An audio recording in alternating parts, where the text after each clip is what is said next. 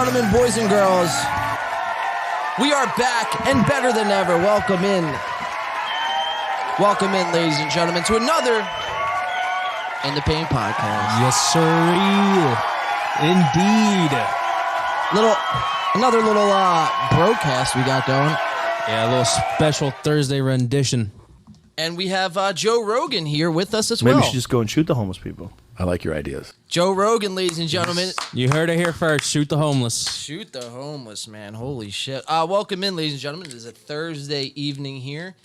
Hopefully everyone's having a great week. Obviously, we're not going to be streaming tomorrow because we do have a show at Harper's. So make sure you guys come out to that. That is going to be awesome. Doors are at 8 o'clock. It's a free show, so get on down there. And let's have a good time, man. Support local music.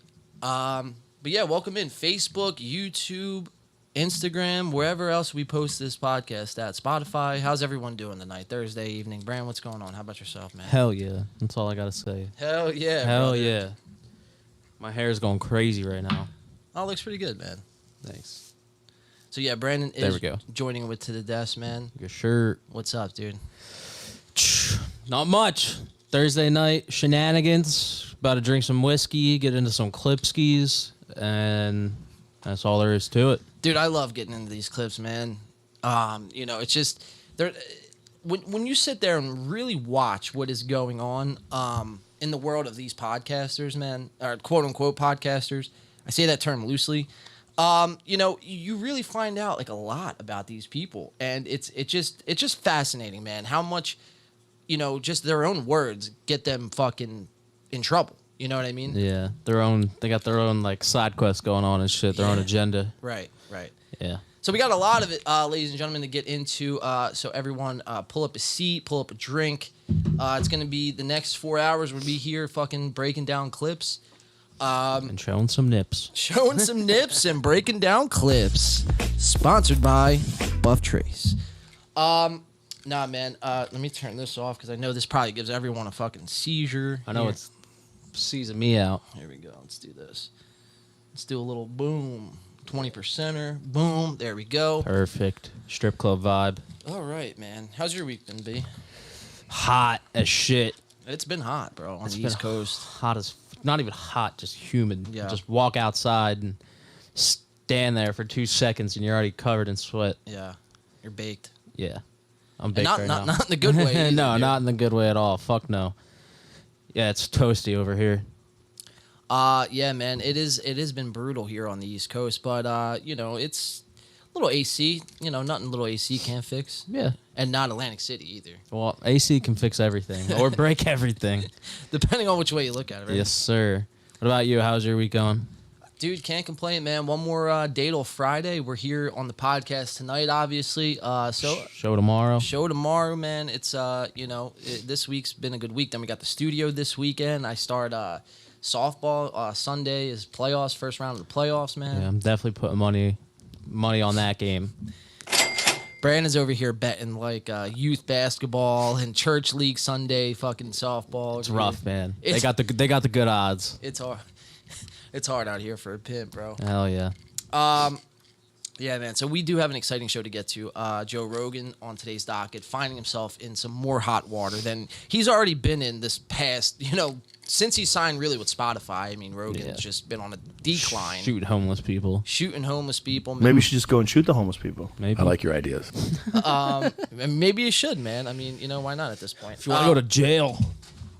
Well, it is what it is. You shoot a couple homeless people, you spend a night in jail. I mean, that's just the...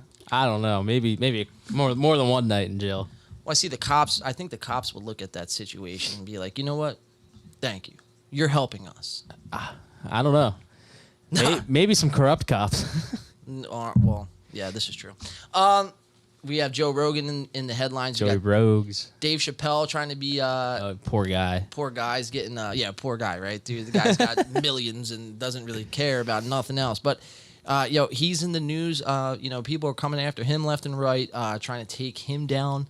And as we know, man, Dave Chappelle is just uncancelable. We have Dave Chappelle. We have a little Impulsive coverage tonight.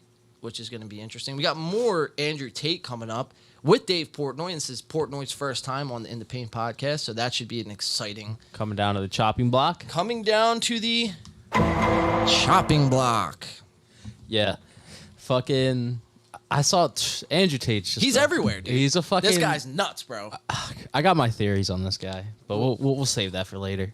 This guy is... I don't know what to think of him, man. I really don't. I think he might be an industry plant. Well, because it's like where... Well, he was a UFC fighter, right? He was like a boxer before, and then all of a sudden... Yeah, but so were a lot of people. So were a lot of people, right? So he's gotten to the point now where he's like, describing his... life, and it's like he lives on a compound, he's got all these armed guards. It's like, bro, how did you accumulate this? Not only that, like, who really gives a fuck about you? Like, why do you need armed guards? Right. Why do you need like a compound? Yeah, I mean, that's pretty dope. If I could afford one, I'd buy a compound. I'd get a compound. But like, who's coming after you? Who's trying to, like, I don't know. Who I wonder what enemies he's made over in fucking Romania. Yeah, and that's the other weird thing, dude. It's like he's in Romania, which I believe, last time I checked my U.S. codes, the U.S. code of extradition does not extend to Romania. So, it's just pretty interesting, man. And just the fact that, because I've seen Andrew Tate now maybe a few years back, but this is really the last 6 months, man. It's been a strong push of this guy. And that raises a lot of eyebrows, because it's one thing just to, like, see somebody on TikTok maybe once every week or whatever, but like literally, bro, I cannot open any social media app without seeing this fucking bald fuck. Does he have a podcast? Yeah, and that's the thing, dude. He'll come at everybody and tell them like how like I don't need to be on the internet and this and that and third, and it's like, bro, like everything you do is on the internet, like right, everything, your business, everything. Yeah, and his website is kind of ridiculous. Yeah, we showed that last week, man. I won't hesitate to pull that thing up again. I mean, I would like to see his UFC highlights. I wish we could play it on the show, dude, but we'd get pulled in a second. Yeah, I'm gonna have to watch that one off air on your own time. I think we're gonna try to get into some Whitney Cummings, maybe at the end of the show to see how much time we have left. Andrew Schultz, man, another one that's gonna be coming back on the chopping block. Andrew Schultz just dropped his new special this past Sunday. It's, I believe, what the hell is this special called, man? What's it on? I think it's like he has his own website and he just like put it out on there, and you have to like spend $10 to go get it. Whack. What the hell is it called though, dude? Infamous by Andrew Schultz just dropped this past Sunday. So he's been making the rounds on all the podcasts. You know how it goes, dude. When someone is dropping a special, they're on every fucking podcast, and it's literally just a commercial. Like, what could be your favorite show? Like, let's say someone's favorite show is Impulsive. I don't know who that person is, and I would be kind of scared to meet that person. But let's just say your favorite show is Impulsive. That would be like watching Impulsive and just like getting bombarded with commercials. It's like, it's just the whole episode would be an ad. And he wasn't on Impulsive, but he was on, the Tim Dillon show. He was on No Jumper this past week. Yeah, that's a fucking same. But who was on Impulsive? That was Brendan Schwab. And they covered his special for like a second. It was more about the Dunkaroo commercial. The Dunkaroo commercial. Yeah. The ads on that, bro. But I'm kind of stuck up on like comedy special, like naming a comedy special. That's got to be fucking difficult because I don't know. Honestly, I feel like the Gringo Poppy's a better name. That was his special name, right? The Gringo. Brendan's, yeah. I think that's a better name than fucking Infamous. Like, come on now. I don't know. But then I was thinking it's probably not easy to fucking name a comedy special. Right. Yeah. I mean, I don't know really how much thought really goes into that. I guess it sounds like none. Well, yeah. I mean, to just name it, the Gringo Poppy or Infamous. I mean, that's pretty simple, I guess. But I guess I would attribute it to like writing a song or writing an EP or a record, and it's like trying to come up with a title for that. But at least there's like a vibe to that.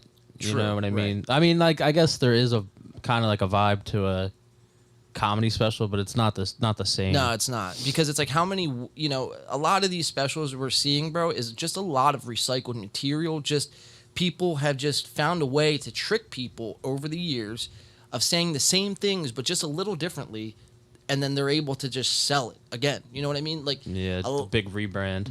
Yeah, dude. I mean, that's really what we're watching here in live time. I mean, you see that shit with fucking video games, Call of Duty. oh, dude. I mean, it's everywhere. Movies. Yeah. Movies, yeah, especially. That's a big one. That's a big one in movies.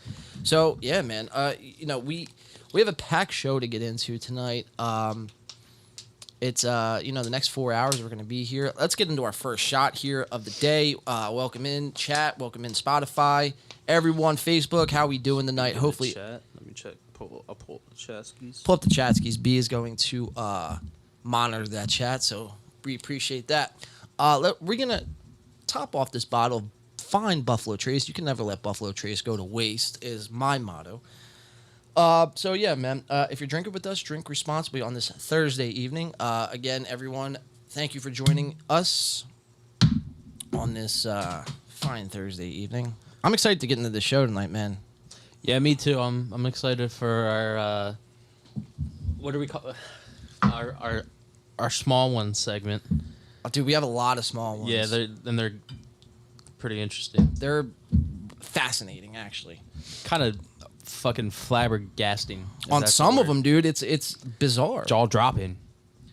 It's actually pretty. Jaw-dropping. It's actually pretty insane, because, well, you know, we'll save it, we'll table it, and we'll get into it. Well, yeah, we'll get into it right after the shot. Let's get into the shot, ladies and gentlemen. Pour one up, drink with us, drink responsibly. What do we say?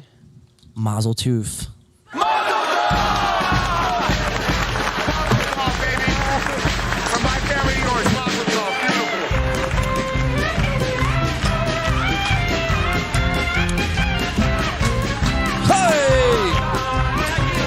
Yo, you know what we gotta do?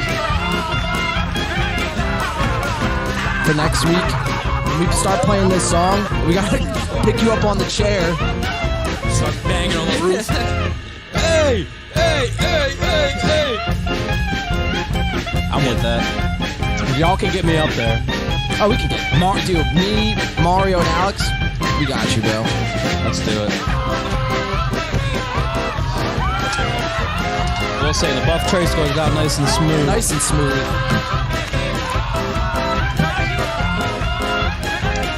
Let's get ready for the first topic here. What we got up first? All these are phenomenal.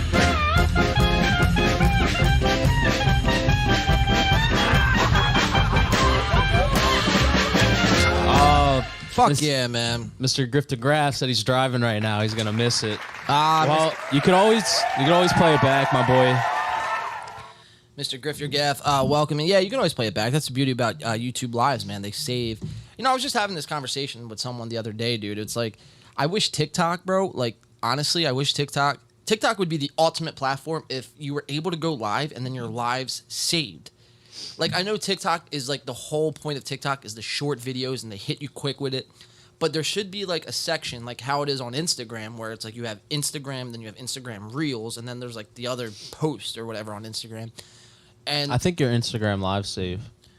Yeah, your IG lives definitely do save, because I have IG lives saved. But yeah, TikTok live should be saved to like a different section on your TikTok.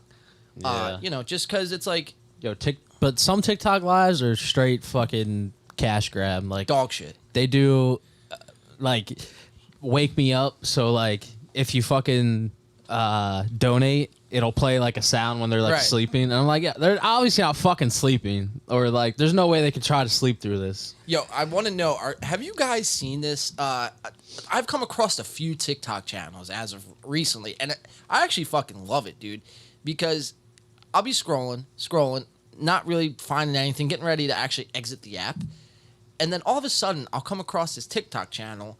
I'm not going to disclose the name. You guys could probably find it for yourself, but I don't want to get this person in trouble. Because you know how TikTok likes to fucking pull people, bro. I mean, we're off of TikTok as of right now. Like, we're not able to go live, I don't think, still to this point. But yeah, we're big bullies. yeah, dude. We were on the chopping block for them, dude.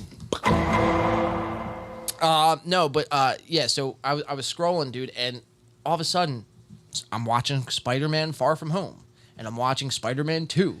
Yeah. And I'm watching like all these dope ass movies, like Justice League and shit. The only thing I don't like, I watched one. It was like, I see SpongeBob and I see The Office a lot. Yeah. And the only thing I don't like about it is the people they talk in Some the people background. do. Some Yeah, people and I'm do. like, shut up. Yo, no cap, bro. I'm not even gonna lie on this one, but Saturday night, Ryan Garcia fought. And they had it on. And they had it on TikTok, bro. Yo. And the guy was like, yo, just in between rounds, all I ask if you just tap the screen 30 times and we good. I'll just keep streaming it. The only thing I didn't like about that though is his like he had shitty Wi-Fi. Like he was ripping the stream from like somewhere else. So like his stream was like lagging Laggy, hard. And it's like, yeah. bro, how am I gonna give you 30 likes? They always lag Always, stupid bro. hard. It's like if you would have bought that on cable or like on pay-per-view, I would have definitely, like donated and shit. He was pirating it for somewhere else. And then pirating it to all of us. And I'm like, holy fuck. That's free game right there. That's free fucking game right there. So, yeah, TikTok's an unbelievable thing, man. I'm pretty sure this was on TikTok too. They started streaming political shit on TikTok. Oh, really? Yeah. I mean, I'm not gonna lie, I scroll past it every time. Right. But I'm pretty sure I was scrolling on TikTok, and this is where he breaks his announcement, right? Yeah, he does. So Yeah, I saw this on TikTok because I saw that it was in this weird ass fucking background, and I looked at it for a second and fucking scrolled away. But yeah, they do political shit on TikTok too. That's a good fucking observation. Like dude. where the fuck are you? Like, yeah, you couldn't find somewhere What bridge is that? with green grass. Like, You look like you're in a landfill. You're the president of the United States giving an announcement in a fucking landfill. what are you doing, bro? And watch it grow for years later. I'm so sorry, I didn't. Now it's 4 feet like me. George Jenko, everyone. Yeah. We got some Coming impulsive down to the chopping block. yeah, dude, it's like, where are you, Joe Biden? Like, yo, that would actually be a great segment. Where in the world is Joe Biden? I don't. That's probably somewhere in D.C., right? It's got to be. Nah, dude, it looks like. It's got water and a bridge. Yeah, but that could be Delaware. Be fucking, dude. Nah, because the Delaware Bridge is 2 stories. That looks like a 1-story bitch ass bridge. Little baby bridge. Little baby bridge. Yeah, see, he's behind a 1-story bridge. What fucking America are you in? Yeah, it's just a weird setup, man. All right, it gets to a point, dude, like, it almost gets hacked to make fun of Joe Biden because it's like, obviously we all see him in like mental and like physical decline. I mean, the dude falls off a sitting stationary bike. And then, the next day he's fucking, sniffing people's hair. It's just bizarre. So it's almost like kind of hacked to just make fun of him. But, I mean, You don't even need to make fun of him. He does it to himself. he does it to himself, dude. It's unreal what they are doing to this guy. And, like, you get to a point where you almost start to feel bad. And it's like, because, no one should have to go through this. It's like, just pull him out of the position, man. Put Kamala in there. She wouldn't be any better, but, like, at least she's competent. You know what I mean? So, I think. do you think they did this to distract from his son smoking crack? Well, we didn't even. I didn't even see the video. All right, so how long is it? It's about 10 seconds. This video? Yeah. Play that shit. All right, so we're going to play it. So this past week, we had Joe Biden coming out. Now, today, this was just breaking today that Joe Biden was announced that he had COVID-19. But just yesterday, he announced this. So let's jump into our first clip of the night. Let me make sure my volume is good. It is. Roll clip. And I want you guys to ask yourselves this question while watching the clip. Do you think this was a Joe Biden gaffe? Like, he just, like, fumbled over his words? Mr. Griffith, see what I did there? See what I did? I got you. It's called a callback. Yes, or sir. a call for, I don't even know what it's called. A reference point, whatever. We'll take it. But, was this a Joe Biden, like, hiccup? Was this a Joe Biden dementia moment where he just doesn't know where he's at and he's just saying whatever? Or is this actually really happening, what he's about to say, and, we're just kind of taking it like, it's just old demented Uncle Joe is fucking fumbling his words again. You know what I mean? I'll give you my opinion after you play it. So let's roll the clip and let's see what we're going to get into. I still can't believe they're doing a presidential announcement in this location. Here, like, real quick, let me just do this. I could see, they should just back him up to the fucking water. Who thought that was Right. There's a mound of dirt behind him. Right. Jesus Off Christ. the window. Oh, let's pause that. Yeah, I got my magnifying glass. Like, it's just not a good look, dude. I mean, there's like At least back up. If he was backed up to the water It would look and all good. you saw was the bridge, It would look good. acceptable. Even that's kind of fucking weird. Like, where are like? I don't. Who's his PR like team? It's like, aren't you guys like supposed to be What- like making what the hell? so much money? Like you're supposed to be You on have a an different level. unlimited budget to PR shit. You can go anywhere in the world. And Like, this is the spot you choose. Because like shit like that's expensive, but with their amount of budget, it's not. What's $10,000 for a microphone? Not To them, Yeah, it's nothing. nothing. It's like They get that every day from fucking sales from tax. yeah, easily, dude. More than that, bro. Fucking I get that probably every fucking Second. 30, not even 30 seconds. millisecond. Every time you think they're getting 10 grand. All right, let me see what this guy's. All right, let's roll the clip. Joe Biden making a stunning announcement. This was yesterday. Obviously, today he just announced he had COVID-19. And that was, the COVID-19 was verified true, even though we didn't hear it from Joe Biden. This was verified false, even though we did hear it from Biden. So I don't really know what to believe from the White House press team here at all. Whatever. We'll let you guys be the judges. So let's see what Joe Biden had to say.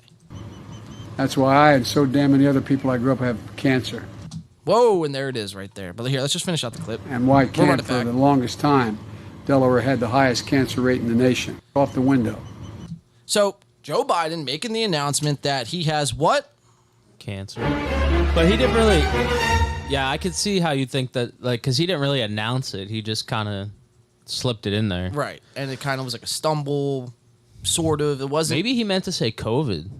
Maybe that's what. Maybe so. I think this whole this thing. This is Delaware, I guess, because he said Delaware, right? Yeah. So I guess it would be. Oh, it makes sense. Delaware's fucking. That's his home state. Yeah, fucking Delaware.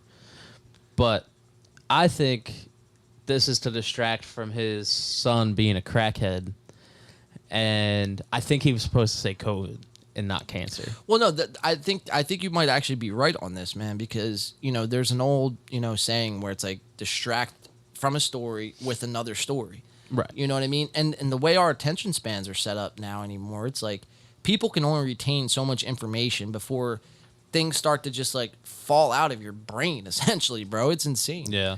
Well, maybe not. Maybe because I feel like if he was gonna say COVID, I don't think he'd be out. I'm assuming there's other people there. I feel like. Yeah, but who even knows, dude, if he really Yeah. even has COVID? It's Or like cancer. Or like, Maybe he did. Is that like a thing? I think he actually did have COVID. If I Yeah, but that was a while ago. Right. I don't know, dude. The whole thing is just weird. The from where he is to what he says here. Let's watch it again. It's just the whole thing just doesn't sit well with me. Yeah. I mean, I wonder if we watch I wonder how long the whole speech is. I wonder if that gives us some more context clues. GG Crowley in the chat. What's going on, man? Saying Yo. dropping by. We appreciate everyone in the chat. We have a great show to get into tonight. We're just covering a little Joe Biden cancer clip right now. So yeah, we're both just kind of stumped on this one. yeah, very stumped. I don't. I'm curious to see what you guys have to say about it. Yeah, I man. don't know about this shit. Yeah, play it back. The window. That's why I and so damn many other people I grew up have cancer. And why can't for the longest time, Delaware had the highest cancer rate in the nation. So Well, okay, I wish there was like subtitles because the words coming out of his mouth don't really like completely add up. Because he said, like so many other damn people I know, or some shit like that. Off the window. I have cancer. That's why I and so damn many that's why I and so many other damn people I know. He didn't. have He said, cancer. and so damn many. Right? Right. Is that what he's? I don't know. Something like that. Who knows what he's saying, dude? And then if play it again. He says Delaware can. other people I grew up the window. That's why I and so damn many other people I grew up have cancer. And why can't for the longest time, Why can't for the longest time. Delaware had the highest cancer rate in the nation. Off the window. So I don't know. Maybe I'm just not understanding him. I don't know, but that just doesn't really add up to me. I don't know. I'm done trying to understand this shit. Imagine if Donald Trump said something to this effect.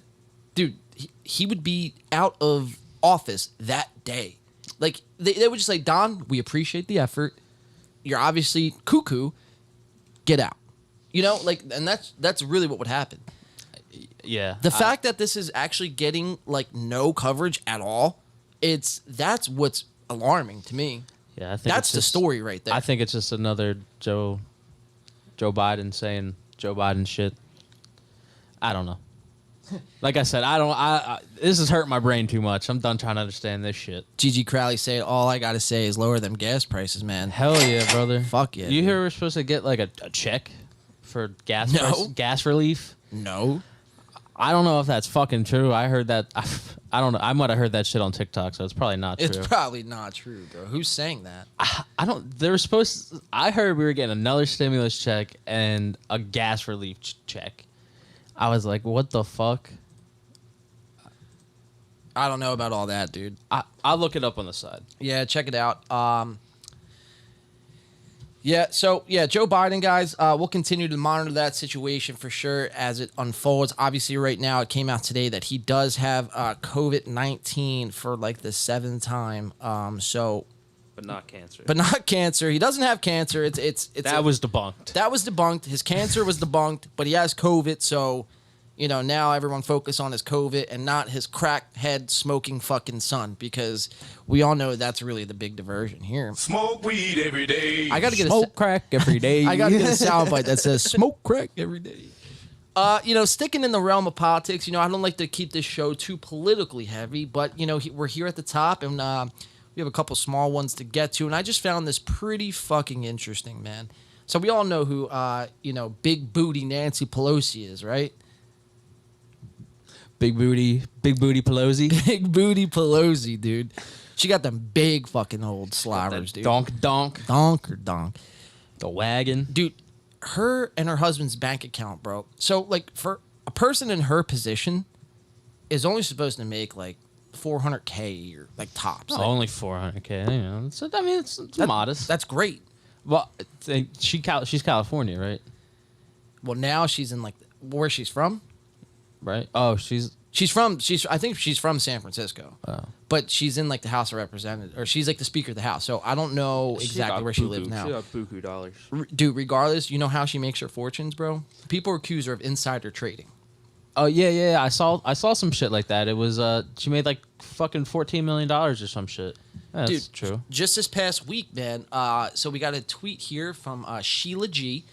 And it says, does this surprise anyone? Insider trading rules apply to thee, but not to me. And then it says Nancy Pelosi. And then we got here, so this is a Twitter account, which I actually started following because I'm going to start, whatever Nancy Pelosi does, I'm going to follow because no matter what she does, She can't lose. she cannot lose, man. Are you able to see that? You want to take that? I got it. I forgot you have bad eyes. The Pelosi's have accumulated 20,000 shares of NVDA ticker symbol worth $8 million plus, all while a $52 billion CHIPS Act has been stalled in Congress. Yesterday, Pelosi states, "We are determined that we will pass a bill before Congress heads to August recess." Navida's stock jumps 4% on the news. What's 4% of 8 million? Dude, it's a lot of money. Look up here. I'll look it up right now. Navida's stock worth here. So what's this $52 billion CHIPS Act? You know what that's about? I think they're going to be producing more chips. For stocks? No, for like computer chips. They're a technology. It's an Tech company. NVDA is a tech company? Yes. Oh, shit.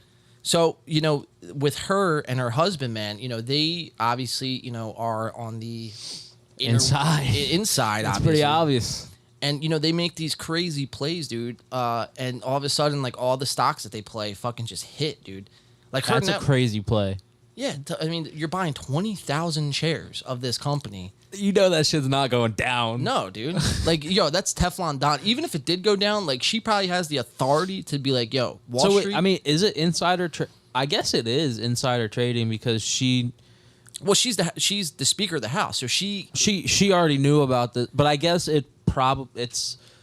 she probably already definitely knew about this $52 billion CHIP Act before anybody in the public did. Yes, 100%. I guess it's just more.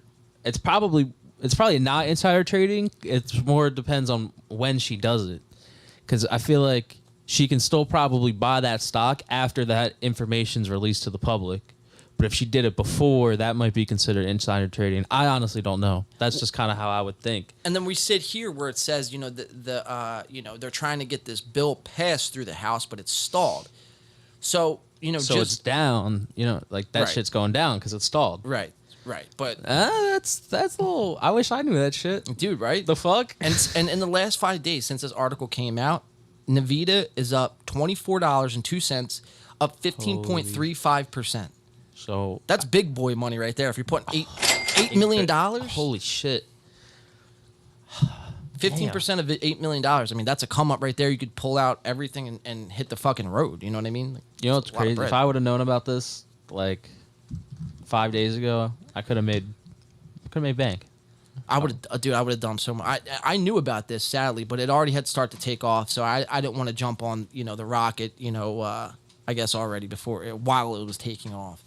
But yeah, man, Nancy Pelosi, Joe Biden, I mean, these guys, they're as crooked as they come, man. And I think really, COVID-19, man, and the lockdowns and all that, I mean, that was insane. We lived through insane times. But I think the beauty in that and the silver lining in that is the amount of people and, things and corporations and, institutions that have been exposed during these last 2 years. Like the average person would never have even thought about like, oh, Nancy Pelosi's corrupt insider trader. Like people were home all day, bro, like fucking on the internet because they were told to stay home. And then this is what you get. This is the direct result of you get from people being locked in Nothing their else house. to do. You have nothing else to do, dude. What else? I mean, people on Reddit all the time. I mean, Hunter Biden's fucking shit's getting leaked. Like, Smoking crack.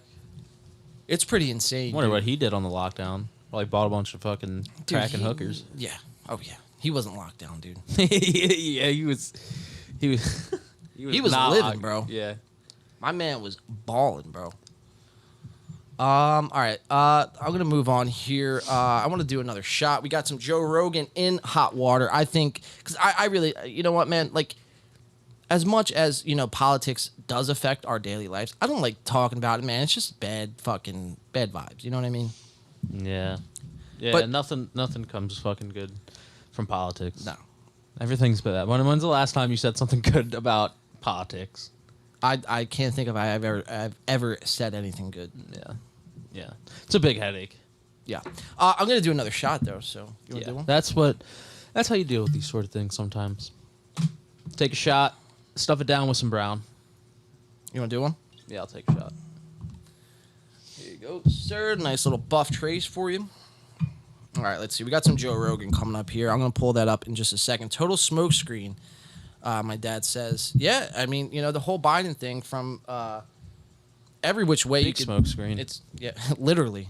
It's a, some would call it a crack screen, if you will. Screen. Yeah. Let's do this shot. Cheers. Cheers.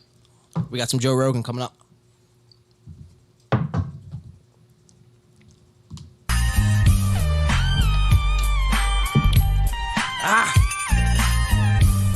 I mean, that's how you know, though. When you got people like your dad, who's definitely, I don't think he would consider himself a conspiracy theorist, right? No, Even he knows. You know what I mean? that's what I mean. It's dude. so obvious. So Yeah, it's gotten to the point now where everything is just like, these people have gotten so, I guess, lazy with they don't even give a fuck. they don't care anymore. Because I think It's so in your face. They're just like, fuck you. I think we've gotten to a point where they see there's a sinking ship, and they're just doing smash and grabs, bro. They're trying to extort the system of what's left of the system anyway. Yeah. Take as much as they can before it all crumbles down and burns, and we all have to, fucking suffer. And that's really what it is. Yeah. Whenever that day happens. Right, but for now, I mean, we're just going to be continued to be robbed blind from our gas prices to, the stock market. I mean, just everything to the average person, man, just feels rigged. Yeah. It's an uphill battle, man. Can't go in fucking Wawa and not spend $10. Right. There's no way. Every time I go in Wawa, it's $12. Well, if you get a soft pretzel and then like a Snapple, you could spend about $6.50. Yeah. I don't get drinks anymore. That's the killer. But regardless, You know who does still be getting drinks? Maybe not for too much longer. Somebody who's in hot water today. Maybe you should just go and shoot the homeless people. I like your ideas.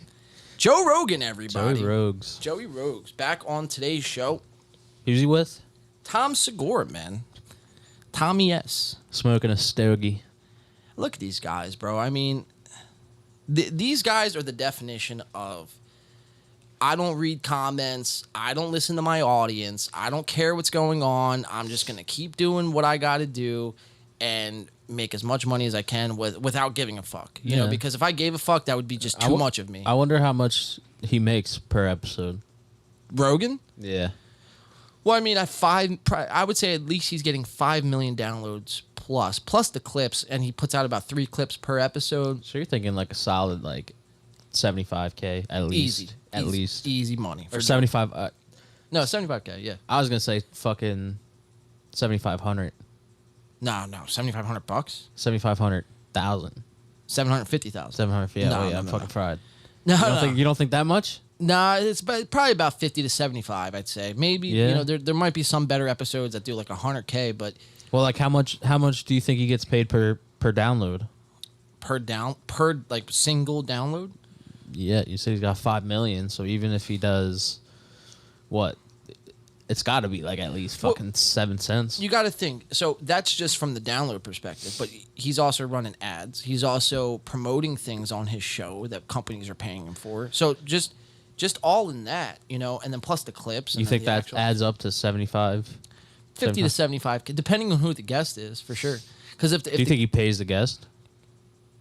I think depending on who the guest is, he'll fly him out. He'll have, you know, take him out for dinner, like take him around Austin, you know, and all that shit. Show him, get him a hotel or whatever. Get him a hotel. You know, smoke a lot of fucking weed with them. And you know, there's nothing wrong with that. Probably get the real Joe Rogan experience. There it is, dude. There it is. Now we know how the show was, you know, named. But you know, Joe Rogan's making the headlines this week for Nothing good. Nothing good, dude. Wanting to shoot homeless people, allegedly. Apparently. No. I mean, this is right out from the horse's mouth. So what's like, do you think this clip was taken out of context? Or do you think he really wants to shoot homeless people? I think Joe Rogan, man. Or he's just fucking saying whatever he wants? He's saying whatever he wants. And he doesn't really... Dude, this guy does at least 3 episodes a week. And at 3 hours a show, you're talking 9, 10... I mean, we do 4 hours 1 time a week. This guy's doing 3 hours 3 times a week. 10 hours. 9, yeah, it's about 10 hours. Yeah. Right, because some episodes go 4 hours. So, you know, you start to get into this thing where, like, you know, you're podcast mode. Yeah, you're just saying whatever to just make a conversation and fill it up. Right. There's no substance behind it. There's there's nothing behind it. A lot of fluff. It's a lot of fluff and a lot of... So I feel like some of it, I feel like it's really the guest. I feel like if he has a good guest, then some of his show could be interesting. But I feel like the only time I ever really listen to a show is like when I've gone on long drives and I just kind of scroll through and pick one. And that doesn't, like, I gotta fucking pick like 5 or 6 before I'm ready to just listen to it. I feel like. Well, let's go. I do have crazy ADHD though, but I do too. But let's go down the list of Joe Rogan guests that have been like you can't not watch it. You know what I mean?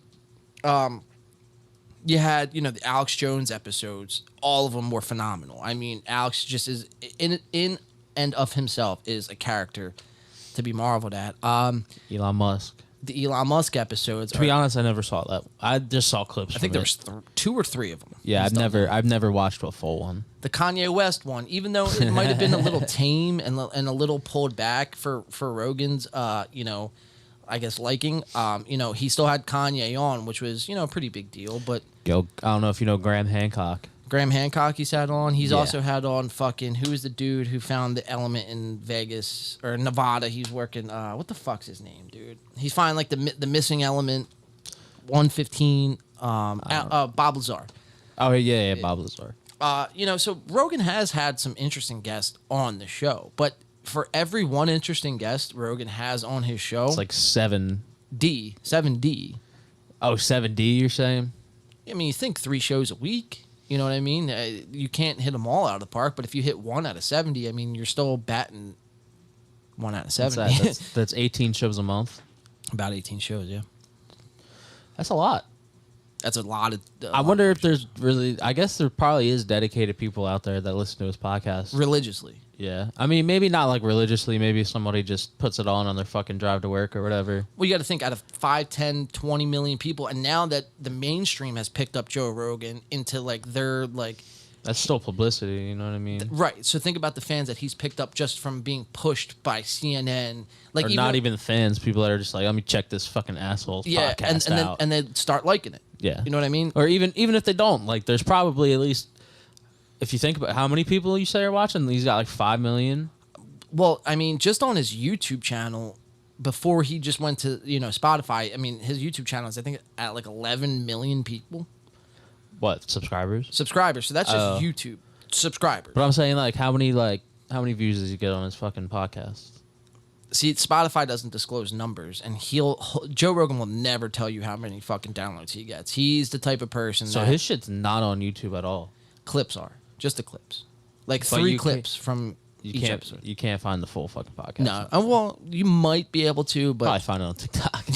Yeah. Getting streamed fucking right now. But Joe Rogan is making his way back into the headlines, and not for anything good. Joe Rogan, Tom Segura this past week. Obviously, Tom was on Joe's show. Tom from Two Bears in One Cave and Your Mom's House podcast, and both shows are absolute garbage. Tom comes on. See, Tom's an interesting fella too because he's a comedian. Yes. He's in the position where he's like mini Rogan, right? Like Rogan is like the alpha of the comedian world of podcasting. Everybody uses him as Tom and Bert are like just under him. Like if Joe Rogan has a heart attack and dies, it's going to be these guys are coming in. Right. These guys are coming in hot and taking Joe's place. So Tom is interesting in that regard. Sorry, I'm getting a phone call here. Someone's calling into the show, but I don't want to answer it. Uh-oh. Who is it? No, I'm just kidding. No one's calling into the show. It's a... You got a scammer? Debt collector. What? Answer it. No, I ain't answering. Let him know. I'll read the chat here. Mario, yo boys. Yo, Mario. Miss being on the show today, getting some packing done for the big move. Yes, Mario congratulations to Mario. We said it last week, but yes. Big round of applause for Mario, everyone. Moving in to a new spot, new house. And he's doing some packing, so that's why he couldn't be here. Obviously, it's a Thursday. It's a little different for us tonight, obviously, but we'll still make it happen. And obviously, no Alex today either. Did I not say that in the beginning of the show? No, we did. We just went right over it. Yeah, huh? we just kind of kept going. Well, no, you said it's going to be a broadcast. Right, broadcast. Yeah. Yeah. This is probably like our 5th broadcast. Special Thursday rendition. Yeah. But anyway, enough about us. Tom Segura, Joe Rogan. Let's see it. So Joe Rogan is going to be getting into some hot water due to this clip right here and this sentence right here that is now on my soundboard. Maybe you should just go and shoot the homeless people. I like your ideas. But that's that person's property by law. If you were to the homeless person's property is protected? Yes, absolutely. Huh. If you were to go and try to move that or take that, you'd get arrested. Yeah. Hilarious. Mm-hmm. Hilarious, he said hilarious. That just shows you his mindset towards homeless people right dude, there. And what a prick, dude. Like, that's hilarious. That's some elitist type fucking bullshit right there. Yeah, Tom Segura goes, if you fuck with their property, you'll be arrested. And he says his immediate reaction, hilarious. I'm Joe Rogan. Yeah, that's funny. Arrested. Get a load of this guy. But that's fucked up. Joe Rogan is in an interesting spot because he is, claims to be, or he's at least portrayed to be, somewhat of, somebody there for the people, right? Giving a voice to the people, essentially. And, he's now in this weird position where he has gotten too big for his own audience, I think. And, he is in this, like, weird elitist type position where he's, like, he thinks he's better than everyone. I mean, you know what I mean? It's just written all over his face, week in and week out. I mean, you could clearly see it. And, it's just, I don't know, man. Rogan has just... The last 2 years of Rogan have kind of went downhill, and Mario's talked about it a lot since he signed that Spotify deal. his show has kind of lost that substance. It's pretty bizarre, but that's, not really what the clip is about. The clip's about Joe Rogan wanting to shoot homeless people. Just his attitude towards it in general. And, right, exactly. This is something like you would expect Bill Clinton to say. You know what I mean? Or fucking Bill Gates. Yeah, well, that he'd be like, oh, let's inject them with fucking AIDS. Hilarious. That's some like Dr. Evil type shit, right? Property's Yes. protected? Yes, absolutely. Huh. If you were to go and try to move that or take that, You'd get arrested. Yeah. Yeah. Hilarious. Mm-hmm. But they wouldn't arrest you if you shot somebody. Maybe you should just go and shoot the homeless people. I like your ideas. Yeah. Yeah. And if nobody claims it, I mean, nobody does anything about violent crime in LA anymore. It's a joke. Yeah. They're just letting people out. But like that's that. And which is true. LA has become Really? a shit show. If Dude. you shoot someone in LA, you're chilling. Well, not to that extent, but I mean, it depends. It depends the situation, man. Because there is a lot of examples where people are committing heinous crimes and just like the next day they're getting out because of the DA or the prosecutor. Yeah. They have an agenda, whatever that may be, and all of a sudden now you're in this position where you have this mass crime spike, but there's no incarceration. It's like these Right. people are going just like to the drunk tank. If me and you Yeah, I mean, what you even though like he's like kind of literally correct, like I still think like in this day and age, people get so like scared about like influence of like mass crimes, like fucking, the SS. We're not gonna, you know what I mean? Yeah. Fucking. So like, you know what I mean? People are like scared, like violent video games influence that shit. So Sure. like him saying this might influence somebody to just fucking go and Shooting homeless people. shoot homeless people. Like, You're absolutely right. yeah. So, I mean, not saying that I think that's the case, but like that's like, you know what I mean? Well, That's I mean- definitely why he's in fucking hot water. You Like got- we were just talking about how many people watch his shit. Like it only takes one mentally ill person to fucking for something to click. You know what I mean? You're absolutely right, dude. And it's like out of 15, 20 million people that know of Joe Rogan, probably even more than that, there's definitely a few fucking loose screws along the way of those 15, 20 plus million people. Right.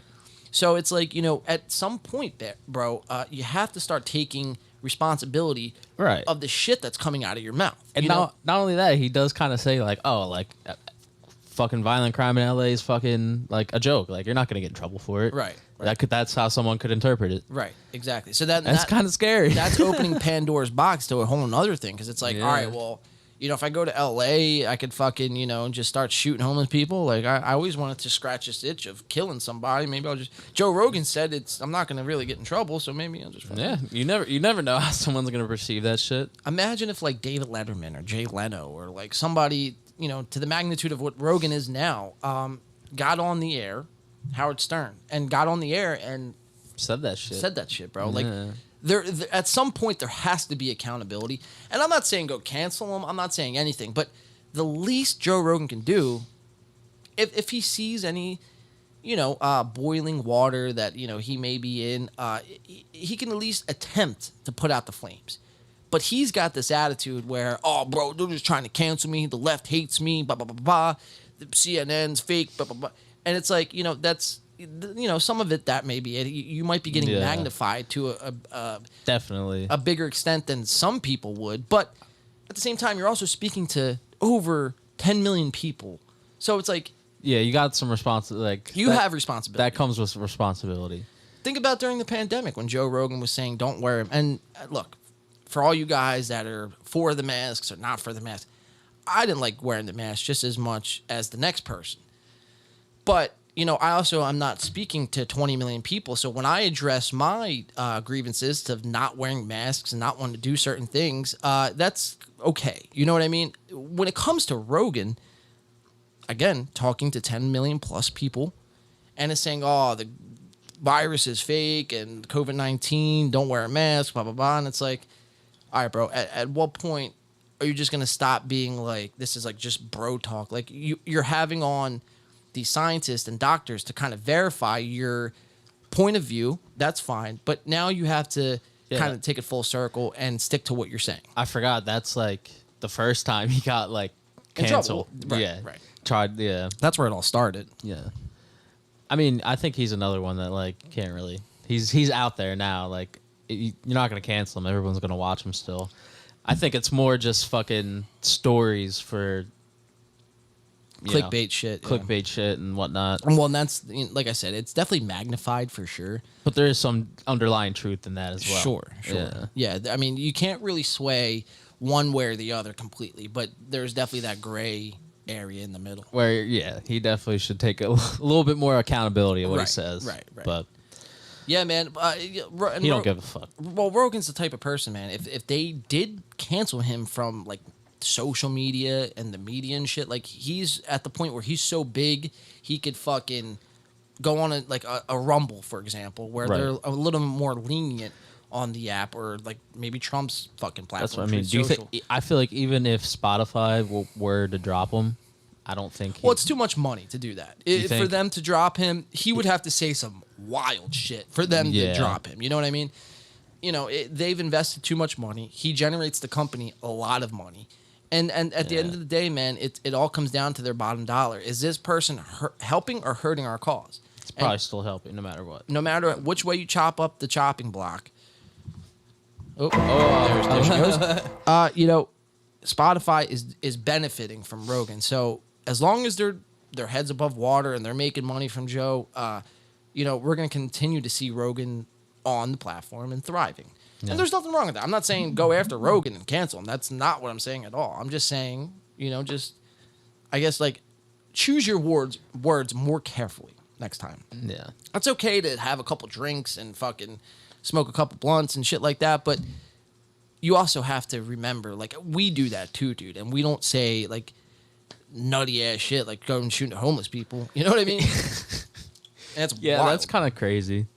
It's wild. It's kind of insane. And honestly, I feel like it definitely comes down to, like you said, it's kind of like that elitist type mentality. Right, that vibe. That, you know what I mean? Like, we're just some fucking normal dudes. We don't have that shit. No, dude. Because if we were to say that shit, bro, like, it would just be taken out of context and literal and... Like, who are these psychopath militia Yeah, get these guys. White supremacist fucking people, bro. Get them off the air, dude. Yeah, man. TikTok already... We're harassers. Well, that's more so the CCP is coming after us, bro. You will not stand with China. Yeah, it's bizarre, bro. It's bonkers, man. It's insane, dude. So I don't know, dude. I just want to see Rogan, dude, like to where he was 2 years ago. I know that will never happen, but that was actually glory days of Rogan. Yeah. Yo, he had Wiz Khalifa, the Wiz Khalifa episode. Oh yeah, he did do one with Wiz, didn't he? Yeah, it was a good episode. Yeah, I forgot he did that one. Yeah. Speaking of outlandish shit. Outlandish shit, man. We're going to keep it rolling here for you guys. Jake Paul. Jake Paul is a famous character of this show. Been on the chopping block many times. Chopping. Block. Jake Paul does have a fight coming up August 6th against Hasim Rahman Jr. We will be covering that shit. Oh, we're going to be covering the fuck out of We're that going to be shit. betting that shit. I'm betting it all day, bro. I'm going to let it ride, baby, that night. Just emptying my whole account out, bro. I'm going Jake. I don't see how he loses. You were saying Hasim last week. I know I was, but I just don't see how Jake loses, bro. I know. I want to see him lose, but he's not going to. He's not going to. I bet you. I don't even know. I don't want to bet on it, but I do want to bet on it. I'm probably going to place multiple bets, not going to lie here. I'll probably do a hedge with Jake and then probably do something crazy. Do like a Hasim knockout in like the fucking... What, they're doing 8 rounds? Yes. In the 7th. It's like a prop bet. Yeah. Yeah. I like that. And I'll go nuts if that hits. That would be insane. Because, well, that's on the off chance that would happen. Like Jake is obviously the clear favorite, but now, depending on how much you think it's actually fixed. It is, because I don't see how Jake could really be the favorite. Well, because then we cover what Dana White said. We're going to cover it. So, okay. You want to cover that first before we get into what Jake Paul's antics were this past week? Yeah. I right. think that, fuck yeah. Let's jump into that first. So we got some Dana White goes off on Jake Paul and Showtime Boxing. Dana White, obviously, and Jake Paul. So Jake Paul, said that he would fight in the UFC for free. Which is ridiculous. Which is insane. He said Nate Diaz, right? against Nate Yeah, Diaz. he's crazy. That's We absolutely like no. It's mind blowing. no words. Well, for what the way he described it was, he would fight Nate Diaz for free as long as fighters got more money and they got health insurance. And Dana, So just a stupid comment. it's look, you could see how fighters are, I guess, warranted more money in that 100%. sense. But at the same time, I mean, dude, these guys fight a couple times a year. Yeah, they're putting their life on the line. And, sure, you could be making millions of dollars, but it's like, okay, if you're not happy, then go to the next company and try to make it. And the answer is you're not going to be able to, because the UFC is the biggest. It's like the NFL of, combat sports. And it is what it is. It's unfortunate, but until that next thing comes along, this is kind of all these guys have to work with. So it's very Right. easy for somebody to say, oh, go pay them more, and look like a hero. But Yeah. it's like, you don't know everything that goes on in that company. Like, No. you know what I mean? And it's really only if you fucking like you're only making a good enough amount of money if you're winning, you know what I mean? Right. But regardless, that I don't think that's any fighter's sole income. You know what I mean? The UFC definitely opens up doors to endorsement deals and Brand deals, all that. all that shit. podcasting. And if you're, smart with your money, like, and I'm sure these guys probably have gyms or right. can offer training lessons too. I'm sure a lot of people do shit like that, or like even go on to be on another team or some shit. I don't know. Well, no, you said it perfectly there, man. It's the UFC opens the door, right? Like, if your sole income is the UFC, like, you're doing something wrong. I don't think it's anybody's. Besides shouldn't maybe be. like, no, not. I was gonna say Conor McGregor, but he probably gets paid like one of the highest paid UFC fighters, but he's got mad endorsement deals and shit. When also, too, he also generates so much pay-per-view buys where it's like he's going to be the top attraction, the top fighter that gets paid, because without Conor really revolutionized the sport in a lot of ways from a promotional standpoint. It's like the guy's just absolute genius of what he's able to do, and Just stirs the fucking pot. and he knows how to do it. Because there's a difference between attempting to stir the pot and to actually like know how to poke the fucking bear. Kind of how like Jake Paul does it. You know what I mean? Like you could tell that's just all like he's not as good as it as Conor is. No, he's not. Conor's- No. Conor's number one at shit talking. Yes. See, the thing with Jake about shit talking is Jake, like, you could tell, like, if he gets in a position where he's uncomfortable or his mind or his heart isn't really into what's happening. Like, we watched it last week on the Hasim Rahman, press conference. Jake's, like, was thinking about 30,000 different other things. So, his shit talking wasn't really that, spot on. Like, yeah, Jake, he could put out a great fucking video and edit it up and chop it up and put it out, and it's like, oh my God, yo, he roasted him. But it's like, Conor could do that video in the moment, and that's what separates a killer from a fucking Right. non-killer, I Like you guess. said, I feel like Jake just kind of like, at least in the Hasim interview, he kind of, I feel like, shut down a little bit mentally, and like his shit talking was just not there. But I feel like Conor, no matter what's on 100, it doesn't matter Yes. what the fuck you say. Yeah. Like it's not, it doesn't phase him. It doesn't affect him because he's just, and not only that, he's better at it than anybody. Right. So, Well, dude, shit talking is a sport. Like there's a sport science into it. He's the Tom Brady shit talking probably. Some people have it and some people don't. Some people like try to shit talk and it's like, that's kind of. And I think it's most of it's how you react to the other person. Right. Well, that's the thing. It's not showing too much. Like, because like if someone's if we're in a back and forth battle and then someone like tips their hand and like. I see that person is affected by that last thing I said about like their sister or whatever. It's then all all of you- a sudden it's over. It's all you need to tear him apart. Right. And that's why I think, I do think Jake Paul is going to win the fight, but Hasim Rahman, dude, like he won that press conference argument or shit talking or whatever the fuck you want to call it. But he actually came out on top with that. So I actually do believe he is going into the fight with momentum. Now, if the fight wasn't written and directed by Jake Paul, I would actually feel really strongly about Rahman. Now, the simple fact that Paul directs pretty much, he directs his own fights. It's like, how are you going to combat Right. that, dude? And not only that, but what Dana White says in this video kind of hits it like nail on the head. All right, let's get into it. Yeah, yeah, we'll get to it. Dana White goes off on Jake Paul in Showtime Boxing. See, hate to ask you this. Just restart on me. Hate to ask you this question, but it's part of my job. I'm not sure if you heard earlier in the week, Jake Paul. He was on the fan. He was throwing typical jabs at you. What do you say to Jake? Is this still something? Is this still a thing? It is still. He was on the fan. It isn't to me. I could care less. He's a pay-per-view turd. Do you think there's any chance, are you open to giving him a chance to fight in the UFC? I would never say never, but it's the last fucking thing on earth I'm thinking about. Do you at all keep in contact with him? Like Yeah, we talk all the time. Yeah. This is real. He was on vacation with me when I.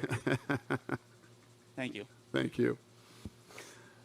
I can tell you guys are done with me now. If we're getting into fucking Jake Paul questions here, yeah. Oh, we could always go to Jake Paul questions. It's not that bad. Or even I'll go there for you real quick. Do you know Hasim Rahman Jr. at all? I know you're a big boxing guy. I know of him. I saw he just got knocked out by Tommy Morrison's son. So I know this is going to be a question that you're going to get asked 100 times. What are your thoughts on that fight? Do you think Rahman ends the Jake Paul hype train? Well, he just got knocked out. Why wouldn't you go after the guy who knocked him out? And that's a great point. That's Dana. exactly what I was talking about. That's, that right there. You ask yourself, why isn't Jake going after the guy who knocked out Hasim Rahman? Instead, Jake is getting Hasim Rahman coming off a loss. Although Hasim has been is going to be his toughest opponent up to date, he's still 12-1. 12-1, nothing to sneeze at, and over 100 amateur fights. But it's like there's always something with Jake. He can never just. His whole thing is all. They want me to fight a real boxer, and now I'm fighting a real boxer, and it's like that's your whole shtick, and now you are, but there's still, I guess chinks in that armor essentially, because Right. Hasim's coming off the loss, and it's just, I don't know, man. Yeah. I think it's all just build up and hype to the next Yes. fight because it's like it's all kind of like obvious in your face. Like he fought. Who was his first fight? Nate Robinson. Didn't he fight the No, it was Nate. NBA players? That was Nate Robinson. Oh, fuck Yeah, yeah! yeah, I'm sorry. yeah. I was thinking of then who was the second fight? Ben Askren. That's what I was thinking of. I don't know why I got their names mixed up, but yeah, you know what I mean. Like each time. By the way, two completely different people. Yeah. Not even the same ballpark. No, not at all. But go ahead. But you know what I mean? I feel like it's just all obvious, like build up. Like, of course everyone's gonna be like, dude, like you're fighting scrubs, Right. It's all hype. and then like now they're gonna be like, oh, he's gonna win this fight, and then he's gonna be like, oh, like now I'm gonna go after somebody that like is coming off a win or some shit. Right. Yeah, it's all purely hype, man. That's all. I mean, once this hype bubble bursts, dude, like, we're still fairly fresh with Jake Paul and him boxing. But once that bubble pops, man, I'm curious to see because we've seen since his first fight to his last fight, the pay-per-view numbers have slowly declined. Really? So, yeah, man, big time. I mean, the Woodley 2 fight only did like 200K pay-per-view buys, which is still a lot, but Not that much. It's not that much, right? It's not that much. So, I mean, they've increasingly gone down. I mean, his biggest fight, I believe, was with Nate Robinson, but also That was his first fight. But Mike Tyson was on that card. So, how much did Mike Tyson attribute with that? And the answer is probably 99% of the revenue. Yeah. So, it's just Something to think about. I know this is what gets Mario's blood boiling, man. Watching Jake Paul and fucking. Because in a way, yes, it does bring spotlight to the sport in a time where the sport is in a rough spot, but at the same time, it also makes a mockery out of it. I don't know. We'll see, man. I don't think it's gonna be good for Jake continuing. But let's finish out the clip. That's a tougher fight. That's not the business I'm in. I'm in a different business than that. And then, I'm in the tough fight business. And then I have endless questions for you, Dana, but even like a Logan Paul question. I know you spoke to Logan a little bit when you were on the podcast, and you mentioned a little bit like you might be interested in possibly having him potentially do a UFC fight one day. Was there any more talk? Well, I like Logan Paul, but I would never say never that, I would never do that, but every Tuesday I go into matchmaking, and we don't talk about that kind of stuff. I wasn't going to ask about them, but because they've come up Jake Paul, this fight. Are you surprised that it's on Showtime, considering the pay-per-view buys probably aren't going to be like a massive sellout with this? That sounds like something the Weasel would do. I mean, Weasel. Calling him a to weasel. be honest with you, when you think about it, you got Tyson Fury. He can't get out of the country. over Tommy there. Fury. You know, whatever else is going on in boxing. What else do they have going on? What else do they have? I don't know. I don't know why they would do that again. But, yeah. It's just, I know you guys love to ask me this stupid shit. This is not what I do. And I'm at the point, like, you know, it was all the stuff's going back and forth. It's silly. It's just silly for me to even fucking talk about this. It's silly.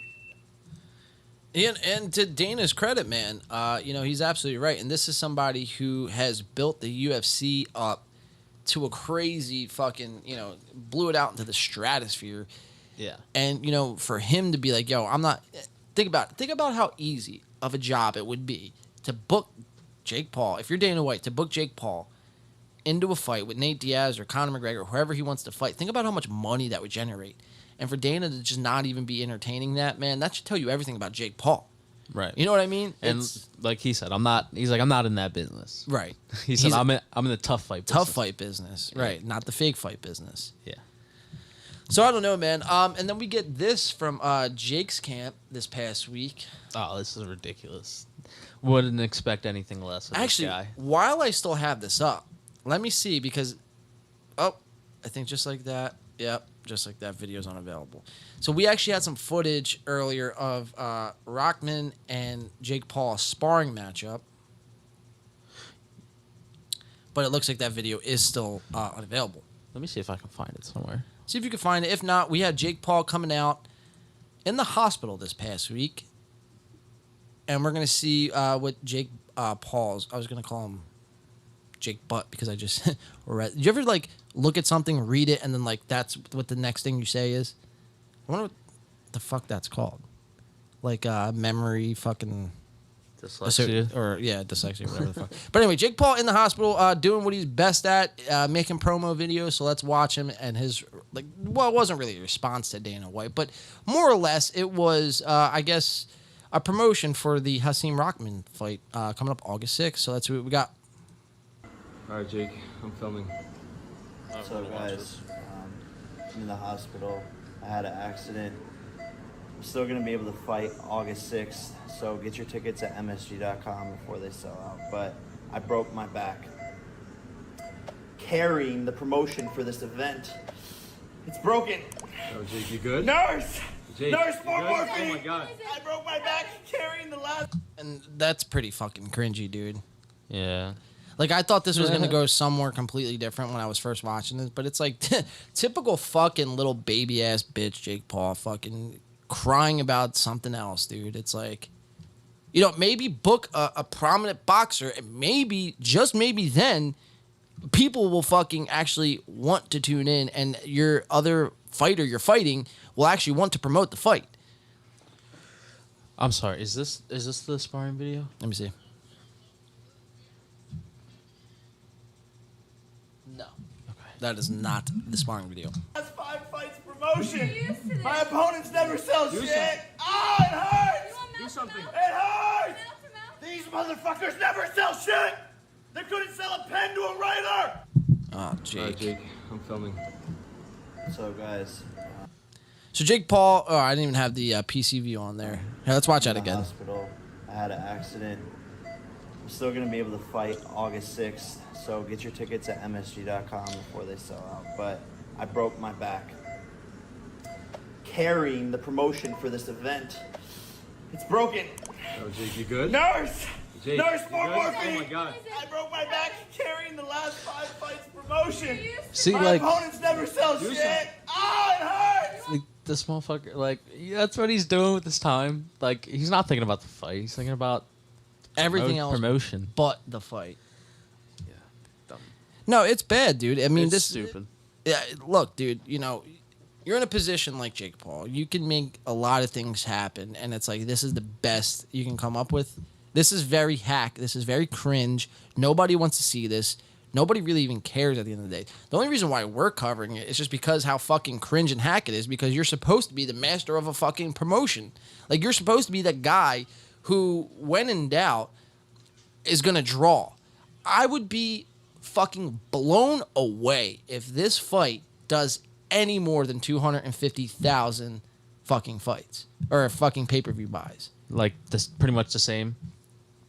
I would say the same, if not less. Because one, like, you have one. The main reason is Hasim Rahman. No one really knows him. Yeah, this is the first time I've heard of him. Right. So it's like, how many of the casual boxing fan is going to tune in to just watch Jake Paul beat someone up? It's like, no one's going to watch that, bro. The only reason why we're tuning into it is because we cover this fucking idiot. And it's like money down. And we put money down. And plus, I want to see him get beat up. Like, you know what I mean? There's that part of me who wants to see him. I want to see him get knocked the fuck out, and I want to cover that live. You know what I mean? Yeah, that'd be nuts. That would be one for the record books. Pretty insane, dude. Yeah, that video is stupid as shit. Yeah, so that's really the Jake Paul coverage we have this past week. Let's see. We got about a half hour to break. So let's see. We have a couple stories. All right, let's do. Which one you want? This one? We have a couple small ones to get to before, not this. Let's jump into the Dave Chappelle. Okay. So this just happened last night. Oh, really? I don't even know why. What's the big huff up? Like, what do you do? Here, let's go over here. So it says Dave Chappelle, TMZ reports venue cancels gig after backlash, but the show will go on. Somewhere else. Somewhere else. Yeah, let me read this here. This is in very small print. Actually, I'll just do that. Here we go. Dave Chappelle has been weirdly canceled. I don't like how they phrase that because he hasn't been canceled. He's still going to be performing. But anyway, yeah, just throwing that word around. They're trying to get that into the public zeitgeist to try to get everyone like that's like a normal thing to say now. Oh, Dave Chappelle's canceled. Ooh, you know. Tisk tisk. Tisk tisk. So Dave Chappelle has been weirdly canceled by a Minnesota concert venue where he was scheduled to perform Wednesday night. After social media went on the attack, the comedian was supposed to take the stage Wednesday at First Avenue, a famous venue in downtown Minneapolis. But hours before his sold-out performance, they announced his show was scrapped. Chappelle's show was announced Monday, and tickets sold out Tuesday in 5 minutes. But some folks flooded social media voicing displeasure with First Avenue hosting Dave because of his controversial Netflix special. And let me just say this. This is completely an utter fucking crock of shit, dude. This is dog shit to the finest extent, dude. This is like I just cut the grass and I stepped in dog shit and you have that reeking fucking smell that's traveling with you everywhere and you can't find out what it's from. Then you look under your shoe and it's like, holy fuck, I stepped in shit. Yeah, I'm kind of... This is another fucking one that just doesn't really make sense. Like, what's going on with the world this week? Everybody's being soft. Dude, it's like, bro, okay, that's fine. You don't have to like Dave Chappelle's Netflix special. You don't have to go to Dave Chappelle's shows. But just because he says something or does something, whatever, in his act, don't mean you... And you don't have to go to it. It's not like you're being forced to go to his show. Now what? You're going to tell the venue to not... fucking. If I was the venue, dude, I'd be like, fuck off, dude. Sold out in 5 minutes. Yeah, hell no. But you know, they'd rather listen to who knows if they're even real people on Twitter either. You know what I mean? Like, chances are they're bots. Like, more than likely, I'd say 77% of them are probably bots. Yeah, because like, I feel like this is like a issue that would arise in like a Facebook town group, right? Not like Twitter, right?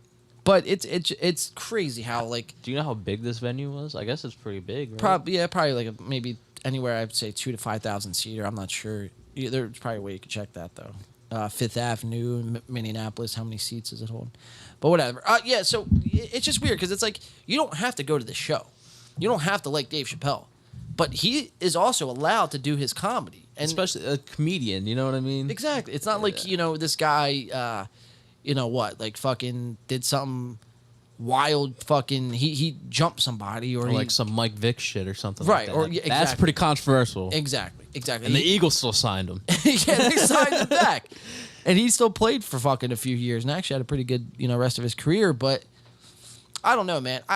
Something in this story just didn't sit right with me, dude. It's like you're gonna try to get this man, and essentially like. Take money out of his mouth. Now, David, he's probably not hurting for money, but at the same time, I don't support anybody who tries to get anyone banned from anything. That would be like somebody not liking us, not liking what we do, you know, for Win by Two, us playing a show, somebody calling that venue and just airing grievances of why they don't like us and why that venue shouldn't host us.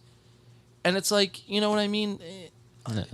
Unless you're like doing some Michael Vick shit or like Jeffrey Dahmer shit or like some wild shit, you should have no worry. You know what the crazy part is? The people doing all this wild shit aren't fucking canceled like Chappelle. Chappelle's canceled for something he said in the special. Right. And that wasn't really even controversial, dude. You know what I mean? I don't even know what he said. It has to go with that whole trans joke shit. And it's like, you know, yeah, okay. But he also, in that special, I'm not sure if you watched it, he was also saying how one of his best friends, or one of his friends that he met was a trans man or woman. I forget what they transitioned to.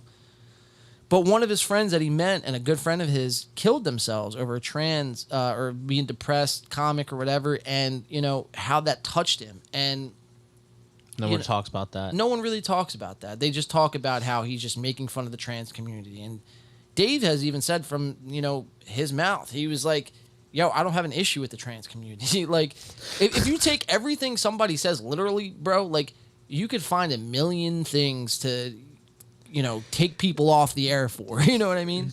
That's like classic Chappelle shit, bro. This isn't anything new. No. He makes fun of people. That's his job. Yeah. It would be weird to see Chappelle, like, be like a narrator for a book. You know what I mean? Like, if he just completely, like, switched. And then, I don't know. He'd probably still get canceled, though. People just... I don't know what it is, man. But this was the statement given out by Fifth Avenue here. The Dave Chappelle show tonight at First Avenue, or I said Fifth Avenue, it's First Avenue, has been canceled and is moving to the Varsity Theater. So he is still having the show, which I do like to see. But it's bonkers. Yeah, dude. it's petty. That is bonkers. To staff and artists and our community, we hear you and we are sorry. It's like, what are you sorry for? It's like you have nothing to be sorry about. Yeah. Like, what, you booked Chappelle, so now you gotta fall on the sword? Like, what? Dude, whoever booked Chappelle, like, good fucking job. Like, that can't be easy. Can't be easy to book Chappelle. Well, no, I would say, I would probably challenge that and just say Dave is somebody who brings in so much money where It's sold out in 5 minutes. Right, so venues will book them, but in instances where, like, they get backlash, like, they'll immediately drop them. Like, that doesn't make any sense. Like, what kind of morals do you rely on, dude? Like, you know what I mean? Yeah. It's like, you don't have any. That's the answer. You don't have any, you don't care. Because you don't do something like this. You don't book somebody and then take them off. And then say... But we're sorry. Why even... I don't even... Why, like... It doesn't make any sense because I feel like if they're... Like... They're saying, like, we're sorry for booking this horrible person, Dave Chappelle, but it's going to be moved to fucking the Varsity House or whatever. 2 theaters down, yeah. Yeah, like, why even say that? Right. Like, so I guess, I don't know if they had to reimburse everybody. They probably did it so they didn't have to reimburse everybody. Well, I don't think it really has to deal too much with the people that were going to go out to the show. It just has... That would be like, you're going to the Dave Chappelle show tomorrow, and I call up the venue and bitch about how fucking Chappelle's there, and then, you know what I mean? It has nothing to do, I don't think, with your money. Who knows, though? I don't know. But well, I wonder if they got reimbursed, all the people that bought tickets. Well, they're still going to the show. Are they, or did they have to get their money back from them, which definitely takes 2 to 3 weeks, and then get tickets to the other house? It'll probably just be some sort of credit. Like, hey, you purchased your ticket, show this at the door sort of thing. But even at that, like, what? Well, why even go make through this? that? This doesn't. This does the. I don't. There's something fishy about this because this just does not make sense either. Because nothing does. Why would you like? You're not really canceling them. Like, they're throwing this word "cancel" out like crazy. Right. They even said it in this flyer. Dave Chappelle. What did they say? They said Dave Chappelle tonight has been canceled. Weirdly canceled.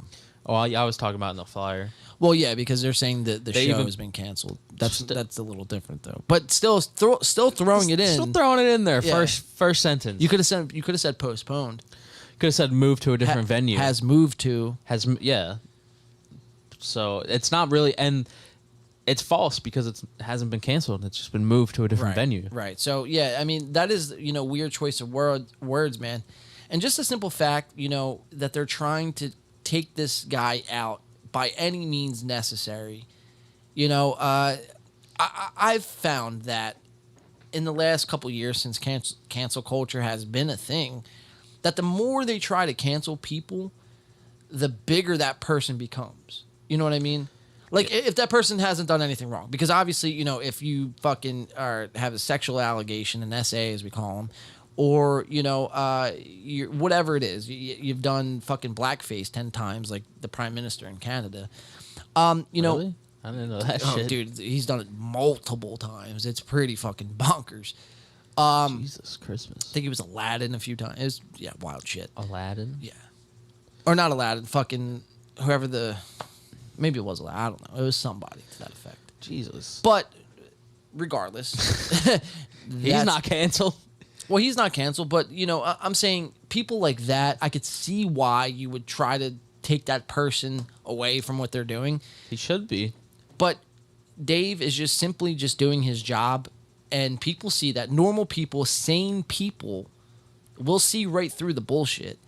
And that'll just make Dave even more bigger. You know what I mean? Because obviously he's not doing anything that's cancel worthy. He's just fucking doing Dave. This is how Dave has always been since the inception of the Chappelle show and his comedy back in the 90s into the early 2000s. This is how nothing has changed about Chappelle. Yeah. The only thing that's changed is like the audience to accept his jokes. You know what I mean? Like their acceptability. Well, it's interesting because there was, before like really the internet blew up the way it did, like the early 2000s when you used to watch Dave Chappelle, there was people that probably still felt like this, but their ability to communicate their thoughts and then get a response that they agree with back in seconds. That wasn't existing yet. That was like in the infancy stages. Now that these people can just instantly put out a Dave Chappelle hate post and get fucking 50,000 retweets, that fuels it. You know what I mean? Yeah, that's a problem to the vendor or whatever. It's a problem to everybody. Yeah. You know what I mean? It's people were never supposed to have this kind of capability of connecting instantaneously. Well, it wasn't supposed to be used for shit like this. Right. Like people just found a way to manipulate it, kind of. I guess. I mean, some instances it can be good, like you said, like somebody doing some fucked up shit, but to get awareness out for that. But like it could also could be switched. Switch could be flipped. Here, let me finish reading this. So yeah, the venue continues on. We know we must hold ourselves to the highest standards. Why? You're a comedy venue. Okay. And what high standards are you holding yourselves? And a comma and then end, isn't that like fucking grammar error right there? Because it's supposed to be just end. I think it's supposed to be end, comma. No, anytime there's end, there's no comma after. No, I think there is. Because the same thing is like but. I could probably bet money on that. How much? I'll bet $100. $100. What about like a chicken nugget? What about like nugget? What about like $5? I'll do $5. Whatever. Okay. Because I'm not that confident. I'm very confident. So and we know I was the greatest at fucking grammar in my day. I'm telling you, there's got to be there's a comma. I know after but because they're like conjunction words. So I'm pretty sure after every end, but or you got to have a comma after it. I don't think so. That's not after. That's before. Yeah. Right. So they fucked up either way. I'm looking this up. Good, look it up. I'll finish out this statement here by First Avenue in Minneapolis. I know, hey, next time I'm in Minneapolis, guess where I'm not going?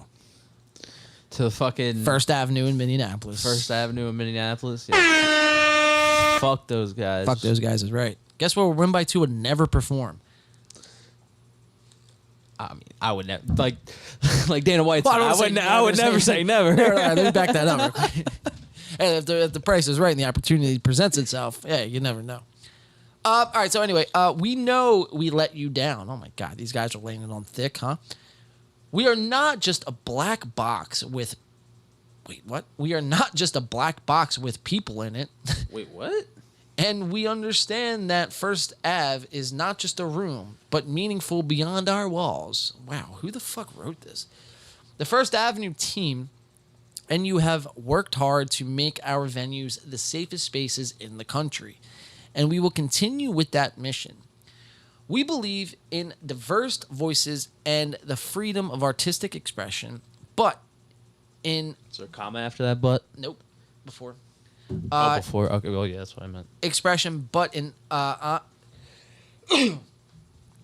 to sneeze. Expression, but in honoring... Thank you. Honoring that. We lost sight of the impact this would have. We know there are some who will not agree with the decision. You are welcome to send feedback. Yo, you want to call this venue, dude? Either that or leave a fucking Google review. No, we're going to call. Can you find me the number for First Ave? I got you. I have the results of the bet if you want to hear them. Of the end bet? Yeah. All right, let me finish the statements and then give me the bet. If you are a ticket holder, look for an email with information on your tickets transitioning to the show at the Varsity Theater. So they will be getting some sort of credit. So Dave Chappelle was not canceled. No, he's not canceled. He is moved to a different theater at a different time. So find me. This is what we're gonna do, guys. We're gonna right before our break here. We're going to call First Ave and we're gonna try to get to the bottom of what the hell is going on with Dave Chappelle and this whole controversy of what I don't even know because it doesn't even say why. People are just outraged that he's gonna perform there. I got their numbers. I got a fax. I got an info line. Office temporarily closed due to COVID-19. Give me whatever the first number is on there. And the first number is the fax. I don't think you want the fax. Here, can you send it in the chat? You want it real quick? I'll just give it to you. This one's the Deep Hot Tavern. Good. So I guess this is the restaurant connected to it. Yeah, we need... Okay, all right, give me that one. Well, I'll give you the office, but it says temporarily... maybe it's a little outdated. Okay. All right. You ready? Yes, sir. 612. Okay. 338. Okay. 8388.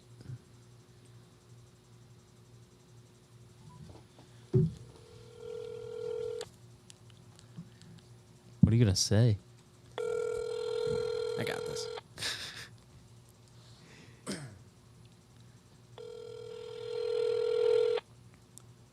Chappelle Show. Maybe they are closed due to COVID-19. Makes no sense. Hi, and thank you for calling First Avenue and 7th Street Entry, Turf Club, Fine Line, the Fitzgerald Theater, and Palace Theater. Holy shit. Effective Wednesday, June 1st, 2022, concerts and events at First Avenue and associated venues will no longer require proof of a full course of the COVID-19 vaccination or proof of a negative COVID-19 test. Please note that due to artist request, some concerts and events may still require proof of vaccination or negative test results or will have mask policies in place. Please check the individual event page That's for insane. policies and requirements. I'll tell you in a second why. If you need ADA accommodations for a show at First Avenue, 7th Street Entry, Fine Line, or the Turf Club, please email us at info@first-avenue.com. You can also check our website for up-to-date show information, and you can also check our Twitter and Facebook for nightly set times and show information. All First Avenue tickets are now available online Come on, at bitch. Give me to the voicemail. .com and access at Watch them just hang up on you. www.axs.com. I wish you could fast forward Tickets this. for most Find me another shows number for can these also guys. be purchased I got in them. person All right. at the Depot I'm just seeing if Tavern there's a next door to voicemail that's going to be First popping up Avenue, soon. 7th Street Entry. For any other questions, You can send them a please fax. email us at info@first-avenue.com. Or if you want to leave a voicemail, There you go. There we go. Press 1. Press 1. What are you doing? Sorry, the mailbox is full. Oh. First Ave, you pieces of shit. We're gonna fax your ass. No, what's bizarre in that statement that they just gave, dude, what's absolutely fucking insane is, like, at the artist's request, you might have to show proof of vaccination. It's like, where is the fucking people, outraged on that? You know what I mean? It's like, I don't know. It's just very hypocritical, so to speak. Let's get another number going here. All right, which one do you want? Do you want to call their facts? Is that you possible? can't call it facts. You got to just facts of facts. Well, there's an info line, which I'm pretty certain we're probably gonna get that same thing, and then there's a number for the restaurant. All right, give me the restaurant number. All right, 612 612 338 338 1828. 1828. Let's do a nice *67 before this because I don't want them calling me back. The police, the Minneapolis Police Department. What are you gonna say? Depot Tavern, Minneapolis. Yeah. How you doing? I bought tickets to the Dave Chappelle show and it's canceled there. Yeah, I got info at first-avenue.com. That email will be able to get you all your information. Well, sir, We're just a restaurant. Yeah, I don't have a computer though, sir. Yeah, I can't. I'm a restaurant. We're the restaurant, so I don't know what to tell you. Well, I mean, I just spent $97 on these tickets. I mean, how am I going to get my? You're talking to the restaurant. We have nothing to do with the tickets or anything. Can I speak to a manager, please? I mean, you seem to be of no help. This is the manager of the restaurant. You're the manager of the restaurant. Yep, info at first-avenue.com. This is a restaurant. This is pretty fucking insane, dude. I must say. Hey, have a great day. What? Fuck you! Fuck you! Oh my god. The He hung whiskey. up. The whiskey's talking. Not just 2 shots in, ladies and gentlemen. That's first half for you. Complete me throwing me off the fucking rabbit trail there. That was Depot Tavern. Depot Tavern. Damn. Fuck those guys, dude. I worked my ass off to buy those tickets, bro, and this is how they're gonna fucking treat me. Wow. You probably just that guy probably just like, wow, what the fuck? This asshole. Yo, you know what the most fucking what the cutthroat fucking what's the word I'm looking for? The most cutthroat fucking comeback I've ever heard from you when I was driving and we passed each other. That I'm gonna call this guy that you called me at one point, but you were joking with me. Like, you fucking Biden supporter? Oh yeah. That's what that guy is, bro. That's what that guy was. A straight up fucking Biden guy.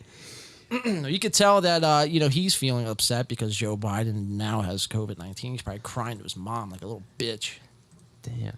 You don't like that guy at all, do you? I didn't like that guy. You hear his fucking pazzy attitude he got with me, bro? I heard the pazzy attitude. I don't even know if pazzy's a word, but it fit there. Yeah, he was definitely a pazzy guy. I mean, dude, the audacity. I mean, what? No, but seriously, what if I... No apology. No apology. I mean, I worked there. I didn't work there, but I worked all week, spent my hard-earned money to come to your theater, and then he's just going to fucking move me along like I'm some sort of peasant? Yeah. Fuck I you, mean, dude. I guess he really can't do anything. But, like... Well, he should, dude. He is the manager, after all. He could have done something. Yeah, but it was the restaurant, not the fucking... Oh, tomato, dude. You know? Tomato, yeah, you're right. Tomato. He could have transferred you. Oh, my God, dude. I don't know, bro. The whole situation rubs me the wrong way. I feel like this guy has a lot to do with getting Chappelle canceled. You think? I feel like he is probably the, culprit of why Chappelle is not performing there. Sounded like it. I feel like Dave Chappelle... Sounded like something he would do. I feel like Dave Chappelle, if he really just got to the bottom... Now, Dave Chappelle really doesn't give a fuck, I guess. I bet Dave Chappelle's probably in on it. You think so? 100%. Because like you said, that everybody who gets canceled gets bigger. True. So... Yeah, I don't think, Who knows? Maybe we should call Chappelle up. When we call Chappelle? I got his number. Yeah. I'll call him right now. Can you Google Dave Chappelle's number real quick? I got his facts. I got his facts. Jesus, dude. There it is. All right, let's see. Let's do one more clip before break here, and then we'll come back. Dude. Actually, we'll come back on the other side with some Andrew Schultz. Let's see. I want to see this. Yeah, let's What switch. is this video? Let's What is switch this some gears. video? Let's switch some gears here. All I know is next time I am in Minneapolis, where am I never going? 2 places. The Depot Tavern and the fucking First Ave and 7th Street entry. There it is. That's just First Avenue, Minneapolis. I'll never be going there and spending my money, hard worked, over at their fucking place of business. Nah, you know what? I'm going to go there. I'm going to sit down. I'm going to have a meal. Yo, can I talk to the manager? Yeah, you remember that phone call? Yeah, that was me, buddy. Well, the beautiful thing about this show, man, is it is recorded live, and then it's uploaded to our archives. I'd be like, you can watch yourself get roasted and toasted and burned to a crisp. Live Thursday night edition, special rendition. You notice who's getting roasted and toasted these days? Elon Musk's dad. Apparently, stepdaughters of billionaires. Elon Musk's stepdaughter or stepsister. Elon Musk's dad. So, who is Elon Musk? Who is Elon Musk's dad? Is he a guy? Dude, that's known. From what I hear, Elon Musk's mom and dad, billionaires. Yeah, very wealthy, very well off. They're from South Africa. They were in like the diamond trade. You know how that's pretty big in Africa. It's pretty shady shit. Pretty shady shit. They had their hands in a lot of cookie jars. Let's just leave it at that. Okay. But I like cookies. This is pretty insane here that Elon Musk, and this is from the New York Post, so we all know how 100% accurate they are. But still, nonetheless, this has been confirmed that Elon Musk's dad... is confirmed. Okay. 76, who's 76, confirms secret second child with his stepdaughter, which is pretty nuts. But Who's his stepdaughter? Anybody of relevance? No, I don't think so. Is this just a random ass video? Well, that's Prince Harry and Meghan Markle. How do they play into this fucking? Well, because I think role? we're getting an ad here on this video screen. So let's just pause that. I was gonna say this goes deep. Then they debunked the whole fucking royal family. Jesus. Well, dude, there has been the royal family is known for incest. Not only that, they're known for knowing a little fella named Jeffrey Epstein. Oh, yeah, they are. Well, let's not get too deep into that one. Going to jail! Elon Musk's lusty dad. I love how they word that. Yo, they got some spicy word choice, bro. Elon Musk's lusty dad, Errol Musk, has finally revealed Errol Musk. He sired a secret second love child with his glamour stepdaughter, Jaina Benzenuihat. I can't pronounce that. I have a reading of his second grade education. Ladies and gentlemen, the Musk patriarch, is that what that word is? Patriarch, right? Yeah. 76, welcomed the baby girl with Jaina, 3'5". What does that mean? 3'5"? She's 35. Oh, 35. Back in 2019, but only confirmed the news on Wednesday, bragging to The Sun, "The only thing we are on Earth for is to reproduce." Okay. Not with your stepdad. Not with your stepsister or stepdaughter or step anything. Why are they even talking about this? See, something's going on. Something, because all this weird shit's going on. There's definitely something else going on that we're not seeing here. It very well, might be, dude. Probably is, honestly. The whole Elon and Twitter thing has kind of fallen into a spiral, and maybe this is just probably another diversion tactic, dude. Elon Musk and these guys, all these guys have great PR teams, man. They know how to think of stunts to get the attention off whatever they want to get the attention off of. You know what I mean? I feel like all the PR teams are like fucking connected, and like when something wants to be, when a diversion needs to happen, they call up. You know what I mean? They call up this fucking bullshit. Ghostbusters. Because they're saying right here that they admit to this. Right. This is like an open. This is open. So they just had a kid? I think so. From what it says here, it says that they had the kid, and then now it's being confirmed. Born in 2017. The two already share a 5-year-old. So Elon Musk's dad and his stepdaughter, they already share 2 kids. A 5-year-old boy, Elliot Rush, born in 2017, and it doesn't say the age of the other. So how old's this Elon Musk's stepsister? 35. 35. What if now I'm just poking the bear with a stick here, asking fucking questions. What if those are Elon Musk's kids and they just fucking... Elon does have 9 kids now. That's what I mean. Definitely a sex addict from the looks of it. And what if these are his kids and they're just kind of... Somebody's asking questions like, yo, where the fuck these kids come from? And the dad's taking... The dad, he's just got to fall on the sword. I mean, it wouldn't surprise me. Because, like, who the fuck cares about Elon Musk's dad anymore? He's not... No one gives a fuck. True. It's all about Elon Musk. Right. So, like... I don't know.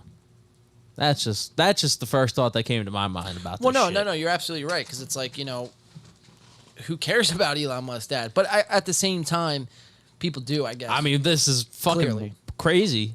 People should care about this shit if this is confirmed 110%. Well, it says, let's finish it out. It says, Errol clearly shares his most famous son's hearty desire to procreate. With his admission coming just a week after it was revealed, Elon fathered 2 children with an executive at his artificial intelligence company Neuralink, weeks before his second child with his ex-girlfriend Grimes, Olivia Grimes, was born. Errol admitted to Jana's pregnancy was unplanned and told the publication that they are no longer living together, citing their 41-year age gap. Wow. It's not particular. She's 35. Errol declared, eventually, if I'm still around, she might wind up back with me. He added, any man who marries a younger woman, even if you feel very sprightly, it's going to be nice for a while, but there's a big gap.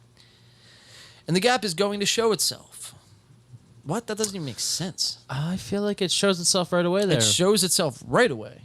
Obviously, there's a fucking gap. You remember Big Daddy with Adam Sandler? And he's like, at the very end of the movie, he's like, oh, you're going to go sleep with him with his raggedy, wrinkled balls. Yeah. It's like, clearly, dude. I mean, the guy's like, what? What's the age gap? 41 years. She's 35. So he's 76. And he must be laying the fucking shtick, dude. So where's her mom at? Because that would incite that her mother is fucking married to Errol Musk. Errol Muskie. Imagine, okay, it's one thing to be cheated on. Imagine being cheated on with your stepdaughter. Like, your actual daughter. Well, no, yeah. It's your actual daughter is fucking around with weird. your man. Like, what the fuck? This family's weird, dude. Dude, they just be fucking. They just be fucking, no matter what it is, dude. No matter who it is, no matter what it is. Yeah, I totally forgot about the fucking Elon got his assistant fucking pregnant too. Yeah. They're not smart about it. The Musk family tree is complicated, obviously, and is growing more so by the day. It needs to be stopped, apparently. Errol has 7 children, while Elon has fathered 10 offspring. Jesus God, dude. Well, that was the whole thing with Epstein, right? It was Epstein's whole thing was this master race concept, like Hitler. You know what I mean? Like, was it?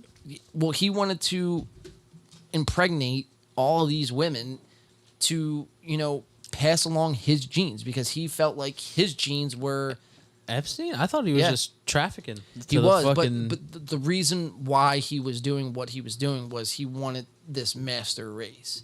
He wanted millions of Epsteins running around, and the it Epstein empire. All it does is it begs the question: who else is doing this?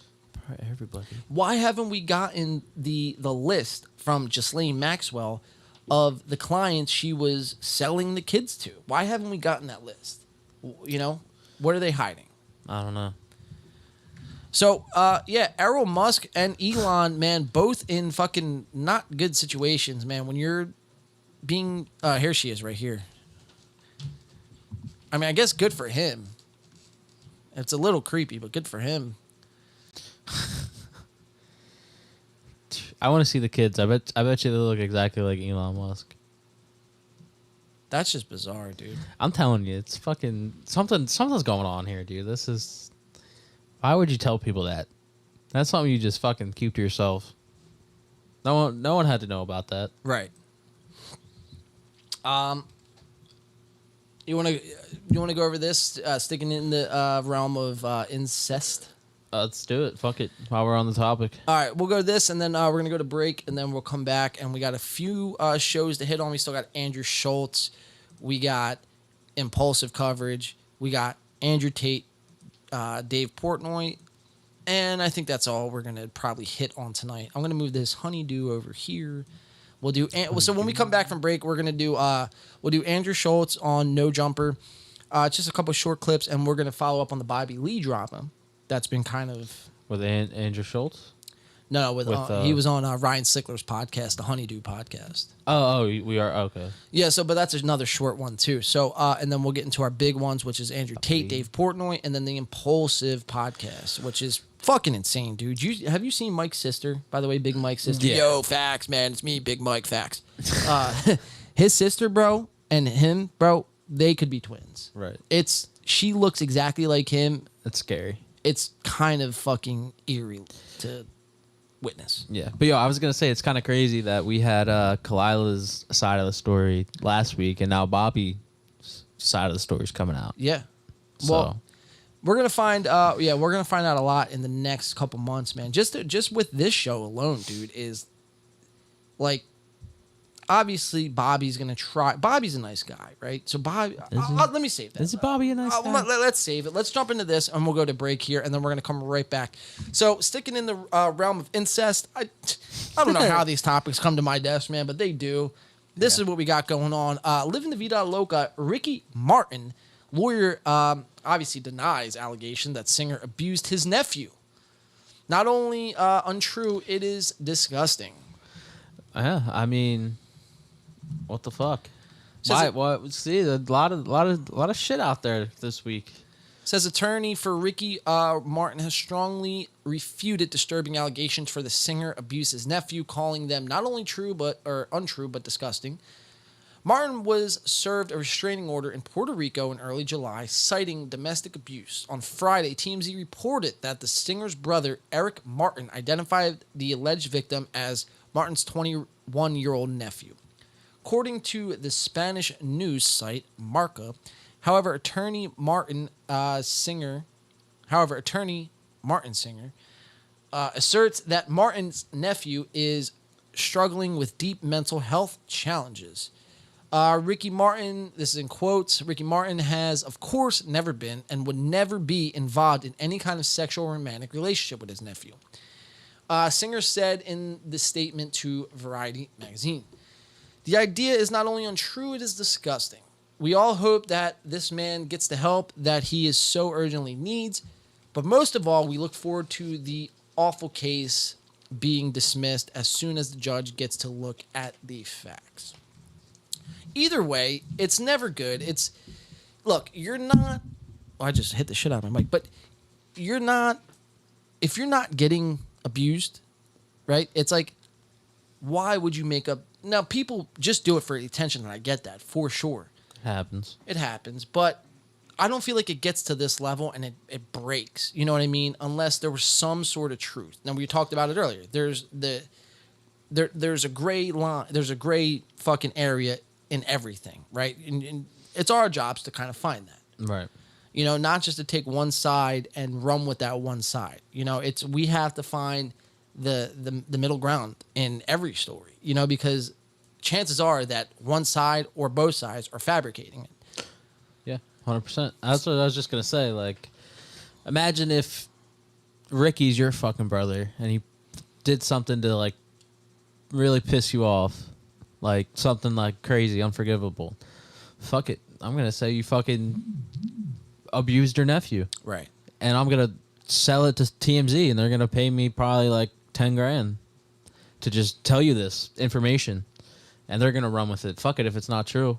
I just want to stain your reputation. That's true. A possibility. Yeah, because now all of a sudden everyone looks at Ricky Martin as, okay, he might not have done possible. This. Now that it's possible, that's entered their minds, and that's hard. That's a hard thing to shake, man. Is these SA allegations, dude? It's like, especially when it's like in the family and it's incest, and it's like, you know, it's hard to get out of people's minds.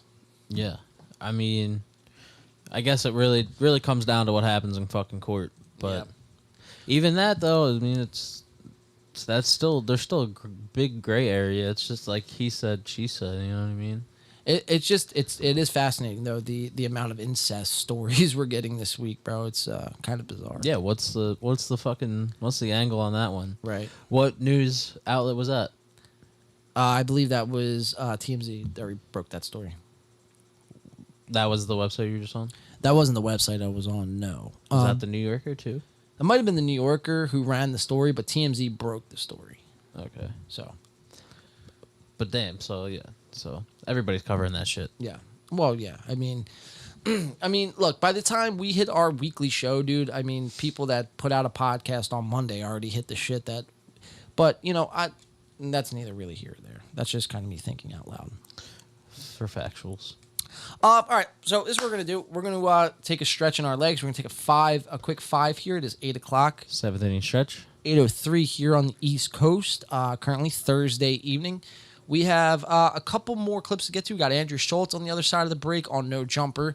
We have Bobby Lee on Ryan Sickler's podcast, the Honeydew podcast. And then we got the Impulsive coverage. And we still have a little bit of Andrew Tate and Dave Portnoy, which we intend to get to all of it. So let's take a quick 5 here, and we'll come back right on the other side of the break with some Andrew Schultz, Bobby Lee. Let's do it. Let's do it, man. All right, we'll be right back. Stay in your seat. Grab a drink. We're just getting started. Let me put on some music for everyone here so it's not a quiet fucking void.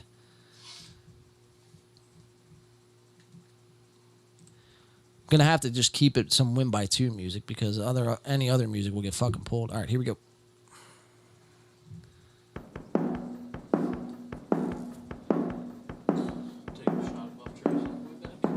Yeah, definitely take the shot.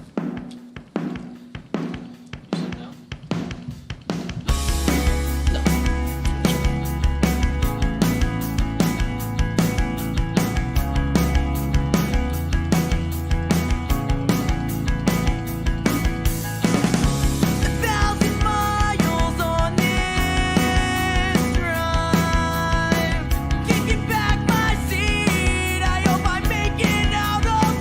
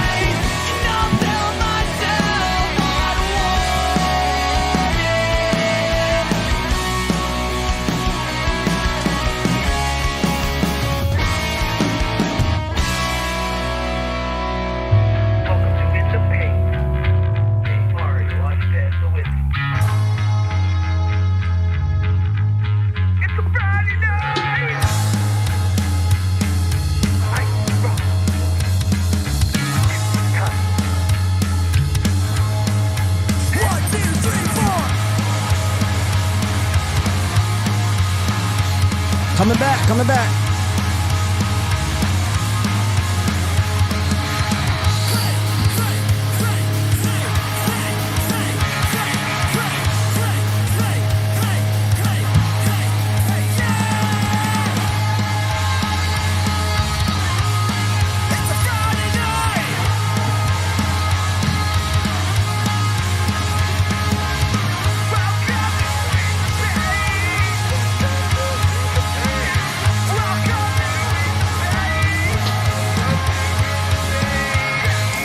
Salute, everyone. Welcome back in.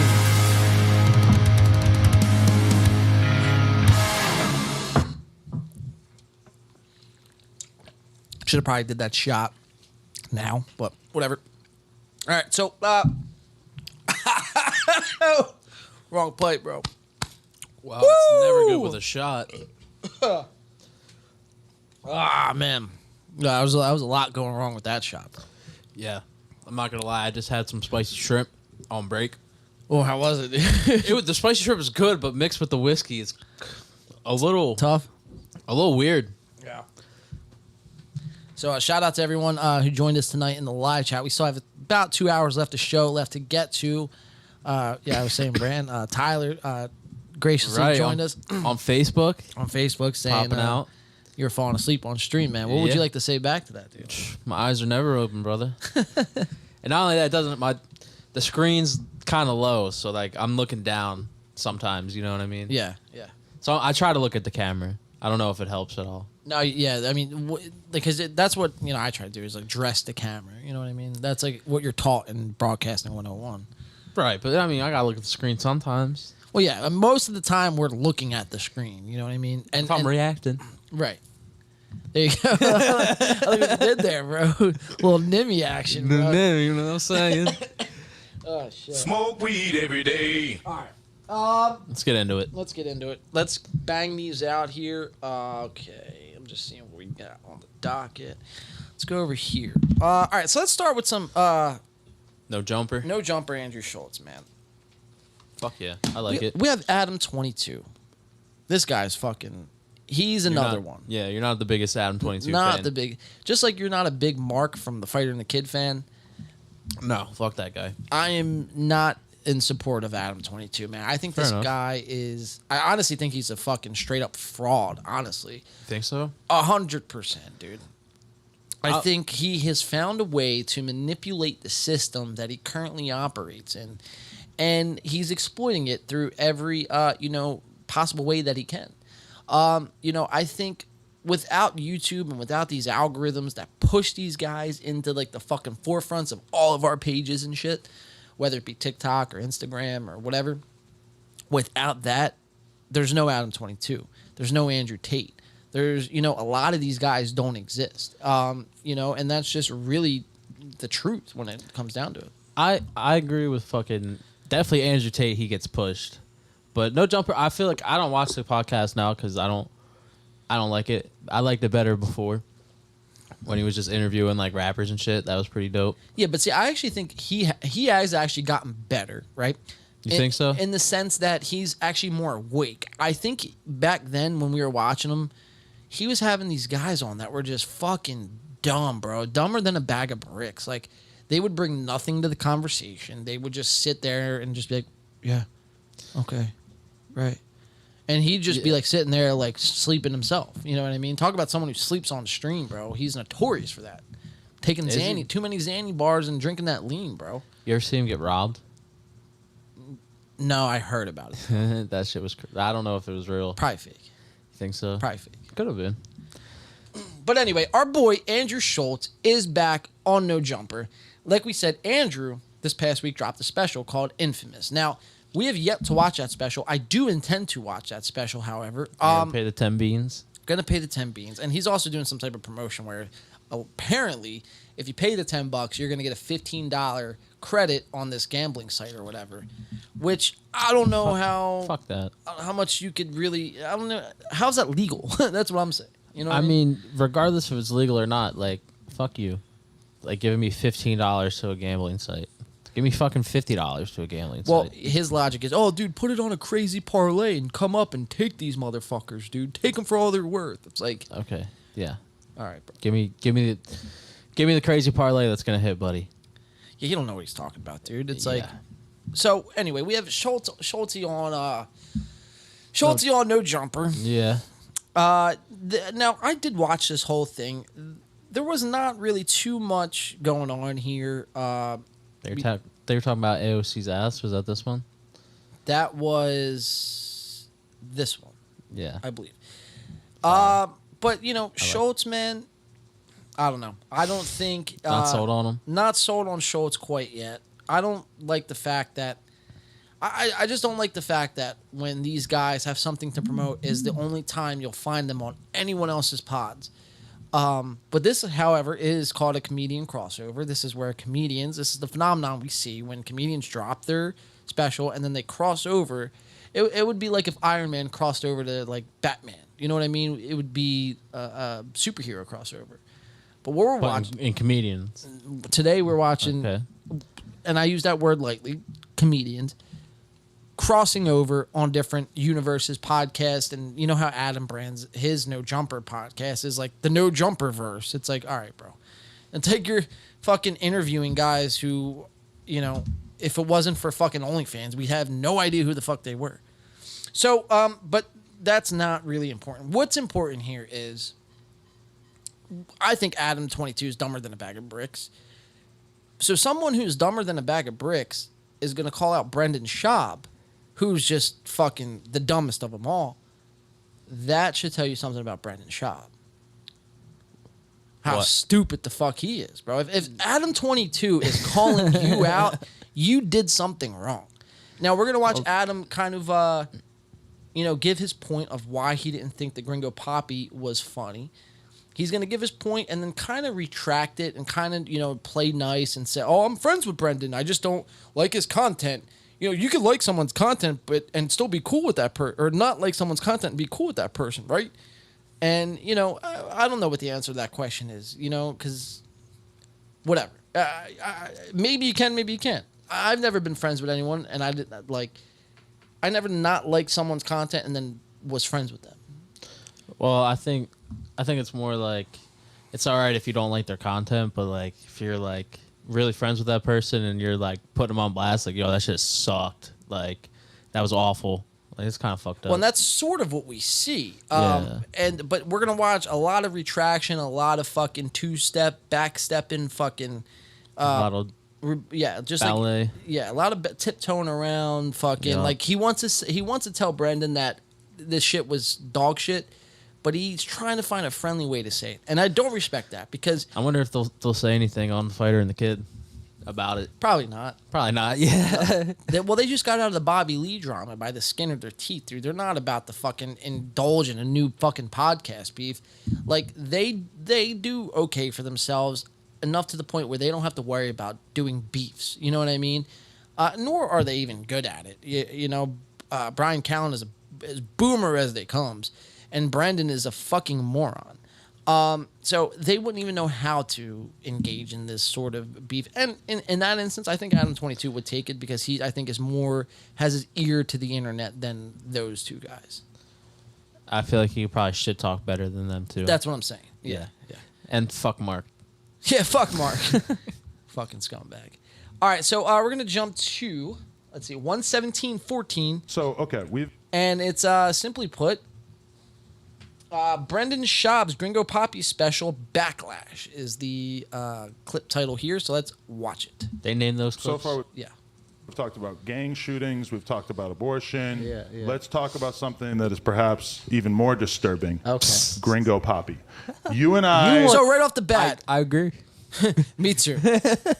Sadly. And I don't like to agree with this guy, man. This isn't a guy who I want to agree with. I mean, look at his eyes, bro. I mean, I always say you could tell how a person is going to be by the look of their eyes. And does this look like somebody you could trust or confide into or be truthful with? I mean, this looks like a guy who would, if I fucking, took the last milk in the lunch line, he would fucking slit my jugular vein.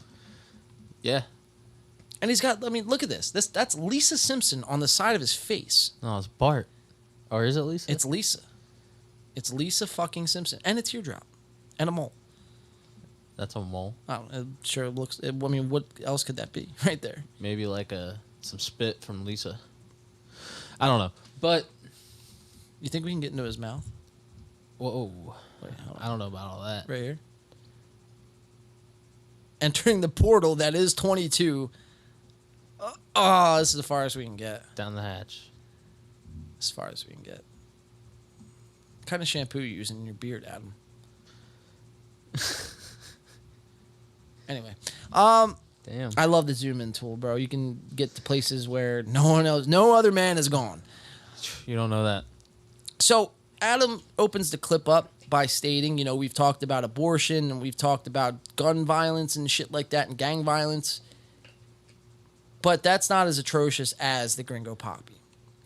That should tell you everything right there. But we're going to continue on. Let's see. Adam 22 continuing to shit on. So, and then he tries to say he's his fucking friend. That's the fucking funny thing right there. That's the real punchline of it all. Yeah, it's pretty fucked up. Let's watch it.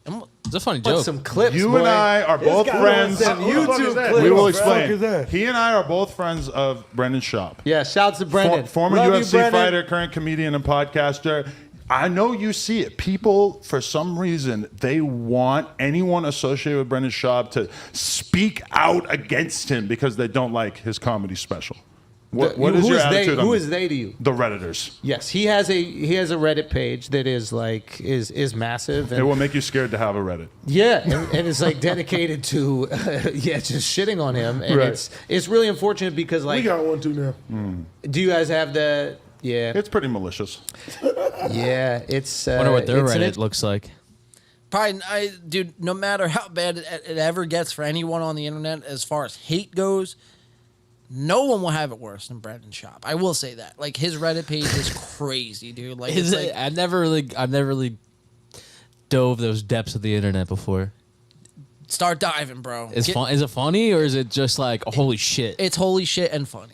Okay. It's like people like posting like rape jokes about his wife and kid and shit. Okay, I don't know. I'm not saying that's crazy. I'm not, That's that's crazy. Well, that's one side of it. It's crazy on one side, and on there's some people that make funny jokes and like point things out that you'd be like, oh, I never thought of that before. You know what I mean? So I mean, there's a lot of But things. then other people could go pretty far with it. Oh, go far, dude. It's an understatement, bro. Jesus. Yeah. And We're really got to be hated for that. We're gonna find out too. The cope that these guys are going to, I guess, bring up here is how these Redditors get their validation, right? It's because, the Redditor, whoever's on Reddit, couldn't make it on Instagram or YouTube, like the normal social media. So they got to go to Reddit. Let's watch how this clip unfold. It's going to make you fucking sick. Let's get into it. Andrew Schultz on the No Jumper, Adam 22 podcast. Let's get into it. interesting thing because Reddit is fascinating and fucking hilarious, and like they're like creative people on there. And basically what it is it's like your Reddit page is giving thousands of people that might not have their own Instagram or Twitter that's popping access to a group Instagram that's popping.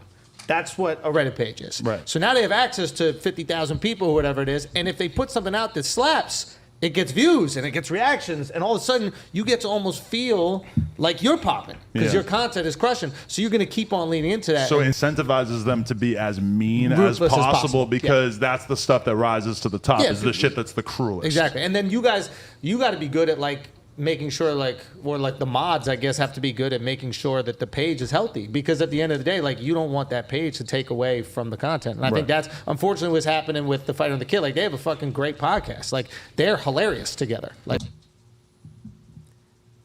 that is what's happening with the. Can we find the lie in this right here? Yeah, I mean, they're. The Fighter and the Kid is hilarious. They have a great podcast. They're hilarious together. Yeah, Mark's a great guy. They're not Mark. They're not, bro. They suck. Yeah, their podcast is kind of brutal to watch. At least it's only like an hour, right? Sometimes they go 2. Yeah, it's not like a crazy long cast. But it's. I would almost like it better if it was an hour. Honestly. It's like there's no reason why Brian Callen and Brendan Schaub should be doing 2 hours. Most podcasts, I'd recommend them do longer, but not that one. Not that one. Yeah. And then you might look at me and be like, well, who are you to talk fucking giving Brendan Schaub and Brian Count advice? It's like, listen, again, algorithm, Joe Rogan, mix that all into a bowl, and you get the fighter and the kid. I mean, it's not rocket science. It's not like these guys fucking cornered the way of how to be funny, or fucking they cornered the way on how to do podcasting, right? Like, they got fucking extremely lucky. They're like a spinoff of Joe right. Rogan. We must never forget that, ever. These guys, the extreme luck and the timing, and kudos to them. You know, they came up and they you know, punched through the algorithm and with a little help of Joe Rogan, and you know, but at the same time, man, if it wasn't for these algorithms and these tricks and all this shit, they wouldn't be anything. You wouldn't even know who Brendan Schaub was. He'd be a fucking fly on the wall. I really didn't know who Brendan Schaub was for the longest time. Really? Yeah. I've been watching their shit maybe now for a couple years, 4 years. I know, like, I didn't know his name, but like I knew who he looked like just from him being on fucking Rogan. Right. But unfortunately, with get what's back happening with the Fighter and the Kid, like they have a fucking great podcast. Like They're hilarious. they're hilarious together. Like Right. Brian and Brendan are fucking hilarious together. And Brendan's like a really great dude. He's a genuinely sweet dude who helps people. He's the reason I got on Rogan. Like he was like, "Yo, you got to get this guy on." This is before anybody was fucking looking at my shit. Like, and that really changed my life. So he's actually a great dude. Just another. and Gotta he's just throw it getting in there. destroyed by Yeah. that thing. I told him to lean into it. I was like, "Bro, you got to sell merch." Like anything that they do about you, you got to lean in. And then I thought that they would appreciate that in one way. They're like, oh, okay, he's not ignoring and acting like this thing isn't happening. He's like taking part of this thing. His Reddit is so fucked up that like they've made it their mission to expose him cheating. That's where it's like, yo, their Reddit is fucked up. They made it their mission to expose him cheating. He does it to himself. He does it to himself. Exactly. He fucking goes on there and describes instances where he gets embarrassed to eat in front of other people because, you know, Because they're females. Because they're females. And there's the only reason why you're feeling embarrassed in front of eating in front of other people isn't because you're not trying to, you know, not impress the girl. Like, you're trying to impress the girl. And it's like, what are you doing trying that when you have a kid at home and a wife at home? You shouldn't be fucking trying to impress anybody. I mean, maybe look your best and, you know, act presentable. Yes, for sure. But you have a wife and kid. Right. I mean, if you're gonna fucking do your thing, whatever. But like, don't like be like all hypocritical about it. Right. Like, be like all shocked And when don't- people try to like expose you about it. Right. And then don't try to play it off like we're fucking the dumb ones. You know what I mean? Because it's like we see it from a mile away. And there's more of us than there are of you. And there's more of us saying the same thing than you guys. Like, you know what I mean? So don't write it off that quick. Just because Andrew Schultz says, you know, he's a great guy and this, that, and the third, and whatever the case is, doesn't mean that it's factually true. This is just like damage control. This is a clear case of damage control. They got themselves into a pickle by bringing up Brendan Schaub, and it's like, fuck, man, we really opened a door that we shouldn't have gone into. How can we just backtrack out of this one real quick? And this is what we're seeing here. It's a clear-cut example. Start talking about Reddit. And how Reddit's his downfall. Right. Fucked up that like they've made it their mission to expose him cheating. That's where it's like, yo, you going into the personal life. That's wild, man. But are they? So they're like that deep into his life where there's people probably following him around, Getting like like security cam footage and shit, I right? don't know this guy's name, but he's funny as fuck. Yeah. I always like a Mexican guy on a podcast. He always brings a different perspective to the show. Like Eddie Bravo. Prime Bravo, example. Prime example, bro. Like, I've never came across a Mexican guy on a podcast where I was like, I cannot watch this guy. I can't stand him. Yeah. I don't know. Probably. I mean, I'm sure there's maybe one, but I don't know. We'll figure. I don't know. Not yet. If he is, he'll be on the chopping block. For sure, 100%. It's different when you have a group of people who are basically commenting on the stuff that you're putting out into the world, and it's different when they become basically like a large league of private investigators who are going to like overturn every rock throughout your life and find everything that they could possibly do, because that's kind of where his shit is at. Yeah. I mean, you know Brandon, like you guys are close or what? Well, we did the interview, but that's all you know. I'm totally honest. Oh, he didn't know I Jumper? saw the I didn't first. know that. Yeah, Schaub was. I think right before the Gringo Poppy he was on. Yeah, probably. Yeah. 6 or 7 minutes of the special. Doing the whole fucking podcast show. Doing the rounds. Yeah. I didn't really feel like I could handle too much more of it. I think he's a good guy. I'm not like a big fan of his comedy, but I mean, I fuck with a lot of people where I don't really. I think he's a good guy, but I'm not a big fan of his comedy. I want you guys to remember that.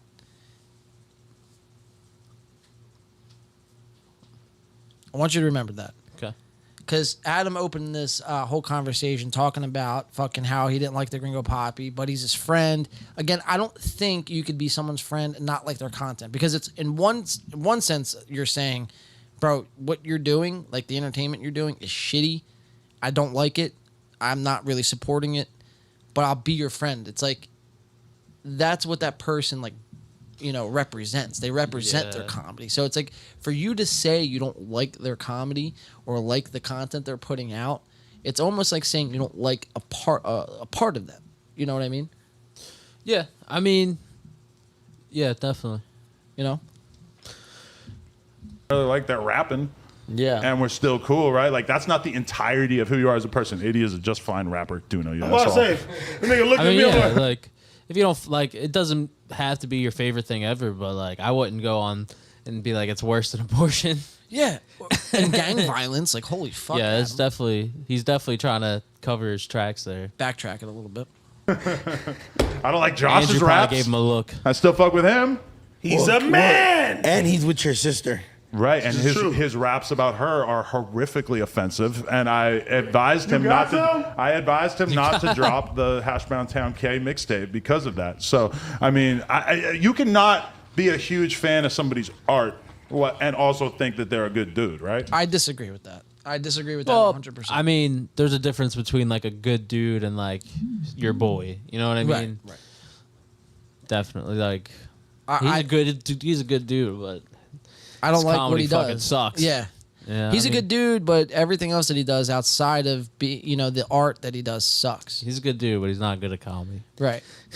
I mean, that's possible, I guess. I don't know if he's a good dude though. No, I wouldn't say he's a good dude. Yeah. So I mean, what we're seeing from Adam is just a lot of fucking lies and bullshit. Fucking, you know. Oh yeah. Just to cover his tracks. Well, he immediately kind of switched up. I think that's all for the Brendan Schaub here. Let's find.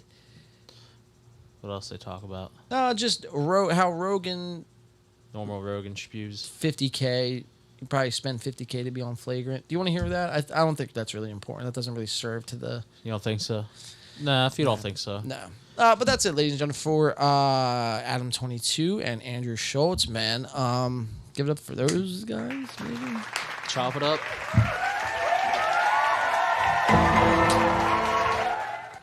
So clap it up. Yeah, I mean, I was gonna do how Rogan paid 50K to be on Andrew Schultz's podcast, but it's really irrelevant. And dude, I'm looking at the time, bro, and it's like fucking flying. Is it? Like we've already been on air for 2.5 hours. Yeah. Time flies when you're casting. Yeah, so we got about an hour and a half left of some material. We got Bobby Lee on the Honeydew podcast. And I'm interested about this one. Yeah, so there's a couple good clips that are going to come from this. So we got Bobby Lee on the Honeydew podcast. And we have, let's see, what else we got on tonight's show. Oh, I just got a mix back. I'm pretty excited for that. Oh, yeah? Yeah, That's always fucking exciting. One of our new songs. It's the mastered version. Wow. You gonna tease it? No. Can't do it. Can't tease it? Can't do it. Because I don't even know how the first pass was. You know what I mean? You haven't even heard it yet. I haven't even heard it. So Honeydew, it's fucking Ryan Sickler. Ryan Sickler. He's a comedian? Yes. So Ryan Sickler, I'm trying to find my notes here for it. All these fucking Here we go. All these comedians have fucking podcasts. It's like if you're a comedian, you gotta have a podcast. You have to. It's a requirement these days. Yeah, you have to, man, because no comedian doesn't leave any stone unturned, dude. If there's a way and an avenue to make money, they're gonna do it. They're gonna exploit it, and this is the easiest way. All they got to do is show up every week, once a week, talk for an hour, and they're gonna get paid $20,000. I mean, it's simple math. Like I would do it too. We do it now for free. If we were getting paid $20,000 to show up to talk 3 hours less than we do now, I would do it. You know what I mean? I would probably put a lot more effort. Yeah. I'd probably be putting 100%. We're getting 20 G's? Fuck yeah. I mean, right now we're probably getting like 5%, would you say? No, definitely more than 5%, but like... I was just kidding. Yeah. You bring a good effort to the show, but I know what you mean though. Like it would be like my sole. Well, like it's your 'cause, job. Yeah, exactly. Because like job. right now, I got other things going on as well. We all do. Yeah. So it's like, not that it's not though. I don't put 100% effort in, but like 100% focus. Right. And you know what I mean. Right. Try to really perfect the craft. Right. If it's my job. Yeah, I mean, right now, I would like to make it our jobs eventually, but Fire. What's up? That'd be fire. Yeah, I mean that'd be phenomenal. And I'm not even saying getting paid $20,000. I mean, it doesn't have to be something insane. It could be fucking $1,000. You know what I mean? Could be 100 beans. I'd be happy with 100 beans. But whatever. I mean, I know what you're saying because it's like until that day comes, pretty much, it's like we would never sell out. But until that day comes, we can't simply drop everything else we're doing just to run something that we're not making any money for. I mean, that doesn't make any sense. Right. You gotta fund it somehow. Yeah, which is totally understandable. All right, so let's get into Ryan Sickler, Bobby Lee coverage. We have a couple clips to get to. Nothing really too jaw-dropping. We're just going to find out a lot more about Bobby Lee and the whole Kalila situation, what's really going on behind closed doors.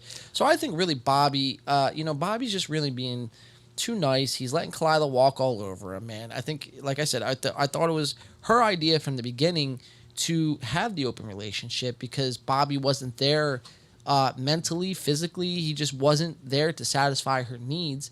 And I think she was wanting to look elsewhere.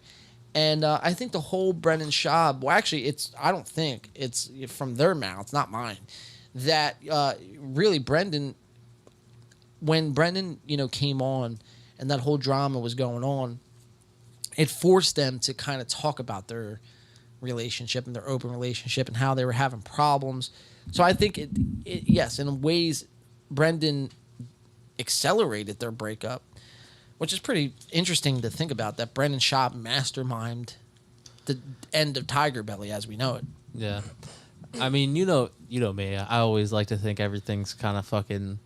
There's some evil puppet master working. Not evil puppet master, but like it just everything's kind of like. I don't know. I just think it's funny. Like last week, Kalila came out and gave her side of the story about the breakup, and then now Bobby's on Honeydew this week giving his side. I feel like it's just all a fucking little storyline. You know what I mean? And like even like Brendan Schaub, like how did that like drama even like come to the surface? Well, remember we covered on Trash Tuesday. Kalila, right? They brought it up, and then Brendan brought it up, and then it was a thing. Yeah, you know, all of a sudden, everyone was talking about it. Right before his special too, right? Or right around his special. You're absolutely right, dude. Wow. Yup. But that's what I mean. But dude, that's what I mean. Yes. Like you can't like call me fucking crazy, but no. See, this is what I can't get behind. I can't get behind Brendan Schaub being a master manipulator. You know what I mean? Not that you don't. I feel like you don't even need to be a master manipulator. You just. I feel like he is. I feel like he plays way stupider than like what he really is. Yeah, and I feel like it might be like, not like stupider, but like, he's just. I feel like he's definitely a different person, like on The Fighter and the Kid, and definitely on his stand up. Like even like, the little bit of stand up that I watched of him, he like. Kind of acted completely different than he acts on his show. Yeah, but wouldn't you be subjecting yourself to just this humiliation, unnecessary humiliation? It's like, why do that if like you do have some, higher intelligence in you? Like, why are you coming off as fucking dumb? And I get maybe he's just playing a character in a bit and he's getting more clicks than ever and he's getting more money than he knows how to spend. And it's like, this is what's working, but it's like, no matter how much money I'm getting paid, bro, I would not open myself up to public ridicule to this extent, dude. Like, there's people hate watching this motherfucker. Like, I'm one of them. You know what I mean? I mean, well, it clearly doesn't fucking bother. Like, he's still putting out podcasts. True. Yeah. And he's still definitely getting, like, that's the thing. Like, they're getting, like, I feel like they're getting paid for the podcast, and they're, like, just putting it out there just to, like, make money. Like, all right, like we need to get a show out, like we need to get paid, type shit. Right. Less than like, putting actual effort into like let's make this a good show. Right. You know what I mean? Like I feel like they're just kind of chasing a paycheck. Oh no, 100%. That's exactly what they're doing for sure. Yeah.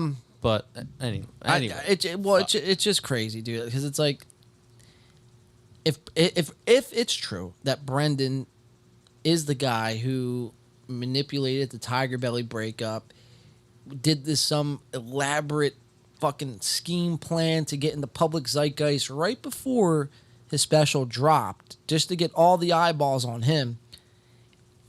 If he did do that, bro, like my hat's off to him. See, to me, it doesn't seem master manipulated. Like the thing, I feel like they just did it for clout at first, and then it took off. Bobby and Kalila were kind of like, oh, like this like bad type of like publicity drama type shit kind of like sells. Right. So like, right. And like you said, it kind of like forced them to talk about their relationship, and they were just like, fuck it, like let's lean into it. Keep putting negative shit out there, pretty much, and. I don't know. It's kind of crazy. Like that's like I guess their life. Like they're selling out like for the relationship, in my opinion. Yeah. So no, yeah. I mean that. Yeah, I could very well see that, man. I mean, you know, when your God is money, you'll do anything for money. You'll do anything for the next. Do it for the bag, bro. Like you'll do anything for the next fucking check. Yeah. And I feel like these guys, like they might live like more of a lavish lifestyle than they can afford. Oh, 100%. And not that they can't afford it, but like I feel like they're still kind of living like paycheck to paycheck. Most of them. Like Rogan's not. You know what I mean? Rogan's got a fucking salary. Well, Rogan, I'd even say TigerBelly. You know, Bobby. You know, he's probably living pretty comfortably. He was on Mad TV, and you know he's been booked on numerous television and comedy shows. I just seen a movie though that fucking dude, this is gonna piss me off, but I just seen a movie that Bobby Lee was in. Like he was just in for a short period of time, and like you seen him like butt naked for a second. It was weird. I'm like, I was a couple drinks in. I'm like, is that fucking Bobby Lee? I mean, it didn't surprise me because I knew he was an actor, but just to see him like randomly like that, like what the fuck are you doing on my screen here, dude? You know. I don't know. It's pretty bizarre. Enough about us, though. Let's get into some Ryan Sickler, Honeydew, and Bobby Lee. So let's watch the intro. Let's see how these guys introduce themselves. It's the first time having Ryan on the show, so welcome down, Ryan. Bobby, obviously, you are a returning contestant here on the ITP Late Night Edition. So let's get into what these guys are going to be talking about. Kalila talk. Breakup talk, relationship talk. Let's roll this intro. Let's see what these guys got going on. Honeydew podcast number 186 featuring Bobby Lee. Let's get into it. You like to be... Oh, that's 22 minutes in. And I just turned on closed captions. Great. Here we go. Turn those off. Here we go. I got this. La Jolla, California. I'll be at the La Jolla Comedy Store August 5th through the 7th. Philadelphia, Pennsylvania. I'll be there August 18th through the 20th. Austin, Texas. Should we go I and will see be there September 2nd Absolutely through not. the You don't wanna 3rd. give Get them a your review? tickets for those shows and all should've shows went and on my gone to website see Brendan at Schaub. ryansickler.com. They were like $250. The Honeydew with Ryan Sickler.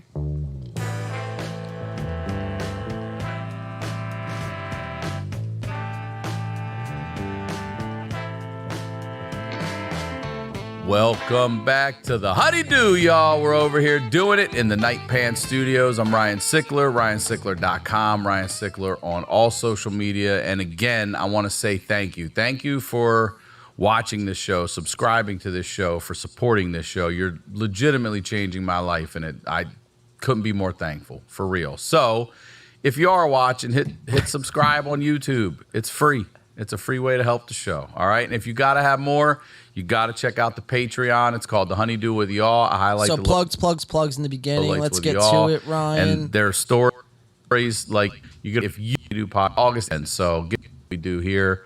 We highlight the lowlights. I always say these are the stories. This guest, first time here on The Honeydew, y'all. Please welcome. We've worked. Bobby Lee. Welcome to The Honeydew, Bobby Lee. Bobby Lee, everybody. To the chopping block. To the chopping block. What's behind his ear, though? So they don't wear headphones. That's a odd look, No headphones. I don't trust the podcaster that doesn't wear headphones. How's that? How's that for a hot take? I wouldn't blame you. It's like why do you have to show me your ears? At least fucking pull your beanie down, dude. I don't want to see your ears. Yeah, got crust in them bitches. Yeah, Bobby. How deep can I go in the ear, bro? Yeah, there's definitely some yellow. Why is it yellow because he's Chinese? No, why is it yellow, dude? Earwax is fucking yellow. And watch it grow for years later. I'm so sorry, I didn't. Now it's 4 feet like me. Fucking George Janko, dude. He's the star of Impulsive. Let me just say that real quick. He's got some crust in his ears. Oh, yeah, he's got some crust. 8:50 Kalila talk starts here. Let's go to 8. Damn, they get right into it. Pretty much, they jump right into it. So we're going to be moving around pretty quick on this one.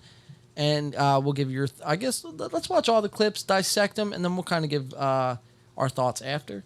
Try that. Our overall thoughts? Yeah, because this is another small one I kind of want to breeze through.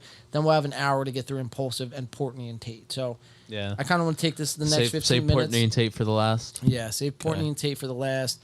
We got Impulsive coming up next. So I'm going to, next 15 minutes, knock this out of the park, and then we'll get to those two. So without further ado, I'm going to shut up now. Honeydew Podcast, Ryan Sickler, Bobby Lee, take it away.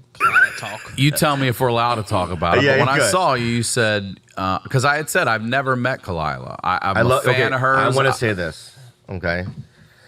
10 years ago, when I met her on Tinder, my on Tinder career was in the shitter. I was literally about to get let go of my agency, and I wasn't bringing up any income. I wasn't getting any auditions. I would sporadically over the years, maybe we'll book a pilot or something, right? But it was.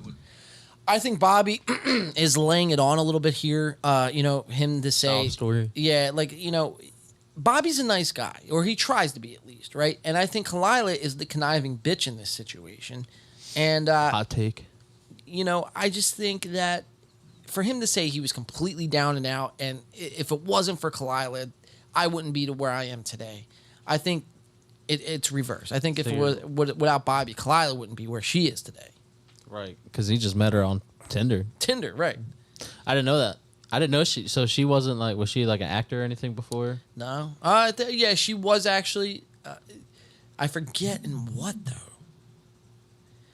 Whatever. But she wasn't big time at all. At all. Like she's bigger, way bigger now. After Bobby. Yeah, after Bobby, her career exploded. Okay.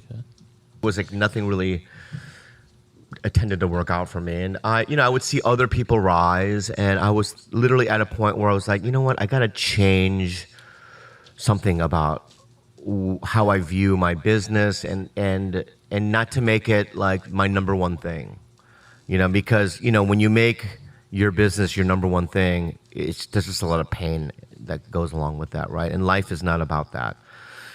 So I, decided to pour my attention into a relationship, and I met Kalila at the perfect time. And, in many ways, she's the love of my life. She reinvented my career. We started TigerBelly with nothing. We just bought equipment from Guitar Center, and we just started doing it. And this was about 8-9 years ago, and it grew, and it helped other aspects of my business. And now, I'm selling show. I have a couple of shows I sold, and I have a pretty big movie I'm coming. Just things are happening, and I really equate that to, the dedication of Kalila in me, her investment in me, and my investment in her. And she is the love of my life, and I love her dearly. And she changed me in so many different ways. So you see it from Bobby. I mean, really just kind of laying it on thick that if it wasn't for Kalila, he was nothing. It was nothing. He had nothing. He would have been a deadbeat right now. He would have probably been dead. Joe Rogan's shooting him on the side of the. Yeah. Maybe you should just go and shoot the homeless people. I like your ideas. Yeah, fucking Joe Rogan, dude. Yeah, but you can see Bobby kind of just laying it on, kind of, taking the high road here. He could easily be like, yo, nah, man. Fuck that. Fuck bitch. that, yo. I met her on Tinder, man. Before that, I was really doing my thing, and then I met her, and then This hoe came ruined my life. yeah, this hoe came and fucked things up. I mean, that wouldn't be the first time. Definitely won't be the last. But I mean, Bobby's trying to take the high road here. So, okay, I can respect that. A man that's going to fall on the sword. What I can't respect, though, is Kalila's still living with him. They still share the same bed with each other. Yo, you know who would completely disagree with all that? You know who should talk? You know who should do a fucking podcast with Bobby Lee? Who? Our good old friend Andrew Tate. I feel like he could give him some good advice. Dude, and Andrew Tate, bro, hates women, bro. Like, he hates Not only hates women, but he hates men that like love women. that not love women, that like simp for women. Right. He's insane. How can we set that up? How can we get Tate to do a Bobby Lee show? We got to write in. I mean, or let's just make. We got to patent it first so we get some money out of it. You want to like make a billboard? I think we should just email fucking TigerBelly and Andrew Tate. I feel like Andrew Tate has an email on his fucking website. He definitely like, does. And be like, yo, I don't want to buy nothing, but like, you should definitely hop on TigerBelly. Yeah, you should. You should definitely top G fucking Bobby. You got to show. You got to show this guy Bobby Lee who the top G is, because Bobby, how the top G moves. How the top G moves, bro. There it is. And how the top G treats his women. You got to give him advice on the situation. He's going through a breakup. He's going through rough times. Yeah, Set dude. it up. Give us fucking $500. I'll be happy. I feel like if Andrew Tate is in your corner through like anything, like you're set. You know what I mean? It's like, well, he's not going to be in Bobby Lee's corner. He's going to bitch Bobby Lee out. Sure. But Bobby Lee's going to probably be crying after this. So he'll be in Kalila's corner essentially, or whatever. Forget those. He'll two. probably try to hit on Kalila. He's a crazy dude. He probably would try to hit on Kalila. He probably would. Dude, what if he'd probably fly her out to Romania for a tuna trip? What if, bro? Just hear me out on this. Just go with me on this. But what if the mysterious guy that Kalila was boning this whole time was, one, either Brendan Schaub, or two, Andrew Tate? Or both of them. Or both at the same time. That's their PR team should talk to us, because I feel like we would write a way better story than they got going on right now. I think so too, man. It's not out of the realm of possibility. I mean, Andrew Tate does have, or claims to have, a private jet and whatnot. So, I mean, for him to get over to, California, he could do it in fucking 16 hours. He's a top G, bro. He is a top, bro. Yeah. Come on. How dare you assume? I feel like the top G would probably drive a jet ski from Romania to California. No, he would drive a fucking like a jetpack, like a submarine. He would drive a submarine, and then as the submarine approached land, he would get out of the submarine in a jetpack, and then into a helicopter. That's some top G shit. That's some Smoking top a G cigar shit. the whole time. Three cigars. 3 cigars for the top G. You think that's a lot? He probably smoking fucking 30. I'm the top G. I'm the motherfucking top G over here, man. Visit my website. You gotta teach Bobby how to be a top G, because right now Bobby is the bottom G. Bobby's the schlep king, though, bro. The schlep king. The schlep king. I don't think. Well, that's what he calls himself. That's not me calling him that. I don't think that's what he calls himself. I don't think his activities are kingish at all. No, very simpish. Jack. What's another word for a jack? Fucking Jill. No. Yes, but no. No. So you got king, queen, jack, and but they're like fucking knights, peasants, or whatever. I don't know. Yeah, but that's what Bobby is. On the bottom. Of the totem pole. Yes. And you got Andrew Tate up here. You got Kalila underneath. And sucking his dick underneath. And then Bobby looking watching up at both. it. Can I just touch? Can I just please get a? Can I watch at least? Poor Bobby, huh? Bobby's in a world of hurt, dude. Don't be surprised, man, if this guy just hangs it up completely. So you're talking about fucking Brennan Schwab taking public humiliation. Look at Bobby. Yeah, but he's see- openly taking this public humiliation. But there's a difference because I'd expect that from someone like Bobby Lee. I wouldn't expect that from someone as macho and whatever as Brendan, you know? like you said, doesn't matter for the money, for the right price. No, you're absolutely right. You're absolutely right, dude. People will sell their fucking booty hole for the coin, dude. $1. For $1, yeah. All right, so let's keep it moving here. We'll go to 2630. Bobby admits to crying when he first saw Kalila naked. More simping from That's Bobby. beautiful. That's just beautiful. That's beautiful. 2630. Yeah, Andrew Tate would have a fucking field day with Bobby Lee. That would be a great watch, dude. Even if he doesn't interview him, if he just reacts to the video, Yeah. I would pay to see that as well. Let's make it happen. Let's make it fucking happen. I'm gonna make it happen. Somehow, some way. Can you Google Andrew Tate's number? I could probably get his fax. Yeah, it's called a callback right there, bro. Hell yeah. All right. 22 we're here. 2630 around here. Bobby is going to admit to crying when he first saw Kalila naked. Look, I've seen girls naked in my day, and I don't think I've ever cried. Well, actually, I take that back. I lie. I had cried one time, but I was also tripping on a bunch of acid and on a bunch of painkillers, and I smoked a lot of weed that night. It was just a lot of emotions riding. You know what I mean? So you could Right. see why I Literally. cried.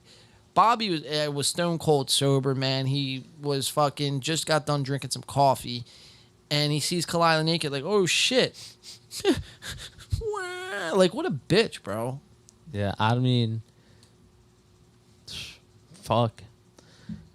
Again, like I said, that's Andrew Tate. Where you at, bro? Where you at, Andrew? Andrew? This is more of the reason why Andrew Tate should hop on here, bro. All right, let's see what happens. I've ever been in, right? In the first 2 years, you know what I mean? You're into it, right? Because you're getting to know the person, you know, the mystery of it all. Like when I first saw Kalila naked, I cried.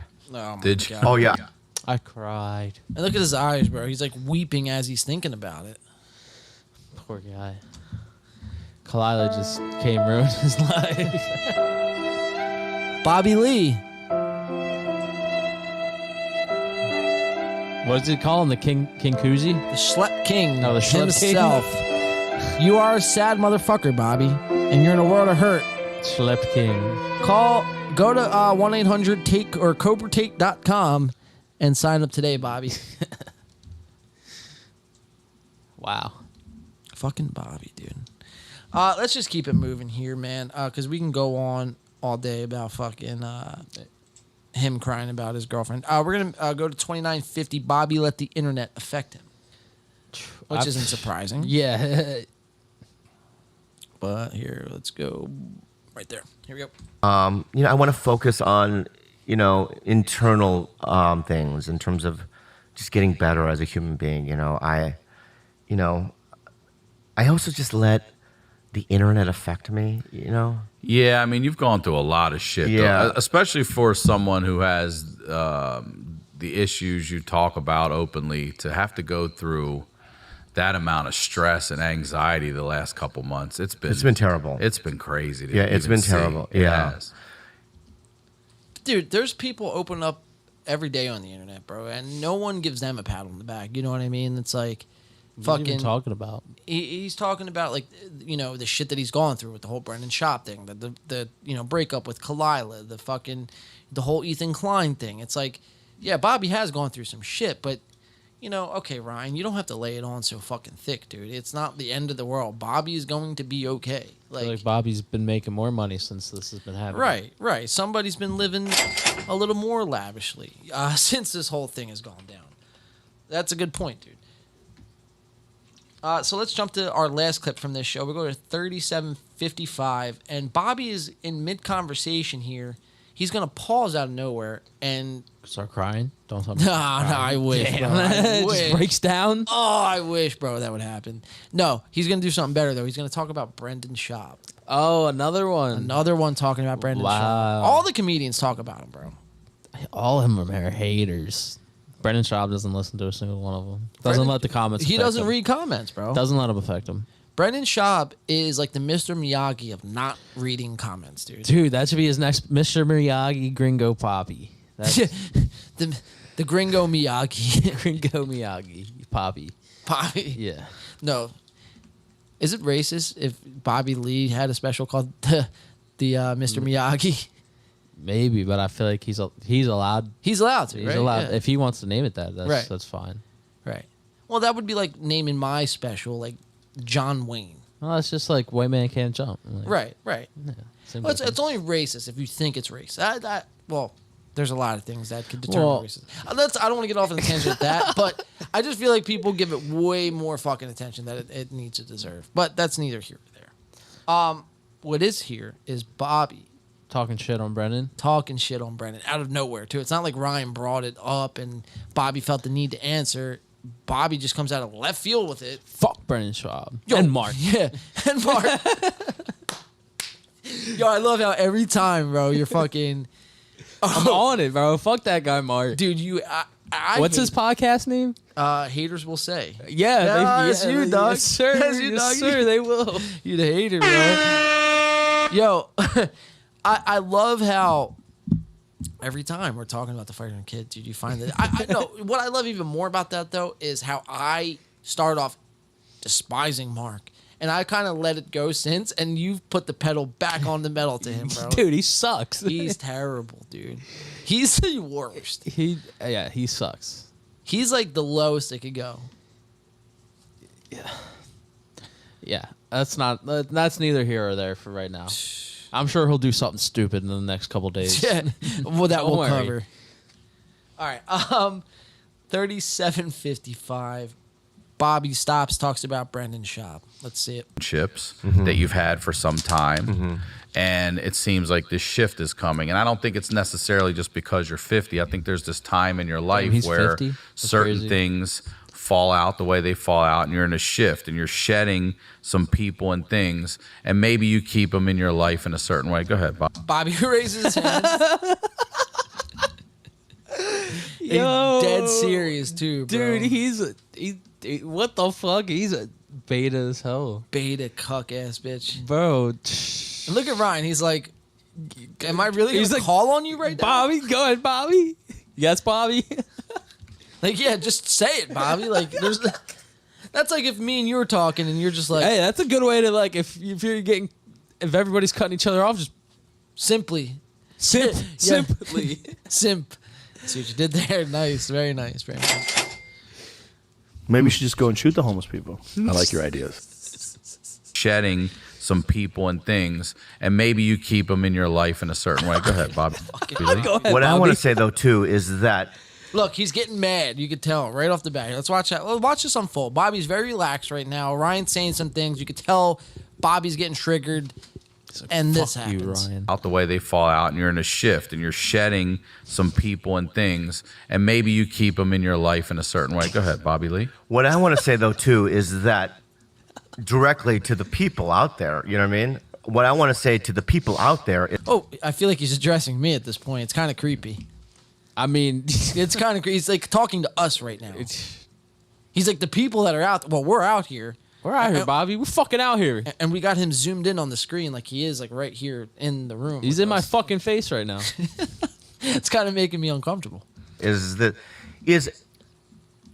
I don't have a problem with Brendan Schaub, You don't. right? Good, because if you Callen, did, or we'd these have guys. a problem. You know, I mean, I've known Brian Callen for over 20 years, you know? I mean, we're from the same show. I mean, he was on Mad TV before me, but we're a part of that family, right? So it's like, I've Okay, been to that- Brian's house, you know? Okay, I'm just going to debunk that right now. Okay, you've been to his house. You're in part of this family. You've known him for 20 years. That doesn't mean you guys are cool or have to be friends or anything. That doesn't mean nothing. You can know someone for 20 years and be a part of like an alumni with them and go to their house or whatever. So he's basically just saying like, I don't want no beef. Yeah, he's pretty much saying. Yeah. He's pretty much saying, and at this point, I'm done. I'm done. You guys ruined my fucking life. Yeah. Thanks. Now my girlfriend is getting fucked by Andrew Tate. Thank you for that. She's going spearfishing for a fucking week. Is that what she said? Yeah, she's going spearfishing for a week. For a week. Like, no, you're not, bitch. Like, you're lying. Come on, get out of here. I'm not. If I was born, Bobby, don't believe that. If you're out there, Bobby, that's a fucking lie, buddy. Right. She's just trying to get out the house. Yeah, for Tate, a lot of Tate reasons. It's like I was born on a day, but not yesterday, bro. Come on. Jesus. I mean, I've hung out with those guys many times, right? I was just setting a boundary for myself because they were saying crazy things. And he's getting pissed, dude. Look at him, bro. He's fuming. Does he have a Reddit page? Probably. TigerBelly probably does have a Reddit for sure, I'd imagine. That had nothing to do with, right? You are. And then, all right, so Ryan's going to punch him cuts with an ad. it. Yeah, he's going to put in an ad right there because the conversation was finally getting good. Getting spicy. Like tuna. Spicy tuna. I can go for a spicy tuna roll right now, bro. That sounds amazing. Some sushi. No you know what Andrew Tate says? If you eat sushi, you're a pussy. Does he say that? You never saw that? That's like, I see that all the time. Really? Yeah, I'll look it up. Pull it up real quick. We'll finish out this clip. Here, pull it up after this clip. Let's get through the clip real quick. Okay, go. I'm listening. So it's like, I'm not in a war with them, I'm not in a war with them. I just told them, don't, normally these guys, I would let people talk to me in that way, right? Because in comedy, obviously, that there are people that are not like you. Like you and I think, are more similar in terms of like our sensibilities. You know what I mean? We're a little sensitive, no? Very. Yeah, very sensitive, and we're little soft creatures, right? Little soft creatures. I don't even think he believes what he's saying at this point. You know what I mean? Damn, dude. Andrew Tate, where you at? I need your opinion on this shit. I'm looking for the soundbite to play on here. I mean, I could play the sad violin again. I mean, I guess I'll just... You are fake news. There it is. Sometimes that's just the best way to go about things. No fucking way. Right? Right? There are other people that are like more dominant alpha E, right? And so it's like I usually just absorb that shit, but I'm like, because of the shift that you're talking about, I just basically said, hey man, don't talk to me like that because I didn't do anything, right? And we're done. Why can't I do that as a human being? You right? can. That's what I'm saying. To another human being. So that's all that happened. But people online are like saying like it's a war or there's a it's a war. Like, nah, I don't think anyone's saying it's a war. I mean, I think people are just saying like you guys. I'm saying it's a fucking fixed event, not a fixed event, but like, well, what's that? It's word? written and produced by Jake Paul. Yeah, 100%. It seems like it. Yeah, at this point. And Joe Biden's got cancer. Yeah. No, coerced. That's what I was gonna say. Coerced. Yeah. Coerced. Yeah. To me. I mean, very well, dude. I mean, who knows, dude? These guys are fucking shim-shammers. They're a part of Hollywood. They live in L.A., dude. Anything is possible. I don't want people to forget that. Want me to play this? Yeah, play the Andrew Tate thing real quick. There's no power in you eat sushi on purpose. If you deliberately order sushi, you're a pussy. And I guarantee any girl who's watching you eat it thinks you're a pussy. You go on a date with a chick. Oh, I'll have the sushi, please. Get the little chopsticks out. Dipping it in the sauce. Fuck is wrong with you? If you eat sushi... Fucking Andrew Tate. Don't eat fucking sushi. What a gangster this guy is, Yeah, the bro. top G says don't eat sushi. We're not eating sushi. Cutting that shit out my diet. Please, Top G. Dude, Top G, he's like the fountain of wisdom, dude. Like, Top G, please. Please. Yeah. Guide me, please. Guide I'm me, lost. Top G. You want to sign up for his website? Yeah, That's how do I smoke 30 cigars in a sitting, brother? Smoke weed every day. We got to get an Andrew Tate soundbite. I don't think the Top G smokes weed. No, I think he can just naturally get himself high off the weed. Like, just without having to smoke. He's just like, Top G. Top G. High. That's Top G shit. We got to get an Andrew Tate soundbite on this soundboard. I'm with it. I think the top G deserves a spot on the soundboard. He does. He does. I think I'm gonna put if you eat sushi, you're a fucking what's he called? A pussy? Yeah. Yeah. He's like, I guarantee any girl that's watching you thinks you're a pussy. Oh my god, dude.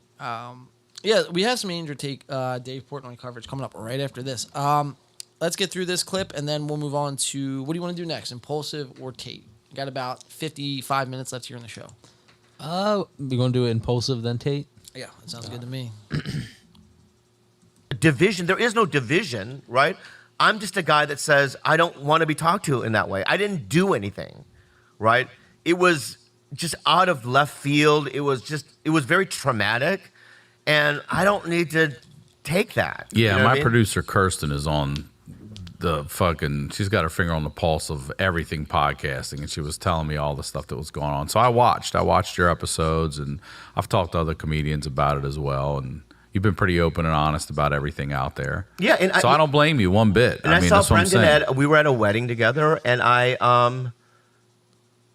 he was getting coffee, and I walked up to him. I go, "What'd you get?" Oh, he goes, "I got a." So I think this was at Schultz's wedding. Because I'm trying to think of people who've gotten married over the last couple years. Well, not even, because he's saying that they got coffee, and Brendan was kind of like, so they have talked after this online beef has occurred. So this had to be this war, right? This had to be relatively, within the last couple of months. So I think this was at the Andrew Schultz wedding. That's pretty interesting to know. Yeah, let's back that up. Listen to it again. We were at a wedding together, and he was doesn't getting disclose. coffee, and I walked up to him. I go, "What'd you get?" Oh, he goes, "I got a ice. What are you gonna get?" You know what I mean? I go, "I'm gonna get a double espresso." You know what I mean? I'm not that him and I are gonna get back to the place, but it's like I feel like there's That was like a work function. You were professional. Yeah, I'm trying to figure it out. You know what I mean? I'm trying to figure it out, but boundaries are necessary. I'm not allowing that anymore. Yeah, I good. don't want to allow it, but that's all it is. You know what I mean? It was like I never had a problem with those guys. I love those guys. In fact, one of my most viral things when it comes to podcasting is on Fighter Than Kid. It's like still out there. That was actually probably one of the most hilarious bits, though, actually. I'm not even kidding. Was the whole Bobby Lee on the Fighter and Kid a couple years ago. And Bobby Lee was like, when I was younger, over the summer, I went to this camp and I got molested. Like, that shit was fucking hilarious. He's like, no, seriously, don't laugh. Yeah. He's like, no, He's like, I'm if you trying to laugh- be serious. He's like, if you laugh, I'm gonna leave. Yeah. Do you think that was a joke? You think Bobby Lee was joking? Looking in hindsight, probably not. Probably not. He probably was serious. He's a soft creature. He is a soft creature that just gets fucked. Literally. He might be hanging out too much with what's his name, Elon Musk, Yeah. or Elon. Ricky Martin, Or any of them. Ricky Musk. Ricky Musk. Musky Risky. You know what I mean? It's a very funny bit. And, we worked well together at one point. It just got out of hand, and I don't know, man. It was just, I wish it never happened, and did that affect my relationship with, it did. Did that affect my relationship with, obviously, Kalila? And it did. Which is interesting, because it's like what we've been saying all along. It's like Brendan, like, kind of, in a weird way, made this happen. Yeah. So. It's kind of crazy to think about. Yep. I mean, a lot of that stuff affected it. It kind of put more fuel on something that, that didn't need more fuel, Right. And that was already having problems. Yeah, and also I don't know if I think maybe a year from now, maybe I don't know. I mean, maybe I'll realize that Kalila's the one for me, and we'll get back. I don't know. Who knows what'll happen? But for Sounds right like now, she's still going to be right next to you on the bed. In a yeah, year yeah, from now, and bro. we sleep great, and we communicate, and there's a lot of crying and a lot of We're crying. We're growing crying up from- that we're doing, and it's really it's tough, but Like I said, man, I don't So know they're what's still going to happen. together. I'm no. I was, yeah, they're together. They're not together, but they sleep next to each other and, And they they- talk all the time and they have deep conversations and cry. Yeah, they're together. They're not together though. But they're not together. Sounds like they're together still. It sounds to me a recipe for disaster. It sounds to me like, because you try to make something work with somebody and it's like, it's clearly not working, but you're trying to do it for the sake of like both of you are just very fucking shallow. And, it's going to wind up hurting you more than it's benefiting you. Like you just got to. You know what's going to happen, right? Got to rip the Band-Aid off. She's going to go on the spearfishing trip and never come back. Well, Top G's going to kidnap her, dude. Top G. Yeah. Top G's always got a plan. Fucking Top G, bro. I'll show you a Top G, bro. Big Mike's sister. Big Mike's sister, brother. Dude, it's ew, bro. Like, just all right, everyone. I want everyone to look right here at Big Mike. Get a good look. Get a good look at him right here. If you put hair on him as of right now, and by the way, have we talked about Big Mike going bald? I thought he was always bald. No, he had like a little bit going on up top here, but he's completely cut it off. Hey, kind of fucking interesting to me. We haven't talked about it, I don't think, since he's done it. He looks like I don't know. Well, nonetheless, Mike. It's all right. I don't mind it. Fuck it. Go bald, brother. No, I don't mind it either. I just don't. He looks like more like a fucking. I think Big Mike. I think he might. He looks like he should be in the UFC. Right. I think Big Mike looks at people like Dana White, Mike Tyson, Joe Rogan, All the bald people. all the bald guys, and look The at buff them. bald guys. And that's who Mike's trying to like be, man. Like is somebody like that? Yeah. Okay. Well, to me though, he looks like a big giant fucking penis. Really? Yeah, he looks like you don't look good, dude. And the fact that I now know what his sister looks like, that's all I could see. I look at him, and I just see his sister. His sister looks like a penis with hair. Yeah, a penis with a hairy penis, as some would say. Oh shit. All right, so let's jump into it. Impulsive, ladies and gentlemen. Let's watch the intro. The boys look a little bit nervous off the bat here. A little rattled. Mike's sister appears, looks exactly like Mike, and Mike's gonna get rejected from a clip of the pod. Right away. So let's watch here. Big Mike. By the way, George Janko is gonna be on this podcast. And watch it grow for years later. I'm so sorry, I didn't. Now it's 4 feet like me. George Janko is gonna make the appearance. Mike's sister, Logan. Mike, ladies and gentlemen, Impulsive The number whole crew. 334. Let's get into it. Stalemate. Not a boys only episode now. Not with Pregnant Abby. Do we take Well, she may. Yeah, let's You've been go all on the way a back to the intro. little bit of a hot streak with being an asshole, Mike. I gotta be honest with you. I'm not excited for where this is about to go. I got an email I'd love to hear this. from an angry mother. Can you pull it up for me?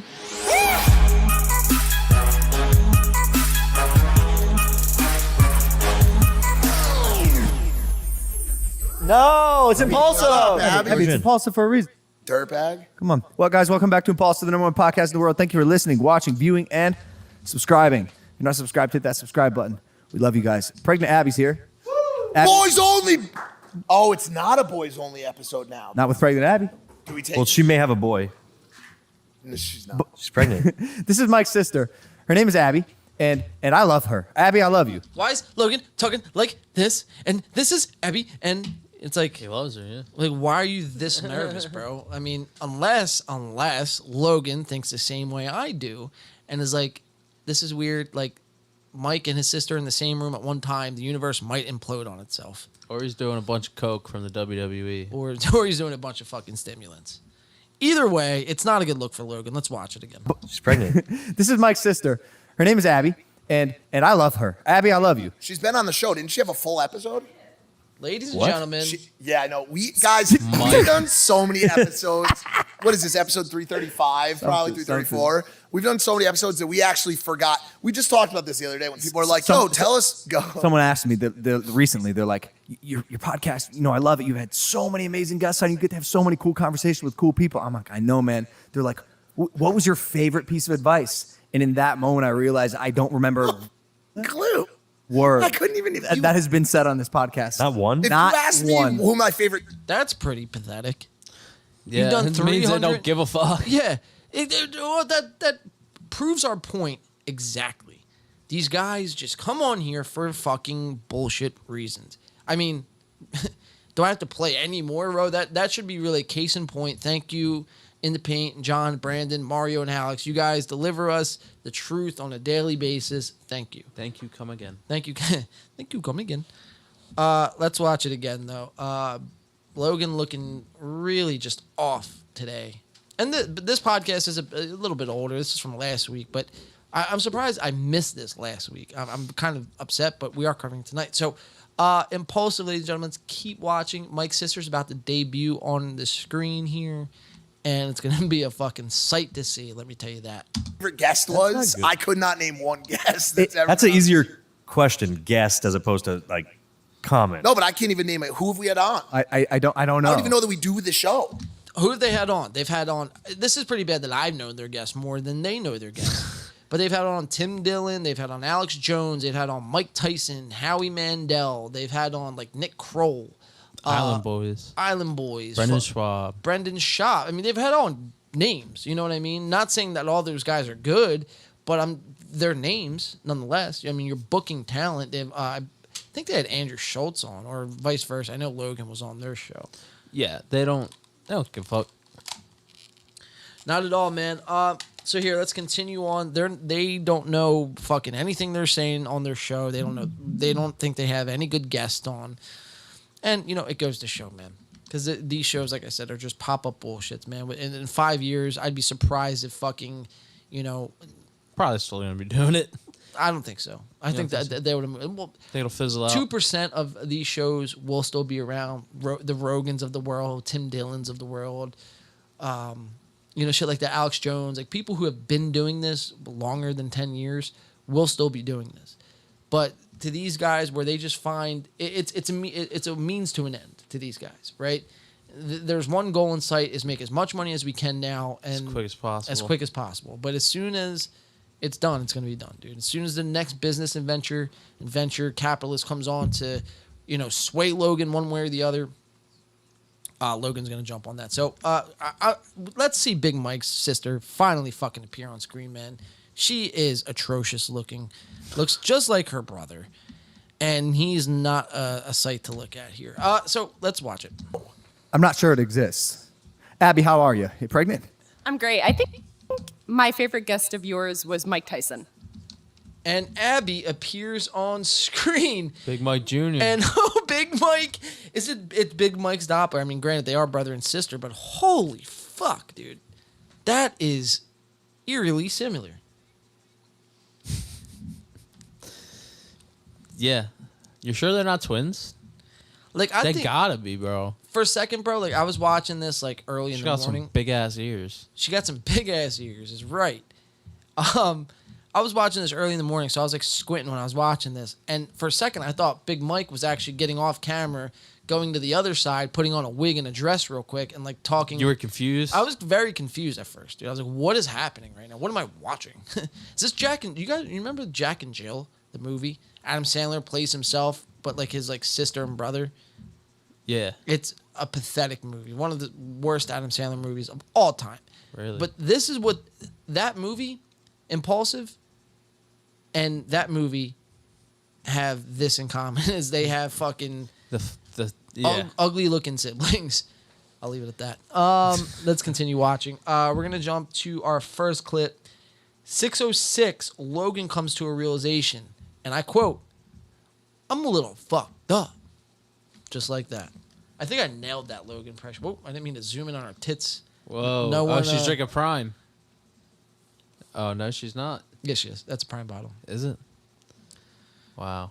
All right, so 606. I don't think they're allowed to drink anything else on their show. No. Logan's like, oh, is that a fucking... That vitamin water, get that shit out of here. Get that shit out, bro. 606, watch Logan here. For me, the bigger I get, I think it humbles me because I've been humbled and I realize how blessed I am, and I think it's cooler to be humble and not on this high horse. You know, like I'm a person, I'm a little fucked up. I'm a little fucked up. Like, oh my God, bro. But I'm humble. You don't have to lean into it so much, bro. And not on this high horse. You know, like I'm a person, I'm a little fucked up. My God, Logan, dude. That's, I mean, a little fucked up. That's just a little light clip, though. But just the way he says it, I mean, I'm like, what am I watching here? We're going to go to 7:30. Everyone lived at Logan's. They have a bone to pick with Jake. Turns into, okay, saving. Everybody hates Jake. Okay, this clip is insane, dude. To say the least. To say the least, dude. I mean, the best thing for me to do at this point is just to play the clip, not really explain, and let the clip explain itself. All right. I'll give you my opinion on it afterward. All right, let's see if we kind of meet at the same token. And watch what Logan says. After everyone has admitted to living with Logan, watch what Logan says, the reason why. Just watch. All right. I can kind of imagine the way it's going to go already. Of society. You came on with a mask. I know. Well, because she just tested out like 3 days ago. I appreciate you looking out for us. You're sorry for taking your room. But then again, I'm not. Mike lived in my house for so many years. I lived in your house. And I hope you enjoyed your stay. It was fantastic. I lived in his house. I think everyone. I loved it. Except, and I love Jacob so much. He was such a wonderful person. But there was something about every morning I would come downstairs and the microwave door was open no matter what. And I just that has been a problem. He's so weird for that. years. That's so weird. Why? Doesn't shut. It's just something. Microwave. Do you need to? Do you have to? Like why? It's you know how much time he's saving by not shutting. No, fuck that. That thing hangs out into the hallway and Logan used to do that in his old place. I was like, why, Logan? Every single day does he have the same number for cooking his food? Logan, what's going on? It's more efficient to press 333 start than 300 start. I'd cook more efficient. I would cook my meal every meal 1 minute and 33 seconds, and I'll tell you why. 1 minute 33. You press 1, you press 3. Now at this moment, I could move my finger to the 0, but that'll take or a 6 who or a knows 5. how long that is. But if I just press that 3 one more time, I'm there. I could save a half watched second for months. What can I do? Am I going crazy? What can I do with that half second, Abby? You know how much time is money. Yep. Time is money, and we're on a wave right now. That half second could cost me millions.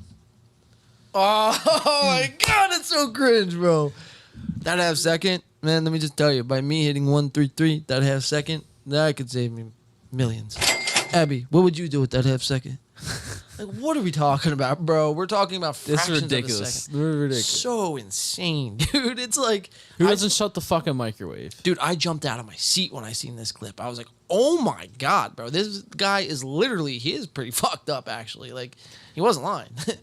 Yeah, I don't think you should be worried about... Because I'm pretty sure you still got to get start. You hit start. And not only that, nowadays, I feel like these guys are... well off enough to afford a microwave with the fucking, you just press, if you just want to do 1 minute, you press the 1, right? And then my microwave, I could press start again, hit start twice, and it'll add fucking 30 seconds. Well, you have that, but I think these guys, I'll do you one better. These guys have someone cooking their food. I don't think they use a fucking microwave. Like, one of these guys use a microwave, bro. Talk to, like, Rosita. She probably forgot to close the fucking microwave door, dude. Like, Jesus. Crazy, though, right? I mean... It is crazy. I mean, this is what we're watching. This is literally what this show has boiled down to. Milliseconds costing millions. Costing millions. Okay, fucking... What are you... Tony Montana. Yeah. Jeff Bezos. Like, get the fuck out of here. Crazy, dude. I'm glad we all picked up on that. 9:21, Logan makes his mom cry. Let's watch that. I'm a little fucked up. Yeah. I should get that on the soundboard. 9:21. Here we go. Logan, what is your biggest regret of the last 3 years? Great question, Abby. Take it easy on this What's your seat deal, over here, bro? lady. You're supposed to be pregnant. Not Barbara Walters. Trying to literally kill us again? It's a great question, Abby. My biggest regret. Other than your mullet. Oh my God. Wait a second. He just got a haircut yesterday. But that is my brand. Yeah, his mullet is kind of is his thing. My biggest regret. Until he shaves his head. I'll be honest with you. I don't know. I can't say I have any regrets. No. He did regrets. make his mom cry today. I have to. Oh, today. And I made her weep. Yeah, and she was like really crying. And it was over something like, I was like, is he really tantruming? Like my daughter? Logan's very specific about things, and he likes Wordle.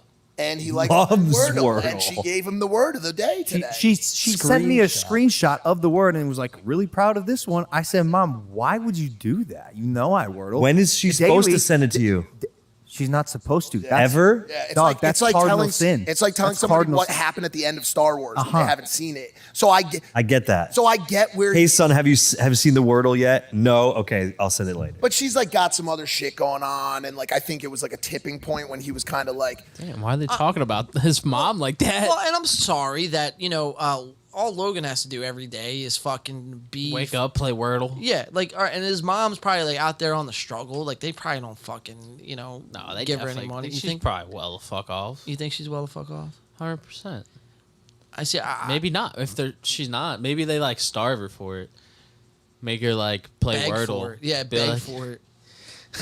Like, Mom, you're gonna have to fucking. You're gonna have to do something. You have to step up around here. You're really You have to start fucking- closing the microwave. Yeah, you're really dragging some weight around here. We're gonna have to. You're gonna have to start cutting milliseconds off your microwave time, Mom. Come on. Costing me millions, Mom. What is this?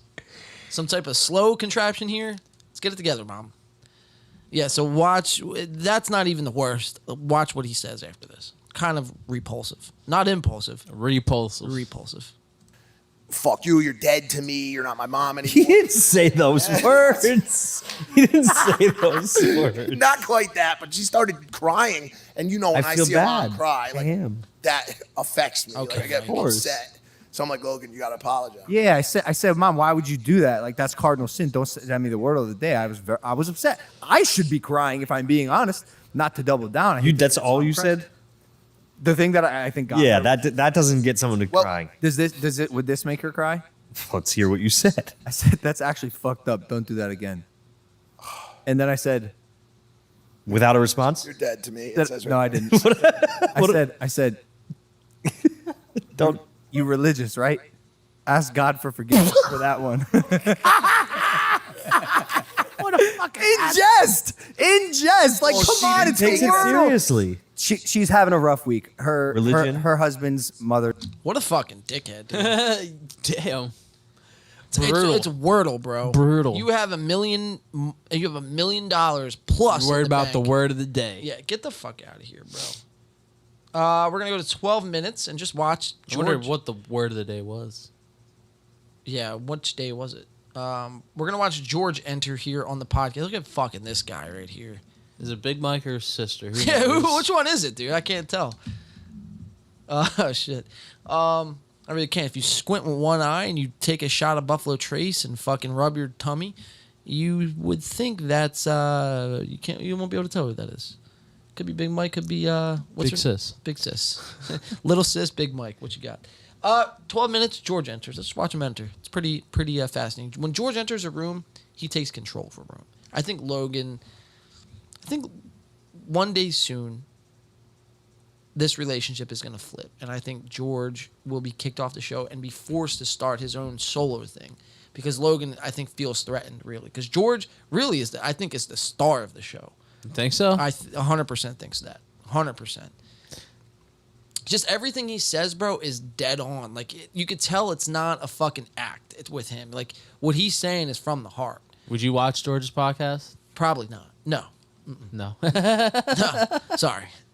But I respect it. I respect it more than I respect Impulsives. I'll tell you that much. Okay. So, all right, let's watch it. 12 minutes. George enters. You can choose it. The poll's not there, as you know. We've never actually put the poll up there, but it's up there. So, George, would you like to sit in? George, come on. No, stop. No, I can't allow that because I would not want that to happen to me. So come in. absolutely fine. This conversation seems like he was going. It's not. Jeff is always. I need you to come in, please. Hi, George. Hi, George. Congratulations on your pregnancy.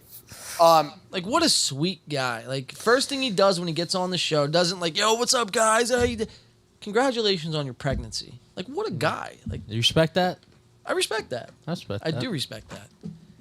You know, because he could be a total phony and a sellout fake here, but he's not. You know, he's just George. Just George. 1430. And Big Sis is loving it. Yeah, oh yeah, she's loving it. 23. Let's see. Blah, blah, blah.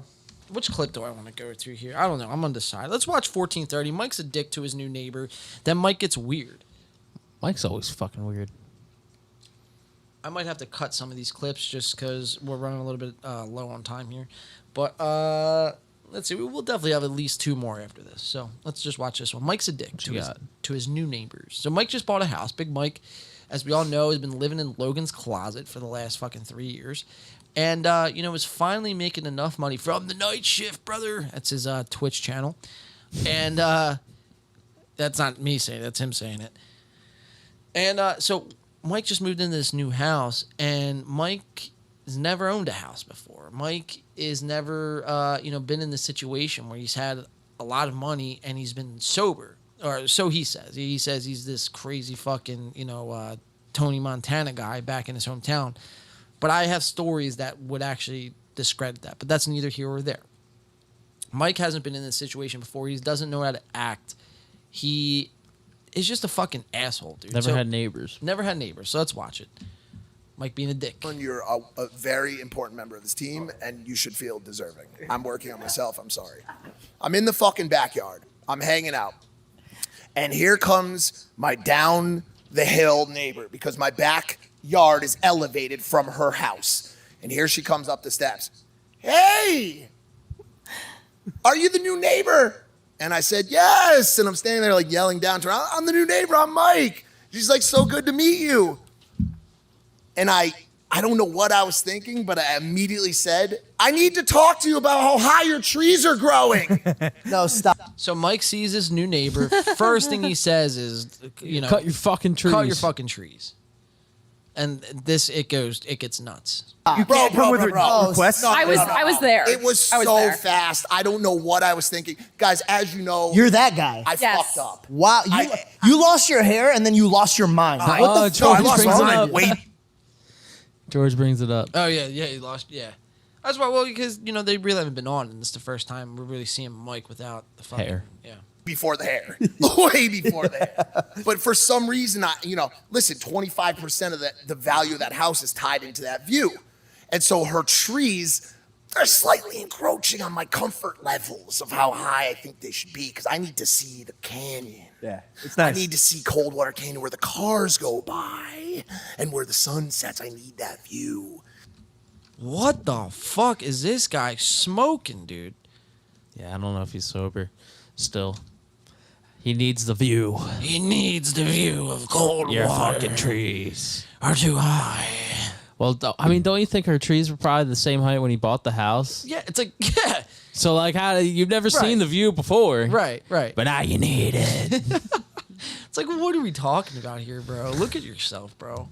I think he's getting cucked by his sister being on the show. I think that's what it's this like sibling rivalry, power trip happening right now that's going on, and he's just trying to like, oh, I just bought a house because his sister is successful, like, but in a different way, not influencer successful. Yeah, Big Mike's definitely the black sheep of the bunch. Well, yes and no, because his parents like love him the most. Apparently, that's really?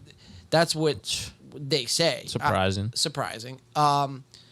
You know, but I just feel like this was Big Mike's moment to shine and really like outshine his sister. Yes. So let's continue watching Big Mike's crazed, stupor fucking statement. He's not doing a good job. Nope. And that's worth $1.1 million at least, ladies. Is this how you said it to her? No. So I said, I want to talk to you about the height of your trees. And she goes, oh, yeah, the last neighbor wanted to also. We're not cutting them. Good. Don't ever cut him. Don't ever cut him. Good. Fucking piece of shit. Good for her. So matter of fact. Yeah, good for her. She was not going to be swayed, man. She was not going to be talked down to either physically or figuratively. And I was like, immediately I was like, damn, this is bad. One, because I shouldn't have said it. So Mike goes into fucking salesman mode. Let's see what happens. Yeah. But two, she's drawing the fucking line in the sand, bro. And I said to her, yeah, of course. No, that's fine. I said, but I'm just curious personally, as your new neighbor, do you have some sort of like intimate relationship with the top of your trees that you can't even fucking see? Because I see them, they're right there. You're 100 feet below them. You can't see them. And she said, well, I've been here since 86, and I just really want the trees to grow as they wish. And I sensed she was one of those like very nature-driven people. Yeah, vegan. Right? So I said, yeah, oh, vegan. well, you know, I can be quite persuasive, so we'll see how things go. And she said, if that was like a little joke about cutting the top of the trees, once again, I'm not doing it. Good. And I hope that doesn't affect our relationship. And I said, I hope trust it does. me, it doesn't. I'm going to come by on Tuesday with a pie for you. And she said, razor that blades, sounds great. But before you go, a lot of stuff has been rolling from your backyard into my backyard. And I'm curious if I can come onto your property to further fortify your soil. And I said, well, it looks like we both want something from each other. Oh my God, dude. Damn, dude. Oh, this makes my blood boil, bro. This makes my fucking blood boil.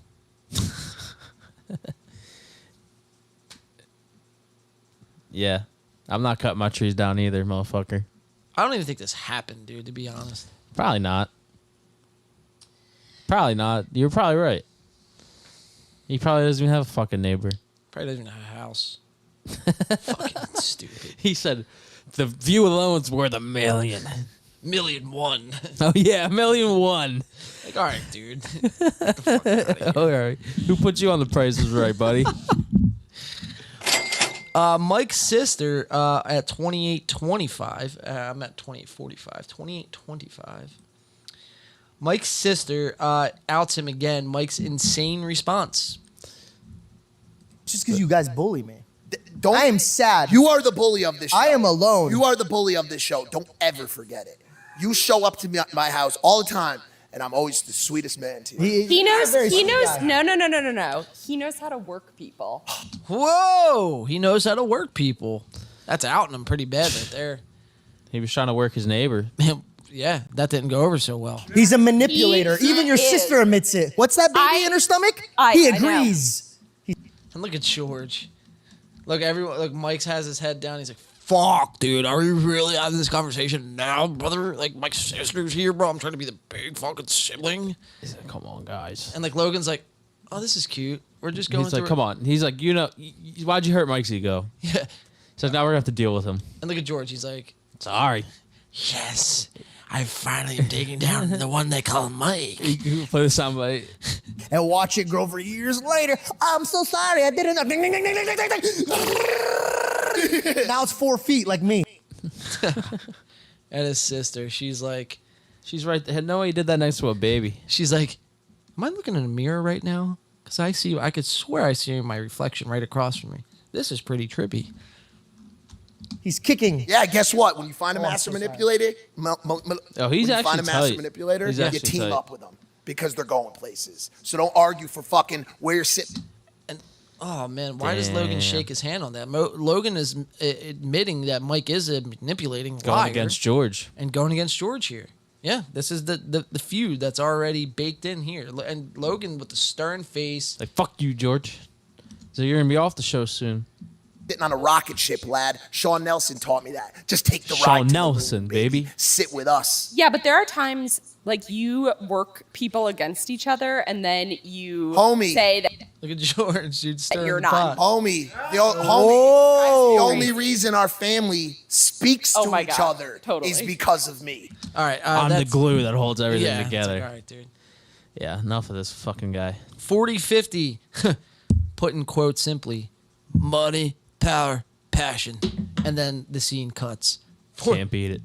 40-50. Let's watch it. Right there. There we go. You have money, power, passion, and you can only really pick two. You can't really do all three well. Which two would you pick? Wow. Money, power, passion. So she asked the question, which two would you pick? Money, power, passion. What do you think Logan answers to? Money. And? Power. Let's watch. Power and passion. So George answers power and passion He because said, fuck money. I mean, George is by the book God, it believes in God, and there's nothing wrong with that, but he doesn't even bat an eye. He doesn't bat an eye, and that's his moral beliefs. Like, that's who really George is. Like, he's not putting on an act right now. That's like the first thought that came to his head. So what happens here, I think Logan goes to answer and didn't like his answer, so then this happens. Power and passion, but no money. No. Because a man could either worship money or worship God, and I do not worship money. What's it like being And then it cuts. pregnant? Oh shit! It does cut. To just, Logan's probably shut the fuck up. Right. Well, because Logan, what does Logan worship? Money. So I mean, that's like almost a direct insult to Logan. They kept it in though. I wonder what they cut out though. Right. It was probably Logan saying, "Money and power, bro." So wait, Mike he doesn't answer? Doesn't even answer. They just jump on to the next subject. Here, let's watch that again. Back it up 10 seconds. Power and passion, but no money. No. Because a man could either worship money or worship God, and I do not worship money. What's it like being pregnant? Well, that's a little dark, George is man. just a deep. And then there you have it, guys. I mean, just like On that. to the next. It cut. Brushed So, under the rug. we'll jump ahead here. This is the last clip from Impulsive, and then we got about a little more than 15 minutes here to breeze through some Portnoy and Andrew Tate. So let's get through this. 108.11. Let's do it. This has been a solid show so far, though.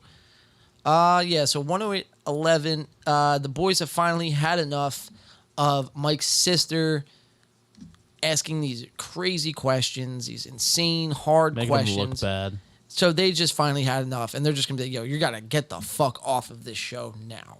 So let's. They watch. really kicked her off? They kicked her off the show. So let's watch it happen. But like, yeah, for all those people out there watching this episode who have an addict or an alcoholic or someone in their family that they have to deal with, you're as much of a warrior as that person that escapes that trauma. Yeah. It's a terrible place, and honestly, they're so courageous. We Can we are get all over the place. Yeah, I know, but I don't. But we.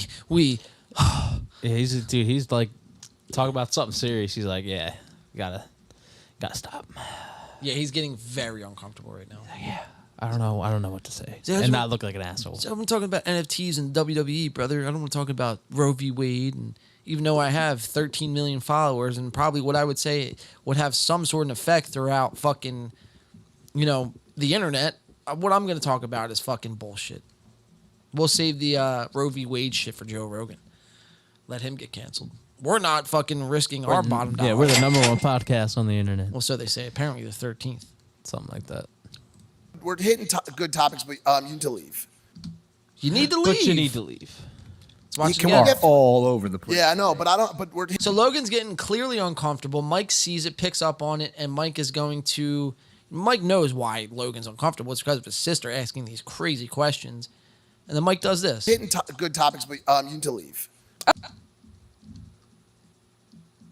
Look at her face. Damn. Because the shit that you're bringing up is.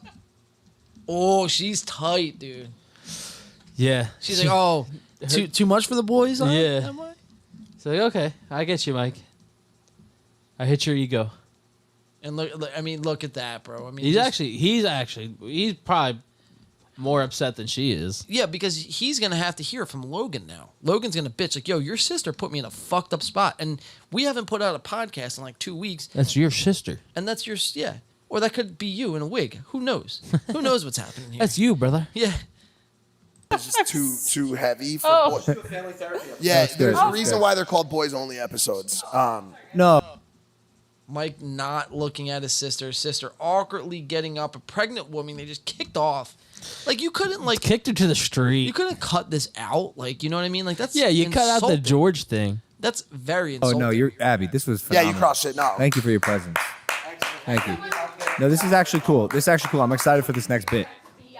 Very good. Yeah.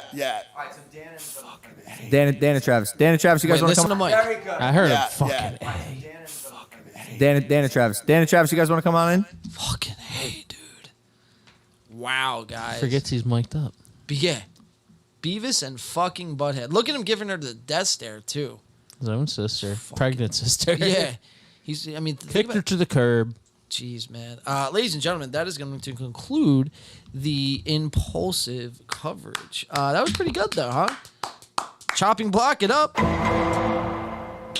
No, it's pretty good coverage, though. I mean, there's a lot in that one. I was kind of mad that we didn't cover it last week, but I was watching this on Monday, dude, and my blood was boiling, dude. There's a couple clips. What the fuck? Yeah, I was literally cursing. I was laughing and cursing myself. Dude, you were like yelling. You were yelling like how you were yelling at the guy from First Ave. Oh, I was, dude. I was getting pissed this week, dude.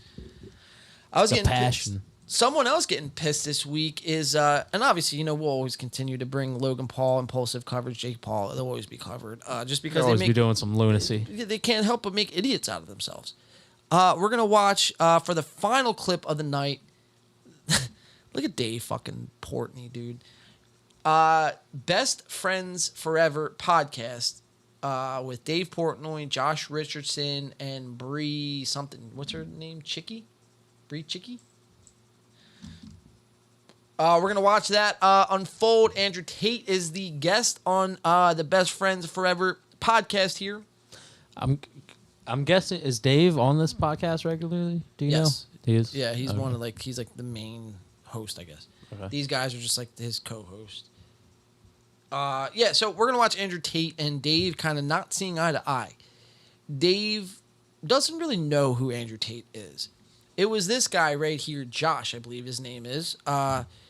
Josh's idea To have him on? to have him on because obviously, it's probably his job to book the guests and to land some good guests and guests that are going to do numbers.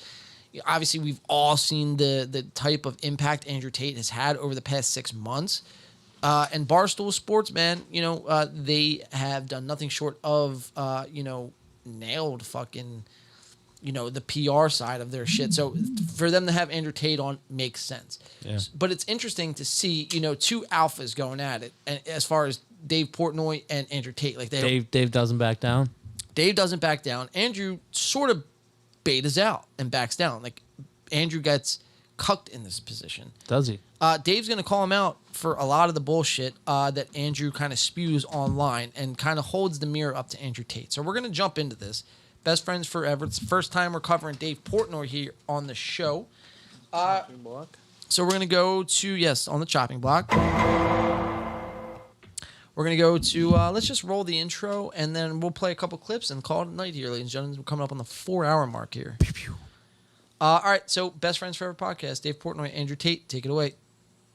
And this video is inappropriate for some users. Okay, what does that mean? Play the fucking podcast. I might have to refresh it. Hold on. One sec. I understand. What's up, boys and girls? Welcome to the BFF's YouTube channel. Make sure you guys tap the bell, subscribe, like the video, and comment down below. BFF's new episode. We have guest Andrew Tate coming on later. Let's get right into the headlines. Monty Lopez. Okay, so the show starts pretty much right away. So we're going to jump to where Andrew Tate comes on. Andrew Tate appears. Dave is confused.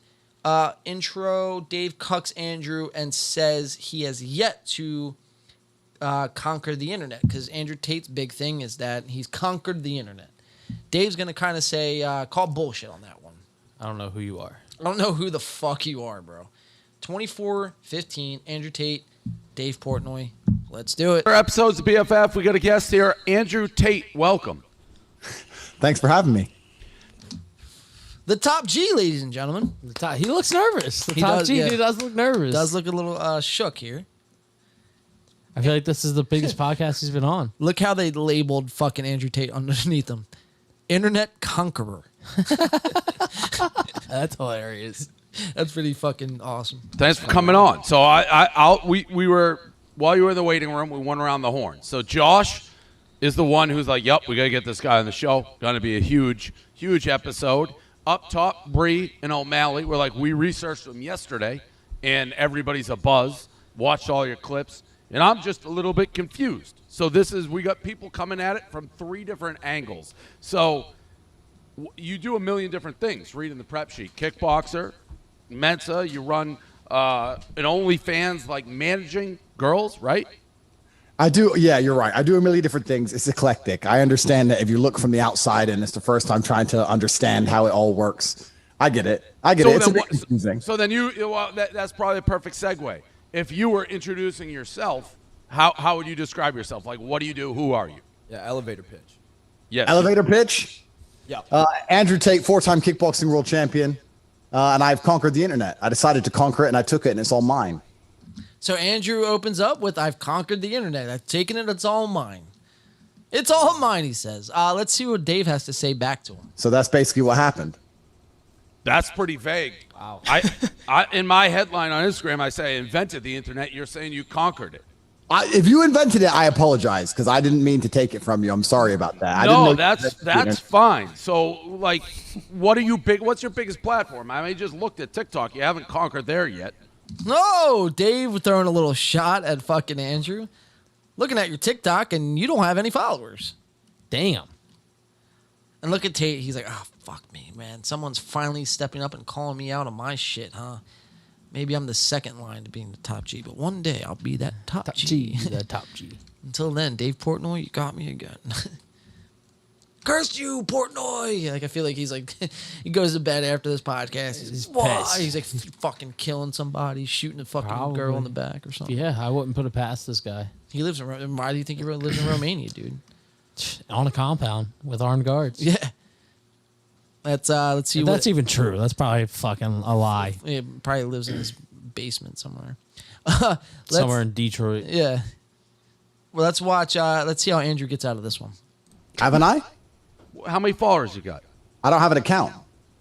It's a fake account that I'm looking at? I don't have an account. I don't have an account. That's what I was telling you, Dave. That's what I was telling you. You have people make the accounts for you, essentially, right? There are thousands and thousands of new videos of me on TikTok per day, and I don't have a TikTok account. Okay, so if you're sitting on a plane filming presumably yourself, how does that go from that phone to TikTok? I'll put it on Twitter or I'll put it on an Instagram story, and then people will grasp it and they'll grab hold of it, and then they will digest it and edit it up and put their own spin on it, and then it will end up out there in the metaverse. Gotcha. All right, so that makes sense. So you have... So, Andrew, kind of sly in his remark and kind of gets out of it. He's kind of digging himself a little hole out. We're going to watch 3225. Dave asks Andrew about his net worth, sorry. And Andrew stumbles, fumbles, and kind of trips and falls on his face right here. Okay. So the important question. What's that? What's your net worth? What's your net worth? Where every fucking, entitled person has to ask. What's your status? So let's watch Dave ask the question, and let's watch how Andrew responds. So what's your net worth? Net worth is very difficult to quantify. I don't believe in what net worth quantification. I think it's all bullshit. How do you quantify net worth? Companies you can have a company with an 8 times multiplier by one valuation. Another liquid. If you had to go. So plain and simply, Andrew's kind of just trying to, avoid the question. Throw these like mathematical equations at fucking Dave, and Dave is like, no. Dave knows what he's talking about. Dave knows what he's talking about, dude. He's, he's not from that fucking bullshit like internet thing. Like, yo, if you had to go liquid, if you had to sell everything in your possession in 24 hours, hypothetically, not that you would, but if you had to, what would be your net worth? To go liquid tomorrow. If I had to sell everything I own? If you had to just accumulate as much money as you could tomorrow, 24 hours. Yeah. In 24 hours, if I had to get hold of as much cash as possible, so I wouldn't be able to sell into my companies that quickly. So he still kind of avoids the question. Yeah, he's avoiding the question. Because he's saying, how much money could I get tomorrow? And it's a hypothetical question. Yeah, if you sold everything, how much would you get tomorrow? Right. And he takes it. And he says this. 24 hours, if I had to get hold of as much cash as possible, so I wouldn't be able to sell into my companies that quickly. I wouldn't be able to sell any property that quickly. I'll give you a year. I'll even give you a year to say you can sell your companies. But it's like you're getting ready to cash. It's just, all right, we're playing a game in life, and you're going to come up with some oxymoron. But whoever has the most physical liquid money wins, Yeah. you have 1 year to accumulate it. How much do you think you'd be worth? I think it's difficult. It is difficult because I think my companies are very, very hard to evaluate. The reason I'm giving you this answer, and not a very short one, is because I think that my companies rely so heavily on my brand that they're very, very difficult to sell. But if I have a company that makes $5 million a month, every single month, pure profit, completely online, then that's a valuable company, right? What's that a year? What's 5 times 12? And then you can put an 8 times multiplier on that easily. So that's a $300-400 million. What the fuck, dude? 8 times multiplier, divide that by 2, and then, go around the corner, get a hoagie and a French toast stick and come back and times that by 3, and then you got your answer. It's like, what are we talking about, bro? If you could go liquid tomorrow or in a He knows year- what he's asking him. He's just he's avoiding it. He's avoiding it at all costs.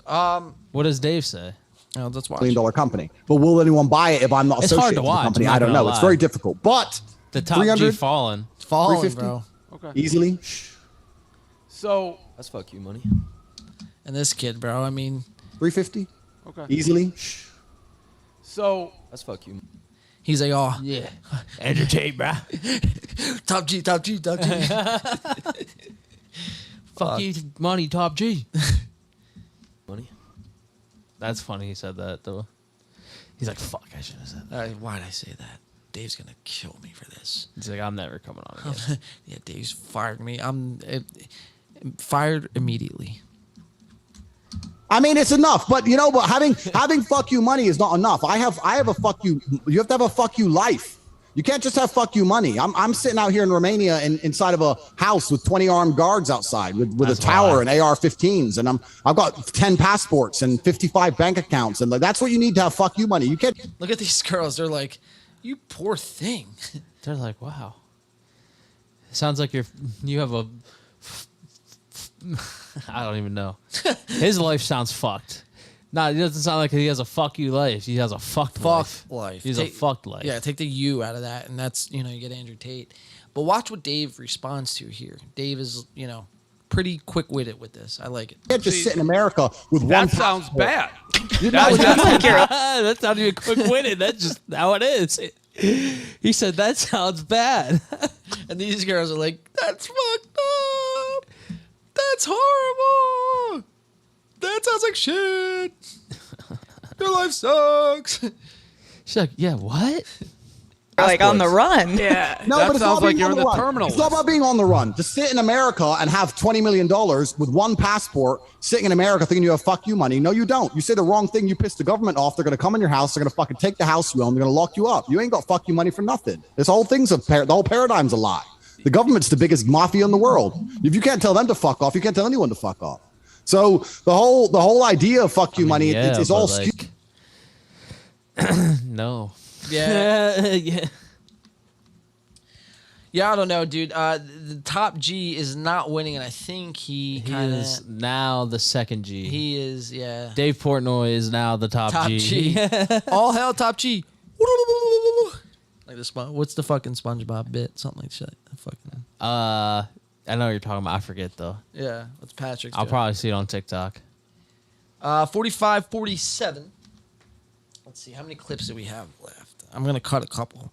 But we'll go to 45-47. Dave asks, are you anti-woman? And they all gang up on Tate. So, obviously, there's two women here. Dave's going to ask the question. Hey, you anti-women? We've seen a lot of clips of you saying that, girls should be men's property and, they shouldn't leave the house. They should only cook clean, blah, blah, blah. If they have an OnlyFans, he's notorious for saying if they have an OnlyFans, they should give him a cut. Dave's going to basically pimping them out. Pretty much. And all Dave does here is just holds up the mirror, right? It's just asking Andrew. Making him look bad. What Andrew has already said himself. It's not like Dave is like playing gotcha here. It's like Andrew has said these words. So he's Dave, just asking he's about just it. asking about it. So let's watch everyone gang up on Andrew here. The top G is fallen, B. He is the bottom G now. Cute anyway. Like you have to be above the law in many different ways to truly have fuck you money. And you're not gonna I gotta fast forward to the clip, huh? That would probably help. 45-47. All right, so let's watch this all unfold. Here we go. You said it appears wildly sexist stuff. Are you anti-woman? I love women. In fact, interesting statistic, 100% of the people I've ever had sex with were women. So I love women. I have nothing against women at all. I'm not sexist in any regard. I'm not misogynist either. I'm a realist. Like, I'm a realistic person. As a realist, in the modern world, they're going to call you sexist, misogynist, etc. But I'm none of those things. I am just. Why do they call you that? Why do they call you that? Because I say. What do you think it is that you say that makes people think you're like sexist? Because I say the truth. Which is? Women can't fight. Men are stronger. Like, based. More true things. I think another thing I said is and maybe I'll upset the ladies on the podcast. I hope not, but please correct me if I'm wrong. Probably will. I said if I were to get on a plane and that plane was to fly into the eye of a hurricane, and there was a 50% chance of it crashing, I'd want a male pilot because I think that males are better under stress and under pressure. I think they're less likely to get emotional in a life or death situation. That's why they make better soldiers. Yeah, that doesn't mean I'm ridiculous. That doesn't mean I'm misogynistic, but you know. If I had to choose, women can't drive a plane. Like, what? And he also says women can't drive cars. And make me misogynist. That doesn't make me sexist. That's just true.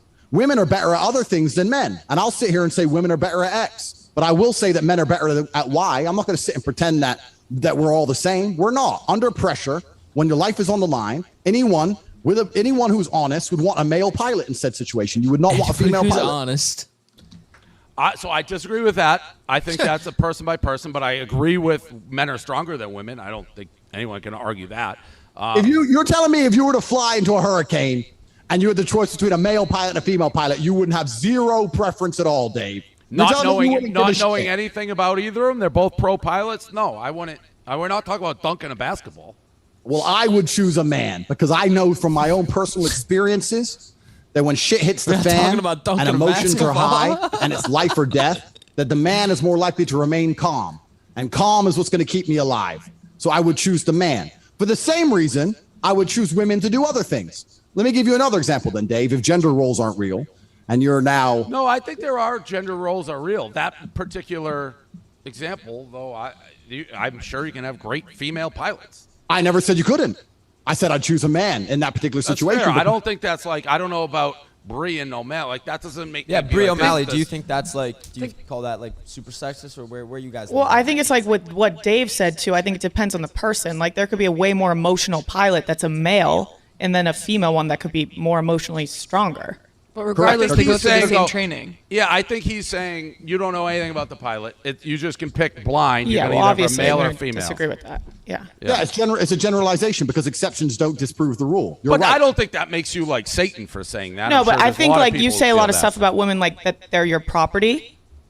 That's not what I said. I was talking about an OnlyFans company when that question was asked. But I said that if a woman is going out with a man, she belongs to that man. That's his woman. So she wants to do OnlyFans. She owes him some money because she's his. Yes, that's what I said. Think that's crazy. You think if a man, so you think that a man going out with a girl that's just your property? There can't be an equal relationship. That man going out with a girl that's just. Well, that's crazy. That's crazy. You're obviously out of your mind. You think if a that man? One's crazy. He's like, who the fuck is this guy, dude? Why are you on my show? 5250. We got two more clips at 5250. Things are starting to heat up as if they aren't already. 5250. Here we go.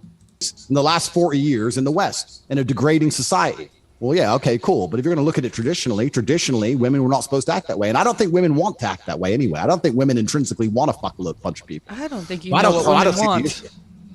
Well, the women I know don't want to. When I meet a woman, she doesn't say, I can't wait to get out there and sleep with a bunch of dudes. Maybe there are some. I don't know. I don't want. Look at these girls' faces, bro. Oh, man. Look at her, dude. She's so lost and confused that she's stoned. She has to be something. And they're both, bro, look how pissed they are, bro. Look, she looks terrified. That's the look I thought she was going for at first, that she was just like nervously scared that Andrew Tate was on their screen. But then I look at her, and then I think they're just vibing off each other, and they're both just fucking not happy. Not happy. They're not feeling this. They're counting the seconds until this podcast is over. There's definitely like cleat chasers who fucking love that. Oh yeah, there's got to be some girls out there that are just, lots, like, all about lots. Girls like sex as much as guys. There's no doubt about that. Come on, they watch porn. Guys watch porn. Everyone's horny. What is our? All right, so cuts to cut. Is he out? Is he not in the episode anymore? No, he's still in there. So this is the last clip. We'll go to 107.05. And this is very subtle, but... You picked up on it? I picked up on it. Lucky for us, we're going to bring it to you guys. So it's 107.05. And Andrew Tate is actually... We watched last week him and Aiden Ross on the stream. Remember last week when Tate was coming at Aiden Ross and saying, bro, like, you're fat, stop drinking the coffee, you're drinking too much iced coffee, fucking, you don't work out. He was pretty much calling him fat with that. He was bitching him around. He was bitching him around, making him his bitch. Tate is going to be very subtle in this instance right here, but he's going to be referring to Aiden Ross. He's going to be talking about fat people and along those lines. And I truly believe this was about Aiden Ross, because he was just saying the same things on the show last week. So, 107... Here we go, 107. Wonder how many cigars he smoked. 2, probably, I think. Wow. You're going to make a lot of money. I absolutely respect that. My point is that this is modern, new world. In my world, and I'm only 35 years old, when I was 17, you didn't go on the internet and do TikTok dances. If you wanted to matter, you needed to have money, you needed to be strong, you needed to be intelligent, you needed to have important friends. You had to become a man. And what I'm saying is that in the world we live in today, the internet has allowed certain people to skip an entire process of manhood. Now you have Twitch streamers who are 19 years old, fat, drinking fucking soya milk, who have millions and millions of people paying attention to them, and they're rich now. Dude, that's fucking... Whoa. That is... Tell me that wasn't Aiden Ross, directed to Aiden Ross to a fucking T. No, that was definitely talking. He was definitely talking about Aiden Ross. You're 19 years old. You're a Twitch streamer talking to millions of people drinking soy milk. Like, that was literally what we watched last week, bro. When I watched it, I was like fucking jumping for joy. I was like, let's go. Top G taking down Aiden Ross. An entire process of manhood. Now you have Twitch streamers who are 19 years old, fat, drinking fucking soya milk, who have millions and millions of people paying attention to them, and they're rich now. So they're statistically successful, but they are not men, and they will never become men. Because to be a man, you must suffer. You must suffer and you must survive. And my point is that when these TikTok dances are being done, it's a way to garner attention without having to go through the genuine hardship which is required to garner attention. Look at him. Wow. Oh, shit. Look, they're giving each other the side-eye laugh like, oh my God. Are we done yet here? Men have to suffer. You don't know what women have to go through. We bleed out of our vaginas once a month. Like, jeez. That's literally what they're thinking. Dances are being done. It's a way to garner attention without having to go through the genuine hardship which is required to garner attention. She's like, as a genuine male. Josh booked them, not me. I think you could also argue that boxing is a dance, too. Okay, we don't even need to go there. We don't need to go there, okay? But that's cute and all, but hey, we'll leave it at that. Yeah. Top G falling. Dave Portnoy exposing Top G. I love to see it. Ladies and gentlemen, we just passed the 4-hour mark. We do have to unfortunately get off the air, but this has been a great episode, man. This was definitely fun. I had fun. We do have our show tomorrow here, so let me plug just it up. Plug it up real quick. So tomorrow, Harper's Pub presents Friday, July 22nd, Win by 2, Bush League, Planet Mercury, Mood Swings, and 5 Feet Apart. Doors are at 7 p.m. It's a free show. Come out, drink, have some fun, get some food, enjoy your Friday night with some live local entertainment. It's going to be a fucking packed house. It always is at Harper's. I can't wait. I'm super fucking excited. So make sure you come through Harper's Pub in Clementon, New Jersey. Check us out. We'll be performing around 10 o'clock tomorrow. So I cannot fucking wait, man. But no, dude, this has been a great show, B, man. Appreciate you sitting in on another broadcast, dude.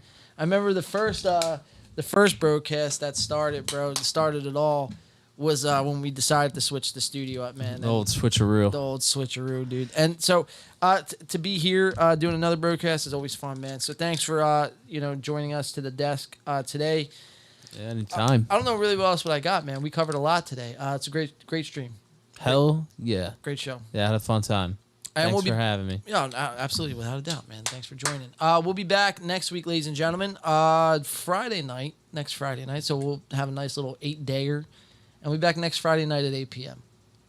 And then, that's August 3rd, right? Or no? No, I think 2 weeks we'll have. I think we'll have the double stream going. Okay. So we'll have two streams. We'll save that. Yeah, we'll save it. This has been a great show, guys. Thank you for tuning in. For myself, John, Brandon, Peace. Deuces. See you next week. Come out to the show tomorrow. It's gonna be a good time.